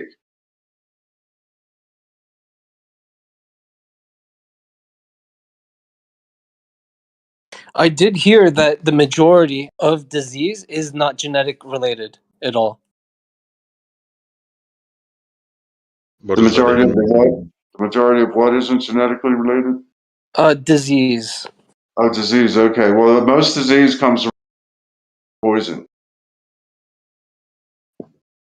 Sorry to tell you. I think it was in the 90% range, 90 plus. Maybe high 90%. I wish I could have this. I could provide the citation. It's been a while. And there are so many miracles when you look at actual real time on the ground. What's going on with people beating diseases all by themselves or using natural remedies and just through sheer will. I mean, there is just miracle after miracle after miracle. Like literally, if you just stop eating and let your body heal itself, you can recover from almost any disease. Absolutely, just like that's just like not a true. scab. Well, the body does have a remarkable sense of healing. I mean, yeah, I get in some instances maybe the body is producing something it shouldn't, maybe at a fast and an alarming rate. Just said our will. But according and there's a lot of emotions involved because we create energetic frequencies with our emotions. So basically, what type of thoughts we have, the type of language we use in our own head, the people we're interacting with, this is going to change the scale of our emotions, and this is going to change our healing capacity. So the more positive we are, the more we're going to heal. Absolutely. Here's an example. A gentleman is on a roller coaster and he's having the time of his life. His body is actually producing very expensive anti-cancer chemical with no side effects. But now you put that same individual but change his mind state. Now he's terrified. His body's going to be producing cortisol and other maybe chemicals to get him to move or to get out of that situation. But on a long-term chronic exposure, produces some maybe a completely different chemistry in the body.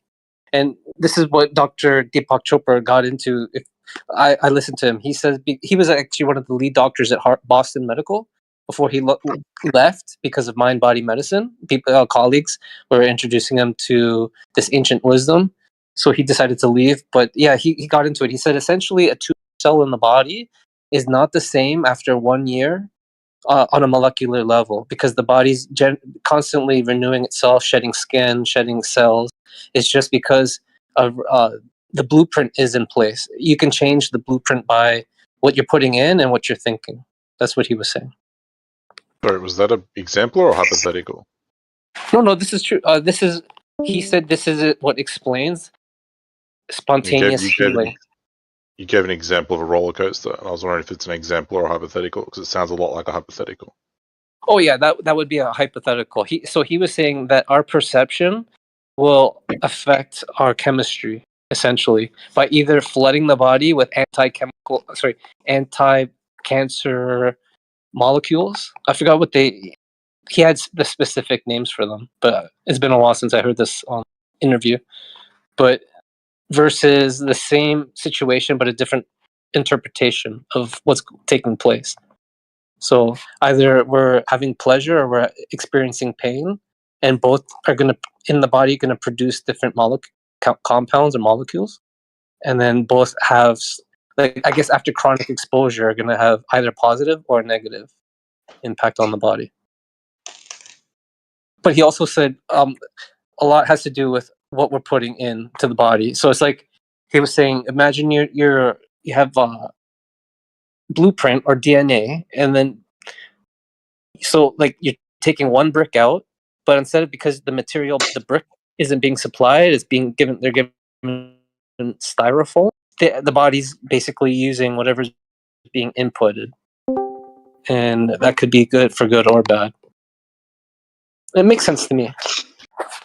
I mean, that's what he says, because if I develop an illness, the body has the same mechanism to reverse it. And that's essentially what they describe through spontaneous.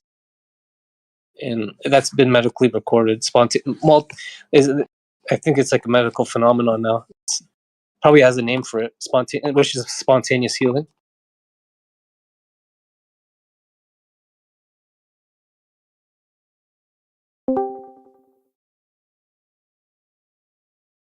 And then if you look into the research through the placebo and the nocebo effect, we're all familiar with placebo. But unfortunately, I don't think we were educated about the other side, which is called the nocebo. So if I were given a sugar pill, completely inert, just sugar, but I was told, and I truly believe the side effects are going to be XYZ, right? Skin rash, whatever. They could manifest, and when it does, it's called the nocebo effect. So if I'm sick and then I believe I'm going to be, there's no cure, I can't heal myself, that probably is going to affect the outcome. That's the proof right there that with our thoughts and the power of our emotions, we bend reality on a literal scale, physically, emotionally, and our perception. So, and our thoughts and speech, and the speech we use in our head, the value we give to what comes in our ears, that's how our realities are being created, the realities that we're experiencing. You can move things with your mind? Really?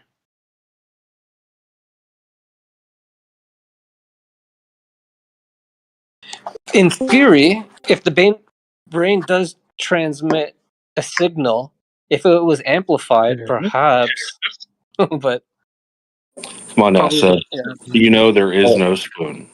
Actually, there's the pyramid in Mexico in the eastern side of Mexico, and that big arm thing that's sticking out there. What's that called again? That part of Mexico. But anyway, there's a big pyramid there, and the story legend is that the ruler of that community built the pyramid in one night. It wasn't as big as the one in Gaza, but it's a big pyramid.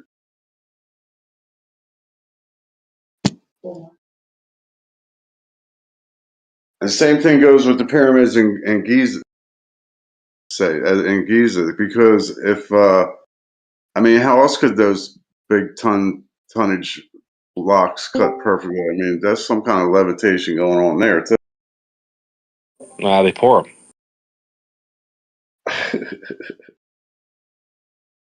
I'd like to see you bring one of them bricks back home here to you.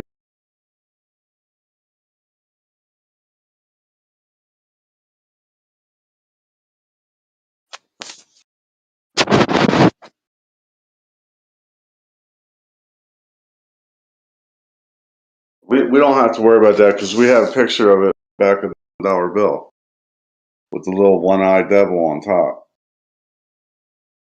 You know, AI means one eye. I mean, you know that, right? I said AI. I didn't say the eyes. I said AI. So that's one eye. Yeah, well, he's pictured, or it's pictured, whatever AI is, it's got a picture of it on the back of the dollar bill. It's surrounded by an A shape, the one eye. It's like literally yelling at you as a pictogram, AI, right in your face, right under your nose. That's hilarious. I never thought of that. Thank you. Oh, wow. See, some crimes are so severe that they have to tell the crime way up front, right in their name, like religion. Religion is RA, it means repeat. Leg means bind or tie down, and ions are wave functions that hold matter together.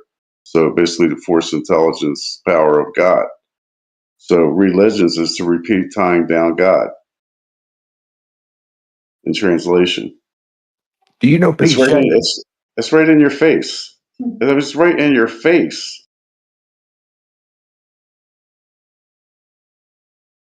The oldest translations of Christ are the word Christos, but the oldest translations of Christos in Greek are anointed by creation. So even the Christ figure was telling people to seek the Christ within, meaning you had some spark or essence within you to seek. So, you know, the whole Romans changing of the story of the mystic and the teachings of they renamed him Jesus Christ. So that wasn't the dude's actual name, but, you know, they changed everything. And they turned him into a Messiah. He never said he said, but he more likely said, I am the Son of God and so are you. Or he said, I'm the Son of Man and so are you.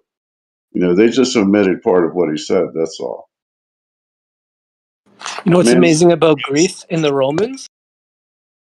The Greeks had so many gods. Oh, sorry. I was just going to say, Vicky, I was just going to say quickly, it's interesting that the nation that had all these different gods, right? Zeus, Medusa, or all the other various gods that they had, Zeus's wife, Zeus's children, etc. That country is now literally the most Christian nation in the entire world. I think 90+% of the citizens are Christian. And same with if you Roman. go straight up to Russia from there, everything in Eastern Europe is like that, Orthodox Christianity. It's amazing how it seems like they did such a huge conversion from many gods to one God, all because of Jesus. Well, partly because of Jesus, but the Romans did the formation of Christianity political agendas. So they did it for the benefit of the politicians, you know, to keep the people in line. They basically were trying to get the people into a one world religion so they'd be easier to control. Well, they were doing that before. Well, I think they were saying men were God on earth, and they were the Caesar, the ruler.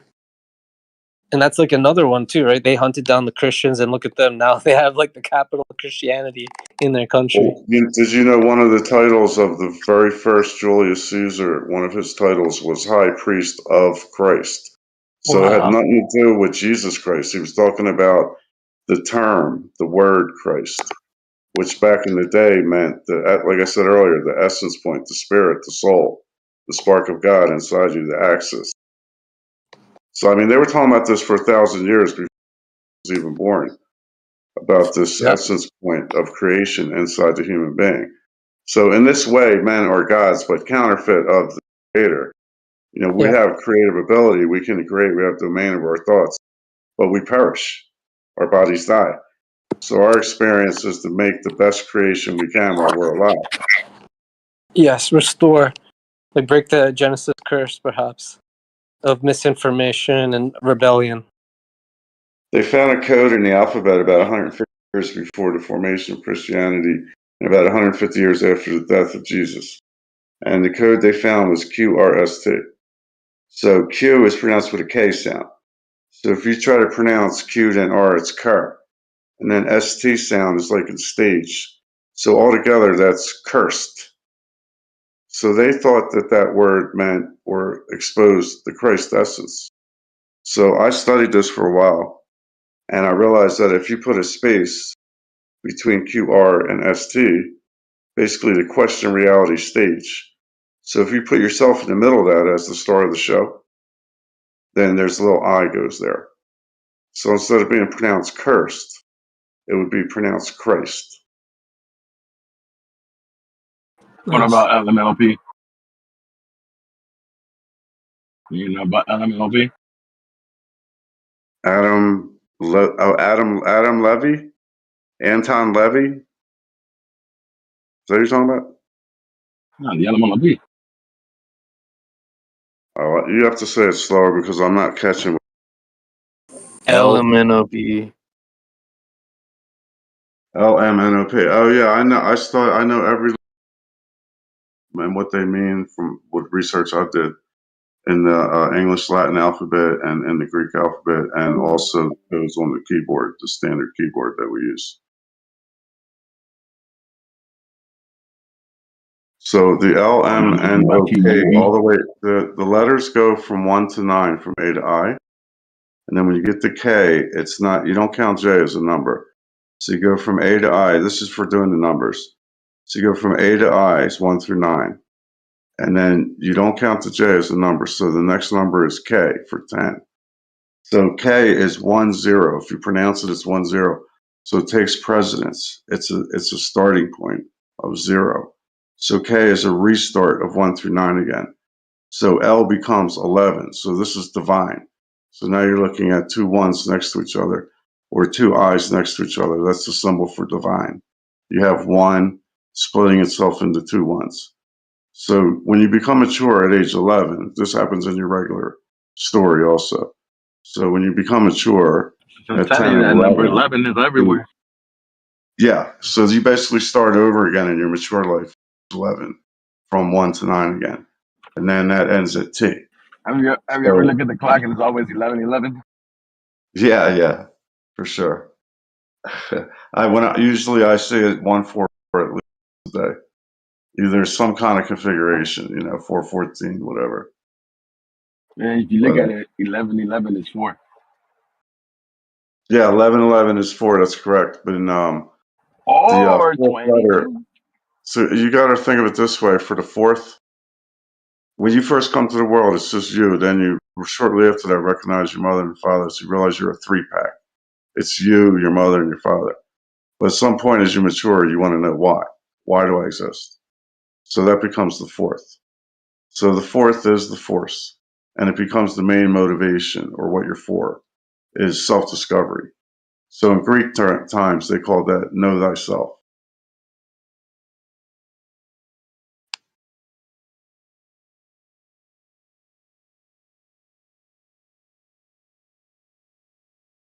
You ever look into ancient Rome?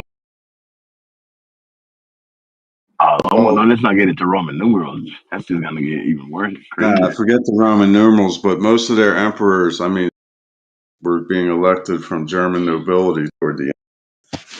So not in the most oldest Rome, but after Christianity. So that their territories were all over Europe and different places. So like they rule a vast amount of territory, and they had this big hookup with the Germans, who are Nordic in descent.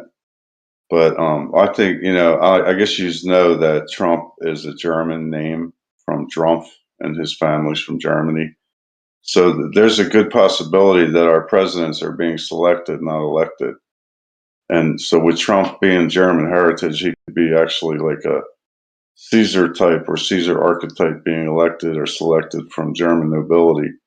No matter how organic the election was, it could still have been preconditioned and arranged so that he would be selected.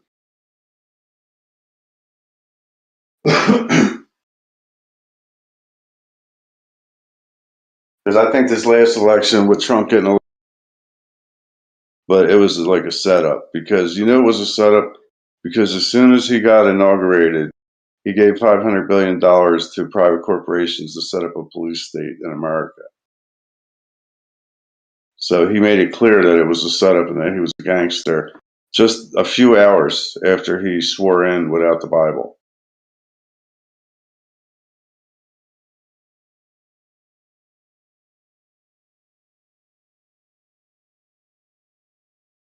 I mean, it's nice that they're telling us their hand, quite frightening and a little bit maddening.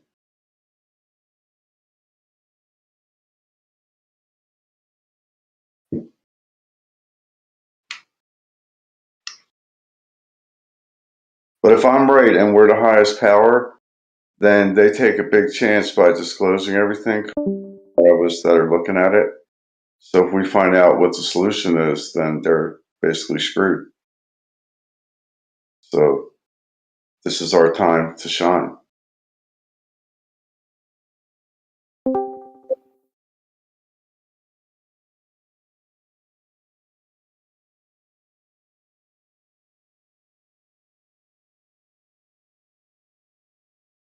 Don't worry about hurting them though, because I know you feel bad for the gangsters, but if you did, don't, because this is the only way they can be saved. Just think of you saving yourself as a self-intervention and also intervention on their behalf. So you're doing like the biggest, kindest thing you could do is a self-intervention, which will also save your mates and will also save the bad guys. They can't save themselves. They're too far gone. We're their only hope. Seems backwards, doesn't it? Here, all this time, we thought they were our only hope, when in fact it's the other way around. We are their only hope.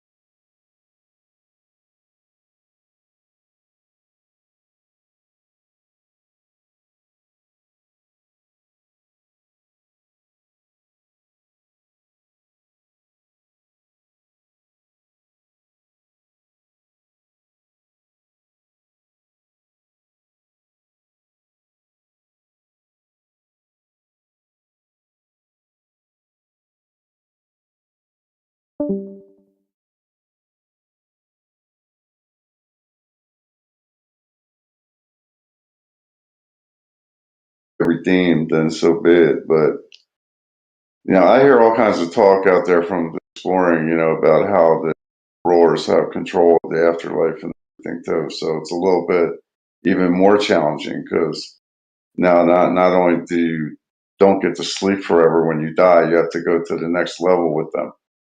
So it's like, who would want that, And then if you stay here, you become like a permanent, bionically hacked living thing, but that's stuck in a perpetual spinning in place thing. So like both worlds suck.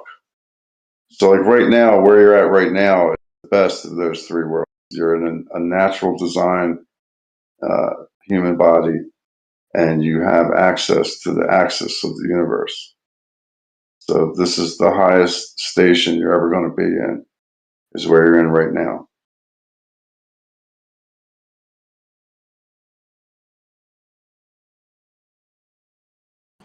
And if more people knew or were aware of that, I think that would change their outlook on life, obviously. A lot of people looking at it from most perspectives from what I just said. So if I believe what I just said and I'm holding it as knowledge, then I am enlightened. So the more of us can come to this knowledge and then own, because it's one thing to examine knowledge, but you still have to validate it. So this is like a process. So this is the process we'll have to go through. We have to acquire knowledge, but then we have to validate it so that it becomes something that we own.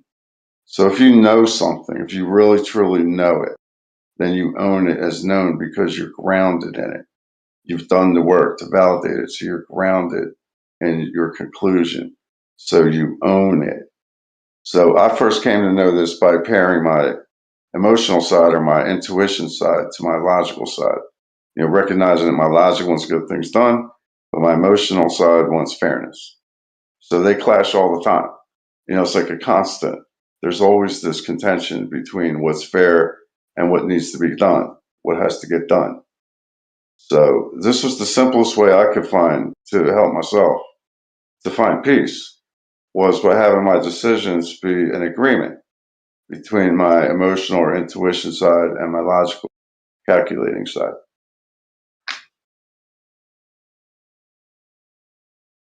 Definitely. Why else would we have a right and left hemisphere supposed to?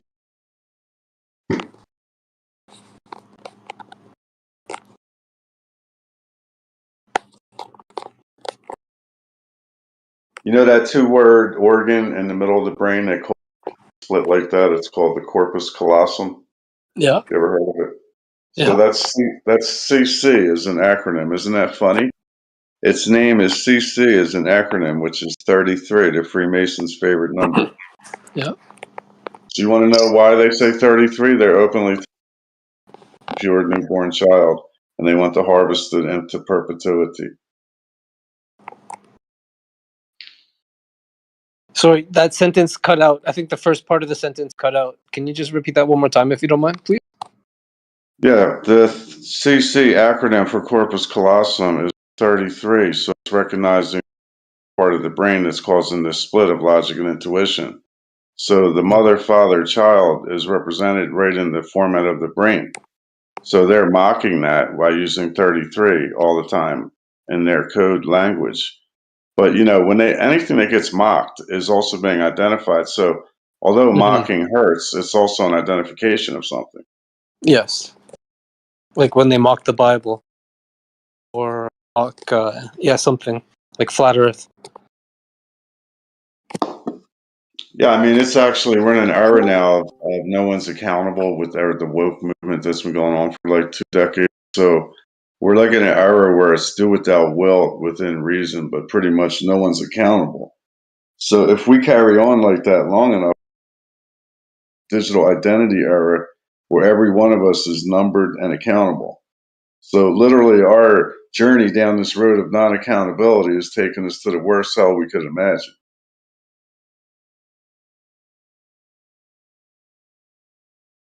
According That's to an their interesting point. According to their documents. I think ultimate accountability will eventually be from the creator, perhaps. I believe that.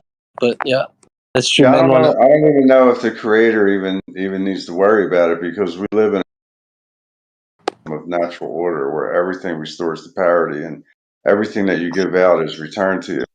So it's like everything is really observable as a reality. It's just that we're so tuned in to the ones making the claims that we build realities from the claims, and we give low proportionate value to what's observable as reality.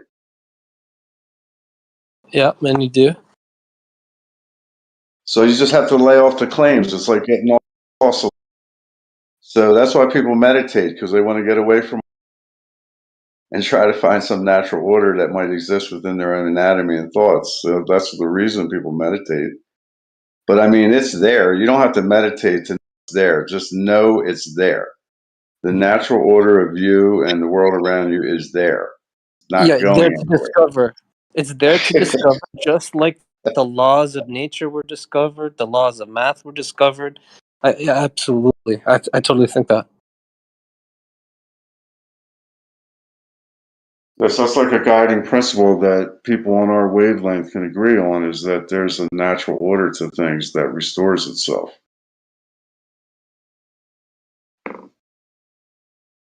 Like there's an old saying that no crime goes. So even if the crime never gets solved, it did get punished one way or another by natural order forces.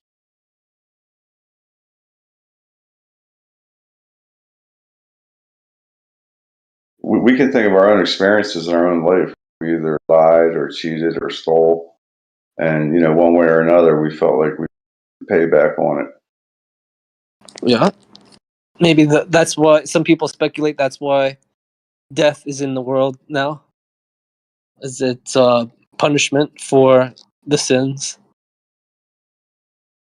Well, if only it was, if only it was just one death, it would be cool. But it looks more to me like it's multiple deaths, and you don't always come back as. So it's like this is like a grand experience for us. I guess if there was just one death, it would be cool. But it looks more to me like it's multiple deaths, and you don't always come back as. So it's like this is like a grand experience for us. I guess ethereal beings would be a key cool word to use that came here to have this mortal experience. Yeah. What about this then? If there was, let's say, if it was, we can create a true dichotomy. It's only one experience versus many experiences.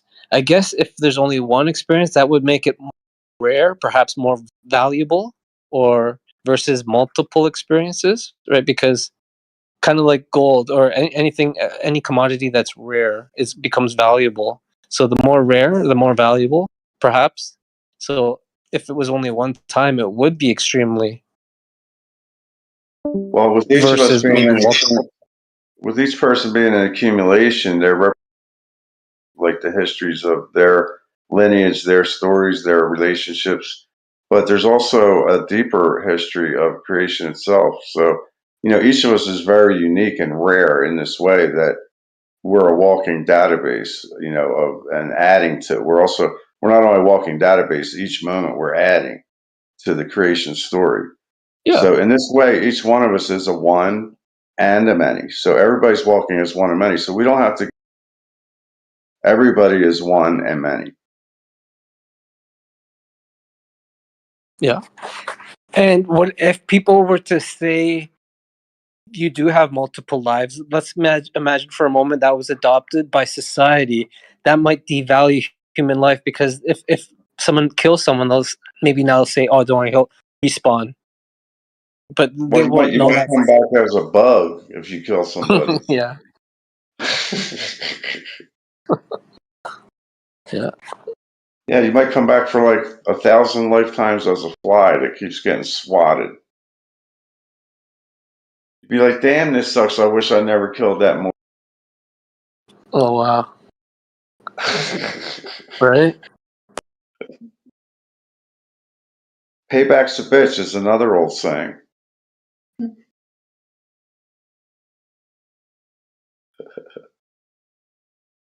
Look, the reason what you give out is what comes back. This would only be possible if the human being is a bender or projector of reality. So if that was the case, then whatever you put out with your projection powers becomes the reality you see. So that's what you get back. So if you're the one creating reality, that's the reality you see. That's the reality you experience. So what you give out is what comes back.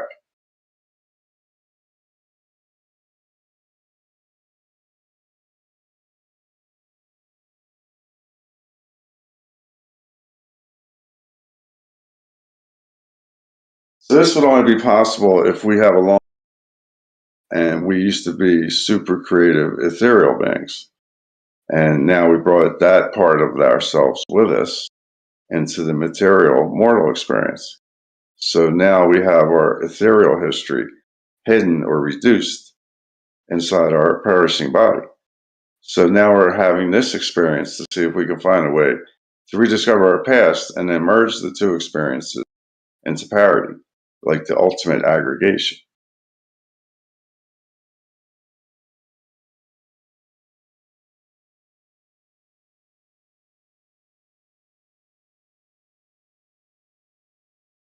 So since the game's getting so tough right now, the more and more things become obvious and in plain sight.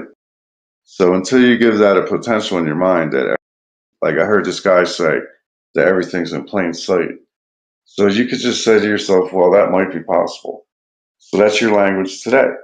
So if you start seeing things happen that make true to you, you might say, you know what, I think this might have potential. So you change your language. And then a few days or a week later, you might say, I'm going to find out whether this has potential or not. So you see how it goes in steps. Everything's a procession.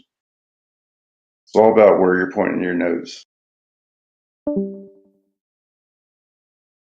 Yeah. They even say this in driving school. When what happens with people who end up crashing into things, that was something they were focusing on.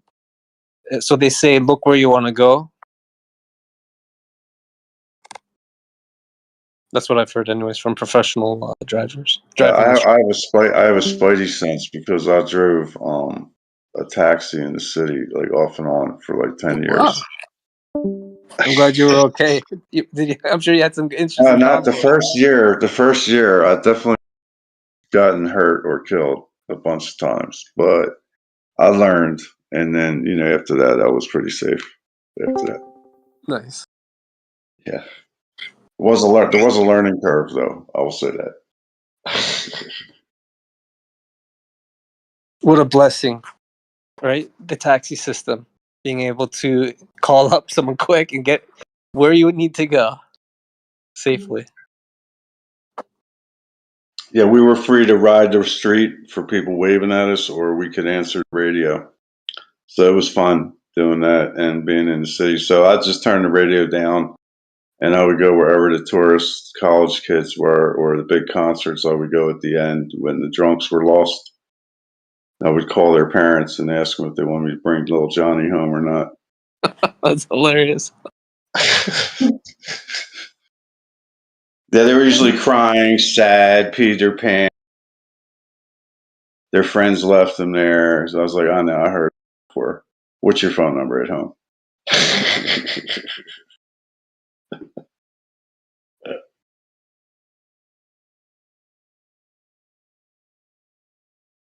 It's good for the middle of the night. You get like an hour. You get like $60 or $100 from the parents. Nice slow ride back home. Oh, for sure. They had a great sitcom back in the day called Taxi. I asked to watch it. Pretty funny. We used to watch the live Taxi Confessions on HBO. Do you remember that show? No. Oh, was that any good? Yeah, they set up cameras and people, all different kinds of people coming in the back of the taxi, and then we get their permission afterwards to put it on TV. Okay. That must have been before that other taxi show. But yeah. It was. Remember the quiz show? And in my taxi around 2002, I set up a 56K modem. I could only get like 1 frame a second, so it wasn't that good. The audio came in, but I was actually doing live taxi cab confessions, and I didn't tell my customers I was filming them. Oh, that's funny. But I didn't have that many viewers on my website, so.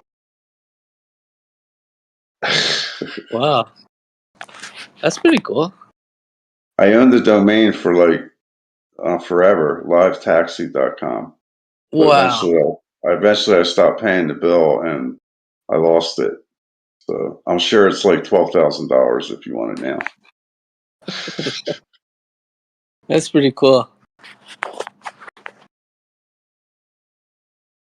Well, we started using it to sell affiliate links to all different kinds of shit. Because I still, I did eventually get a following. So then we just used it for make quick money on the side.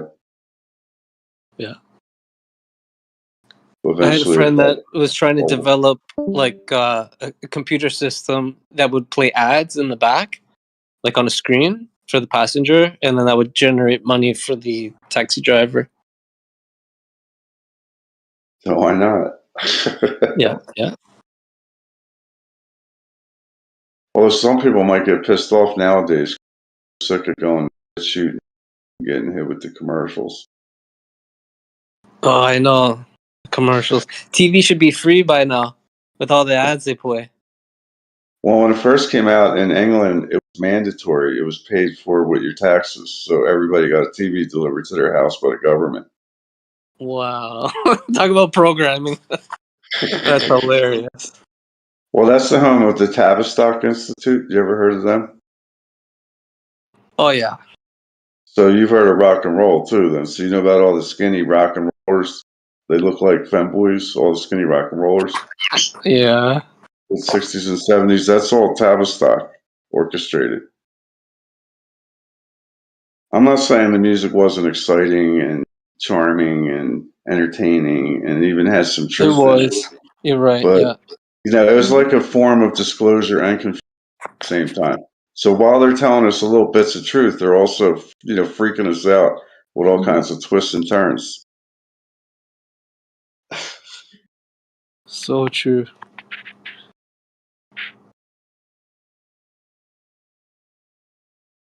Now they In have a fact, you probably training. got Now they have a training in every celebrity role, every world leader role, like all the pundits, even some of the top athletes.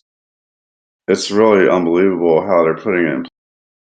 Like it's almost as if they have to, by natural order, do like this heavy disclosure.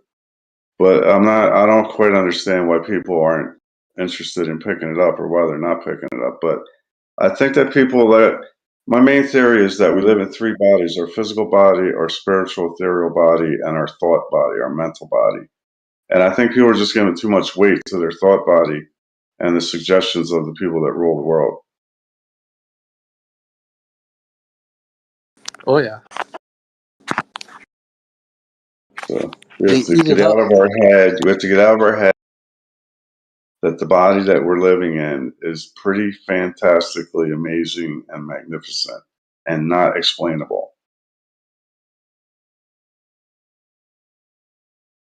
I mean, we can describe it, what we see. You know, the body's like an expression of creation itself. So, you know, we can certainly know it through observing it and describing it. But like we can't pin it down. So we know how everything's powered and kept in you know, state of parity and self-restoration. We come up with a million terms about the different measurements we take, but nobody's going to try to identify the source and try to catch it.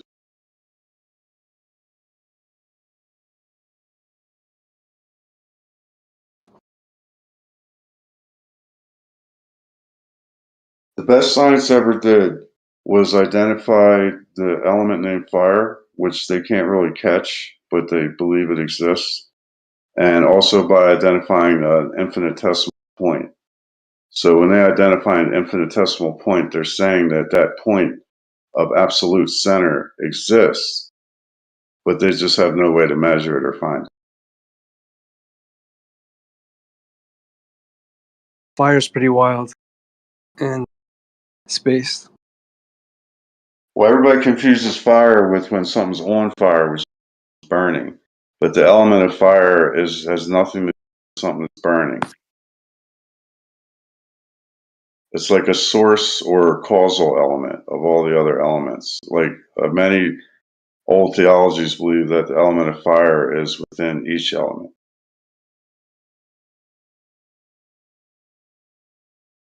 And the way it's spelled is critical because it has F as the foundation, the number of 6 for man, plus the word for agitation, ire.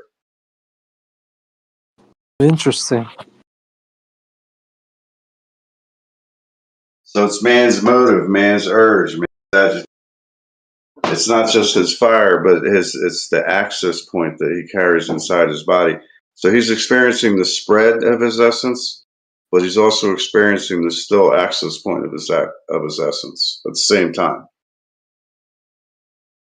You know, many people won't believe this, but supposedly There was a guy named John Lee, I think, but he essentially was able to start fires using the chi energy in his body. He was able to amplify like the electrical, I guess, charge, in which he was able to like ignite paper on fire. This is on video.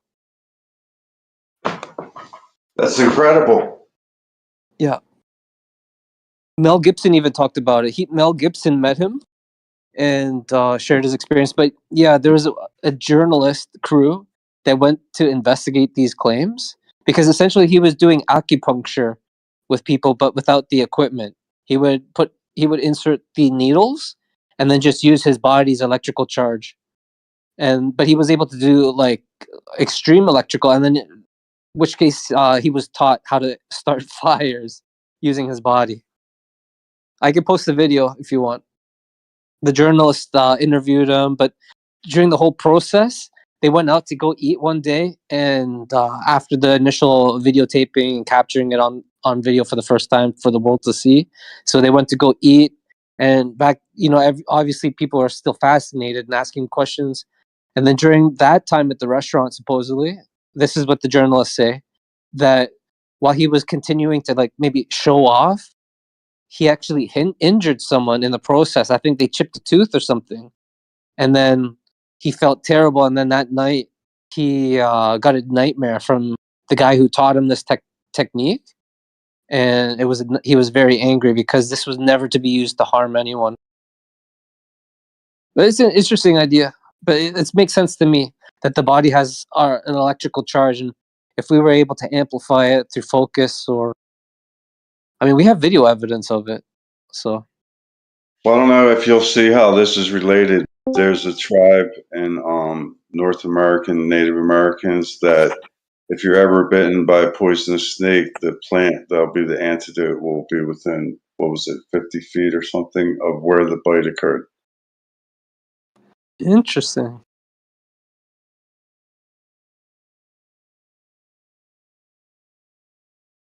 So there's a lot of people who through the years have said that they live that way, where they straight to the unknowns and expect what they want or need to appear. And there's a lot of testimony out there that actually works. Yeah. In fact, this goes back to the placebo effect because the one guy, he made a lecture, PhD Bruce Lipton. He even used that example that there were a group of devout Christians who were exposed to venomous levels or I think fatal levels or potentially fatal levels of venom, and they weren't affected because of their their mind state. I think he shared some info on that, but the citation. What about the guys that I don't know what nation, but and they can even talk, initiates into doing it, and they don't get burnt. Yeah, I've seen that. Yeah, so there's some magic there of, I would call it power of suggestion. So this only proves to the human being that's witnessing that through the power of suggestion, even if they deploy it themselves, they can bend reality.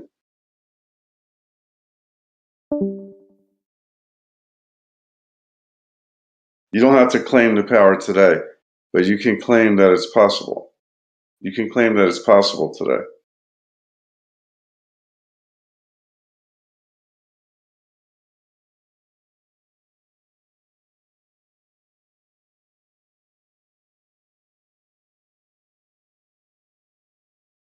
So this is actually the resolution or the cure is the power to bend reality or the power of suggestion.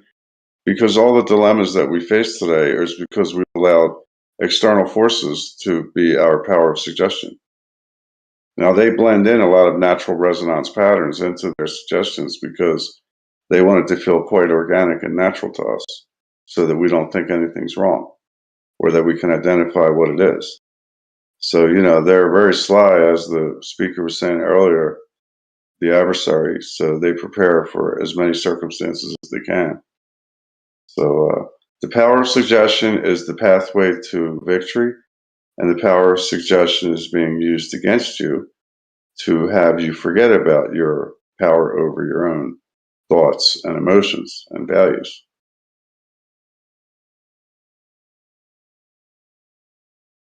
Yeah, I just posted video. His name was actually John Chang. I tagged you in the live stream one if you ever want. But yeah, supposedly Mel Gibson shared his experience with meeting him as well on Joe Rogan. I'm putting a PC on so I can I'm on my phone now, but I put my PC on to get it. Oh, okay, yeah. You could just go to YouTube and type it in John Chang, fire and chi, and the I'm gonna journalist put captured the. it all. Yeah. No, I said I'm putting the PC on now so I can capture. Oh, nice. Yeah. Yeah. No, the That's PC pretty was cool. already on. The PC was already on.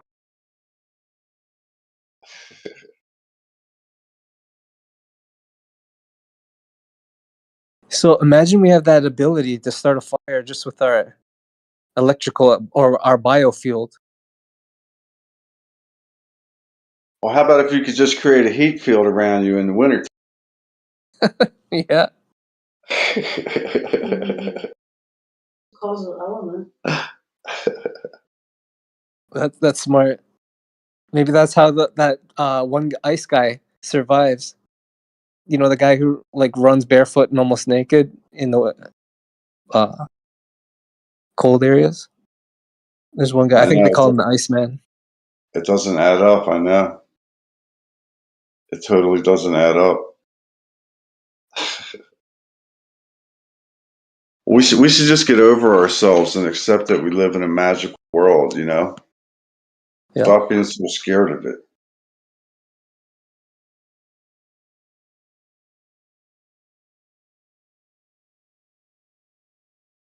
You gotta know that the bosses of the world, they want us to be scared of magical things. That's why they make magic look either silly or scary.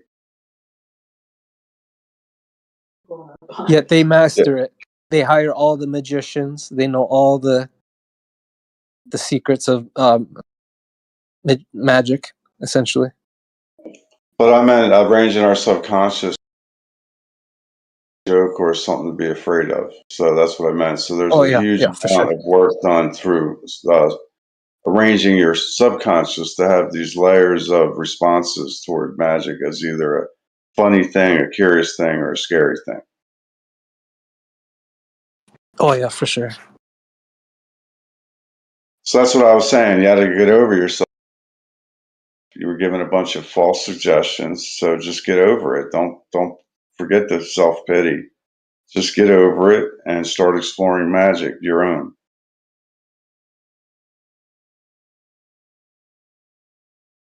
Oh wow! What did you? Okay, when you watch this video, he's able even to stop a bullet with his hand. Oh shoot! I didn't remember that part. I thought only kung fu could do that. Yeah.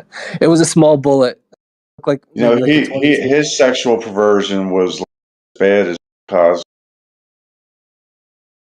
Oh yeah. Yeah, we had this newscaster. He was real vibrant. I guess he was gay. It turned out he was. So his name was Jerry Penacoli in Philadelphia.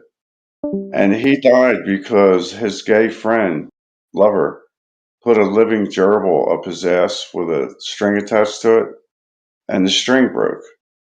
So the gerbil died up inside his anal cavity there. I mean, the rodent died. And then he got some kind of sepsis or something from it, you know, and like it killed him. Oh, for So sure. instead of Jerry Penacoli, his name should be Gerbil Penacoli. That's what we actually renamed him after the story came out. Gerbil penetration, yeah. Gerbil penetroli instead of Jerry Penacoli. Oh man, that's terrible. For Yeah, him to even do that. we had another guy, the most beloved weatherman of all time, is his name now. But he was like a huge avid sportsman and outdoorsman. So he literally died jumping in a parachute that didn't open. So he just went plop, plop, plop, plop on the ground.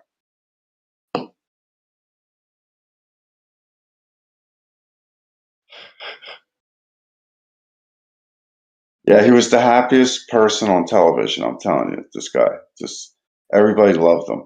Anyway, the main newscaster, he stayed on TV there in Philadelphia until he was like 65. But I did a cable TV media center connections for him in his apartment.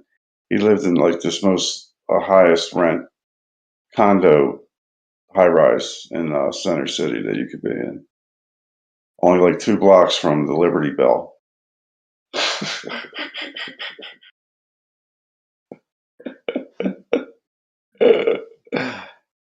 Anyway, this guy, he was a little shrimpy guy on TV, but in person, he's one of these 4 foot something dudes. And his wife that he was walking with was like a 6 foot beautiful man, but dressed up as a woman. I mean, it was beautiful and everything like that, but her shoulders were a lot wider than her hips. Yeah. So apparently this has been going on for a while with this fake you out here and fake you out there stuff. It's almost like they have to get caught because it's a form of disclosure. And if you literally let it pass and don't protest it, then it's a form of glorification and sanctification.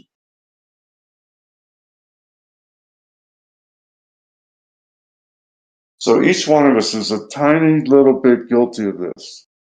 Not overwhelmingly guilty. We have a little piece of it. But each of us all together, when you add all them pieces together, we're guilty. So we're guilty of collaborating with the enemy. Yeah, even aiding sometimes. Yes, even aiding, because sometimes we take positions of very naughty things. Yep.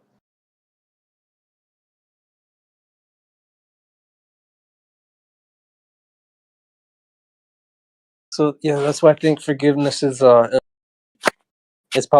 actually one of the things. I think the final axiom of reality. See, I found like there's 4 axioms to reality, kind of like 4 legs to a table or a throne. The first would be creation, because right, creation itself, and then whenever you create something, the second leg would be rules. Right, the rules would either be there are, which is a rule, or there would be a highly complex set of rules. And whenever there's rules, there's judgment. And we see how huge the judicial system is across the world. People will go find someone anywhere in the world to bring them to justice if they can. But thankfully, the last leg of the table or chair is mercy. So we should be merciful to those who have wronged us. Just as we maybe God will be merciful to us for aiding them and helping them in our ignorance or even in our weakness or whatever. So, but yeah, I think it's a huge aspect of reality, for forgiveness, and I think we should extend that to the controllers, because eventually, if they recognize they didn't have to fear the people that they maybe want to imprison because they feel like people are going to turn on them and want to exact justice, maybe take their life or put them in prison, so they want to put the people in prison first or whatever, like with all their safeguards. But if they recognize that people are merciful, that might touch a soft spot in the heart where they want to change. Who knows? But, Well, it's interesting that you started out with the word forgiveness, but then you traded it for the word mercy at the end. But I think you have the same sensation or meaning in your heart in both words. Oh yeah, thank you. Yeah, good point. So the reason I bring it up is because I studied this word forgive and forget as an etymological technician, because I study all this stuff. And forgive is actually 2 words, for, meaning what you're for, and then the word give. So if you're for giving, then you're for projecting, basically. You recognize that you're a projector of reality. So when you're forgiving something to someone else, then you want to project onto, the goodness out. So you're projecting out. So when you're forgetting, then you just want to take. So you're out of order. So forgive and forget are actually a pair. They're like twins that go together. So whatever you're forgiving out or projecting is what you're going to be getting or taking. Interesting observation. Another one. Thank you. I looked at the word digit because I base words when I need to their base pattern. So to do that, you remove the vowels and the duplicate consonants. So the word digit is there's two vowels, two I's, and then it's just DGT. So it would reduce in its base pattern to DGT. But as an acronym, it's perfect for divine give take.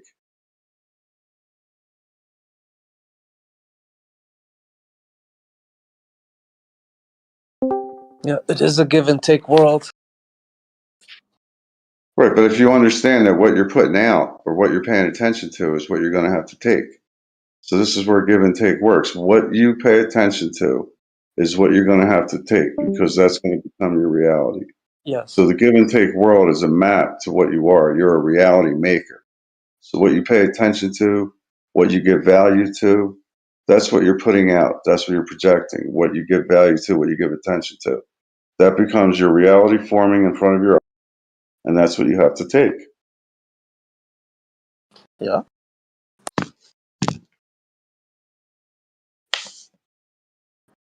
We all do this every day, so it's really not.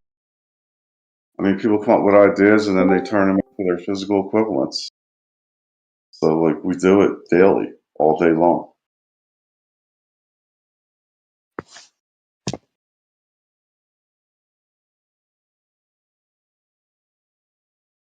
On that note, I wish you a pleasant evening because it's past my bedtime. Oh, thank you, sir. Yes, it was a pleasure. All right. Peace Hopefully out. you have a great one. Stay Thanks, strong. you too. Bye. The woo has left the building. I was hoping we could have spoken. Him and I could have teamed up against you or for you, because we're really on your side, NASA. Unlike maybe the people who are lying about the Earth. I can't take his woo. I'm sorry. Okay, how about this? You know that the flat earthers here, and like myself, we have no incentive to lie to you. But maybe the government, they do have an incentive. Mm-hmm.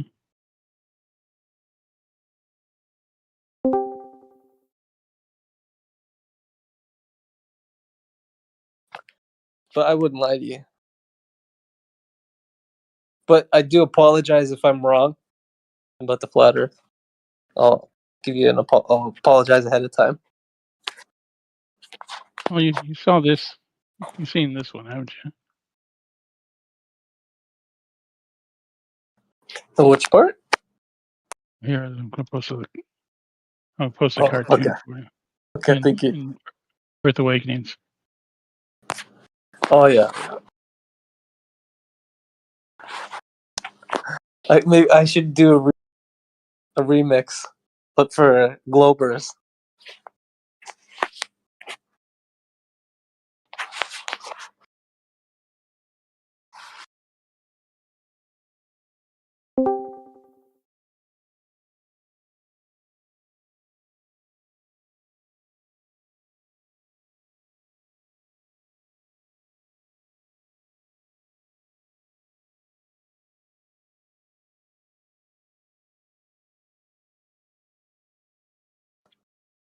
NASA, do you think there would have been? I know we've talked about the flood in the past, but do you think there could have been floods literally in the past?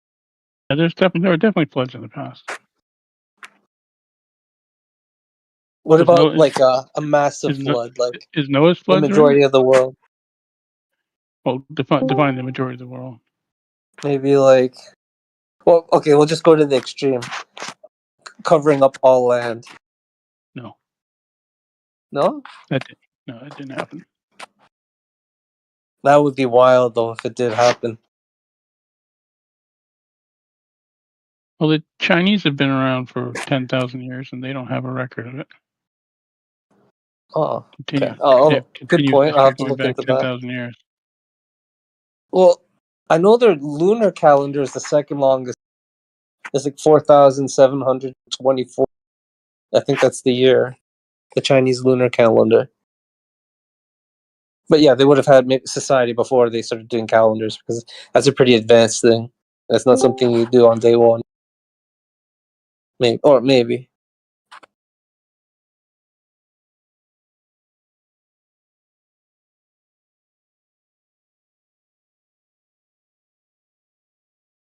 Here's another one I like.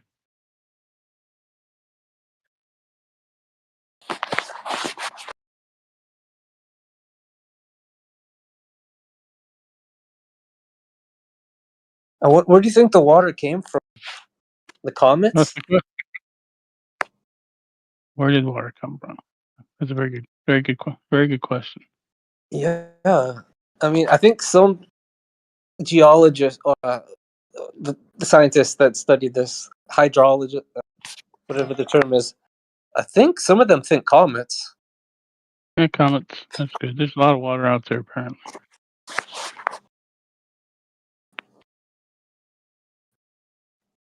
Maybe there was, like a massive one that caused the flood at one time. The problem with the flood is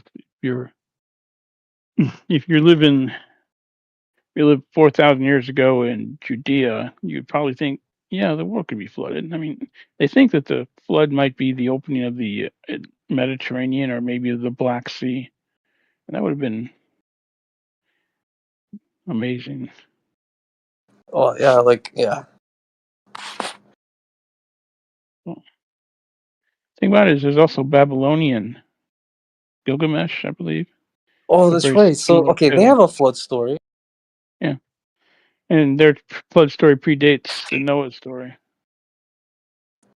So it seems like there could have been a flood of some sort that covered. Sure, there were. There are floods all over. I mean, plenty of floods. I've been in a couple of them, and they seem quite widespread when you're in one. I mean, hurricanes take out the entire state of Florida. Okay, yeah. So we see large floods. There has to be maybe like an extreme flood, like the flood of all floods. It seems like that could have been possible. If you read the Noah story, what a lot of people don't realize is he was on that boat for like a year, if I remember right. Yeah. And so, how did 8 people take care of all those animals? How did all the animals eat? How did lions eat when they don't eat grass? The theory is that they were all, what's the word, babies. They were all young animals, so they would have been sleeping probably for most of that period. So if it was like dark and rainy, like maybe it was full of clouds, or maybe blacked out the sky, maybe it was easy for them to sleep. Then you get some of the pictures that have 2 male lions going on board. That's, yeah, maybe 2 male and 2 female. There's, I think that someone calculated. They have the ones, like 2 giraffes and 2 elephants, and then they have 2 lions. Only they both have manes. It's like, oops. Oh yeah.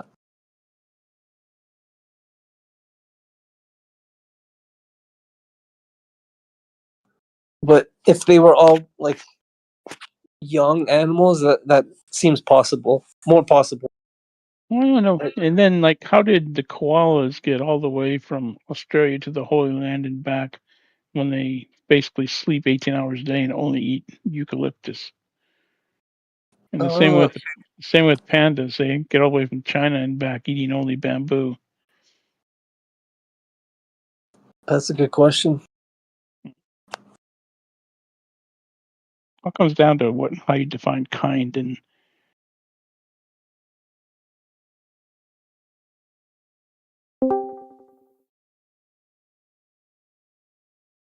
I mean, that's all less spectacular than all those things randomly coming about, isn't it? That happens in eons of time, in time. How much time? Like an infinite eons. amount of time? A long time, yeah. Long time. And then the conditions need to be like perfect, right? For what? For life.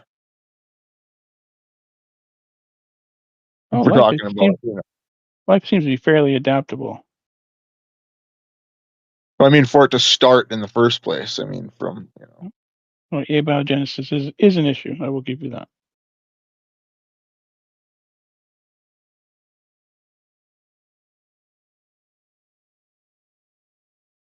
We saw the documentary where Q showed Picard that life started in France, right? If I remember right.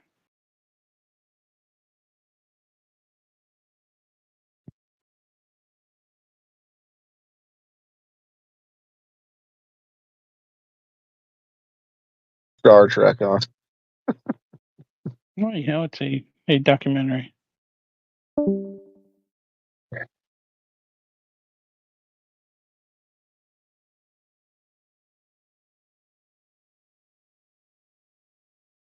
No, it's like when you talk about abiogenesis, you need to invoke like a practically infinite amount of time, perfect conditions, and then on top of the perfect conditions, within the perfect conditions, spontaneous organization, which, seems like a scientific term for a miracle.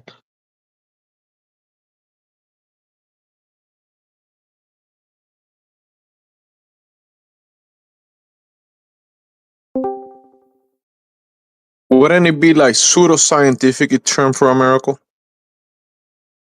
Well, the thing about it is that you guys boss, guys. Oh, look, abiogenesis. Yet you have your own abiogenesis story. What do you mean? Oh, you have your own abiogenesis story in Genesis. No, that's an intelligent creator designing things. But nonetheless, he created stuff, right? Sure.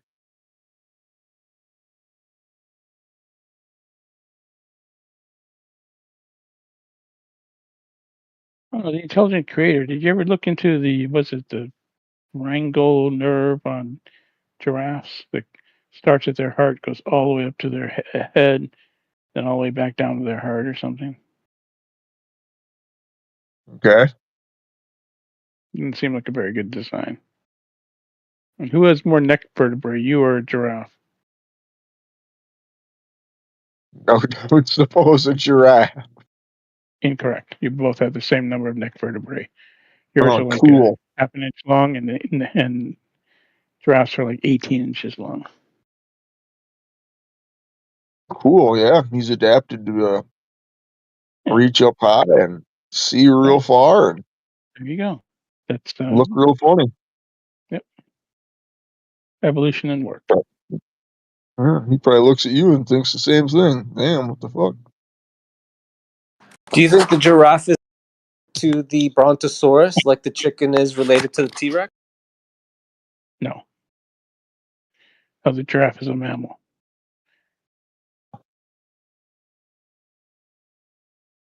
You see that? Show you the picture then. Yeah, let's see if I can find it. One of my favorite pictures. Do you like really believe in evolution, or are you just like Evolution is not a belief. Evolution is not a belief. No. No, Well, it's it a happens in the scientific. short term, sure. Yeah. It's a scientific fact.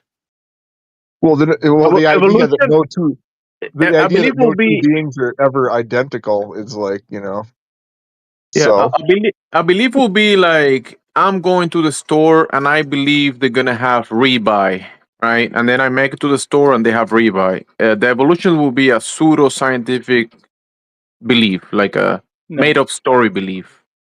It's not. It's something that you cannot go to the store and find evolution, right? Yeah, you can find rebuy. You can even if they don't have rebuy, you base your belief that last week you got rebuy, but maybe today they have I don't know salmon or something else. You buy something else, right? Yeah, you haven't taken much biology, have you? Have you? Yes, I have. And then what? And then therefore evolution. Yeah, evolution is baked into this. No, That's evolution YouTube does take place. biology, therefore evolution. Good argument. Correct. Give me a second here, man. So, like, evolution does take place in like a very fast pace sometimes. So I know this from like because I'm a trout fisherman, so I'm always reading about trout fishing in different places, and there's this really high mountain lake where they put a certain kind of cutthroat trout in there, and the biologist studying the trout in this mountain lake that's like higher than 10,000 feet. Like most of the food that's in there for them is like microscopic. It's like plankton. And so the fish's gills actually changed over like 20 years of being up there, like 4 or 5 generations of fish. And their gills created this much finer mesh that you find in other salmonids that predominantly eat plankton, like zooplankton and stuff. And so it was only in a matter of like 20 years that they made a physical change to their body to be able to feed better in their new environment. Now imagine that happening over millions of years, and you get evolution. You don't have to have millions of years. That shows that you can have a couple generations. No, bro, but that ability of the fish to do that was already there. He was already able to do that. It's not like it was outside of the code of the design of the fish to not able to do that. He's capable of doing that. That's not evolution. This is Darwinian evolution. That's best. That's correct. Survival If the information was already there, It's within the it's code, already, the design. Correct. it's convenient. It's Darwinian or evolution. It's survival of the fittest.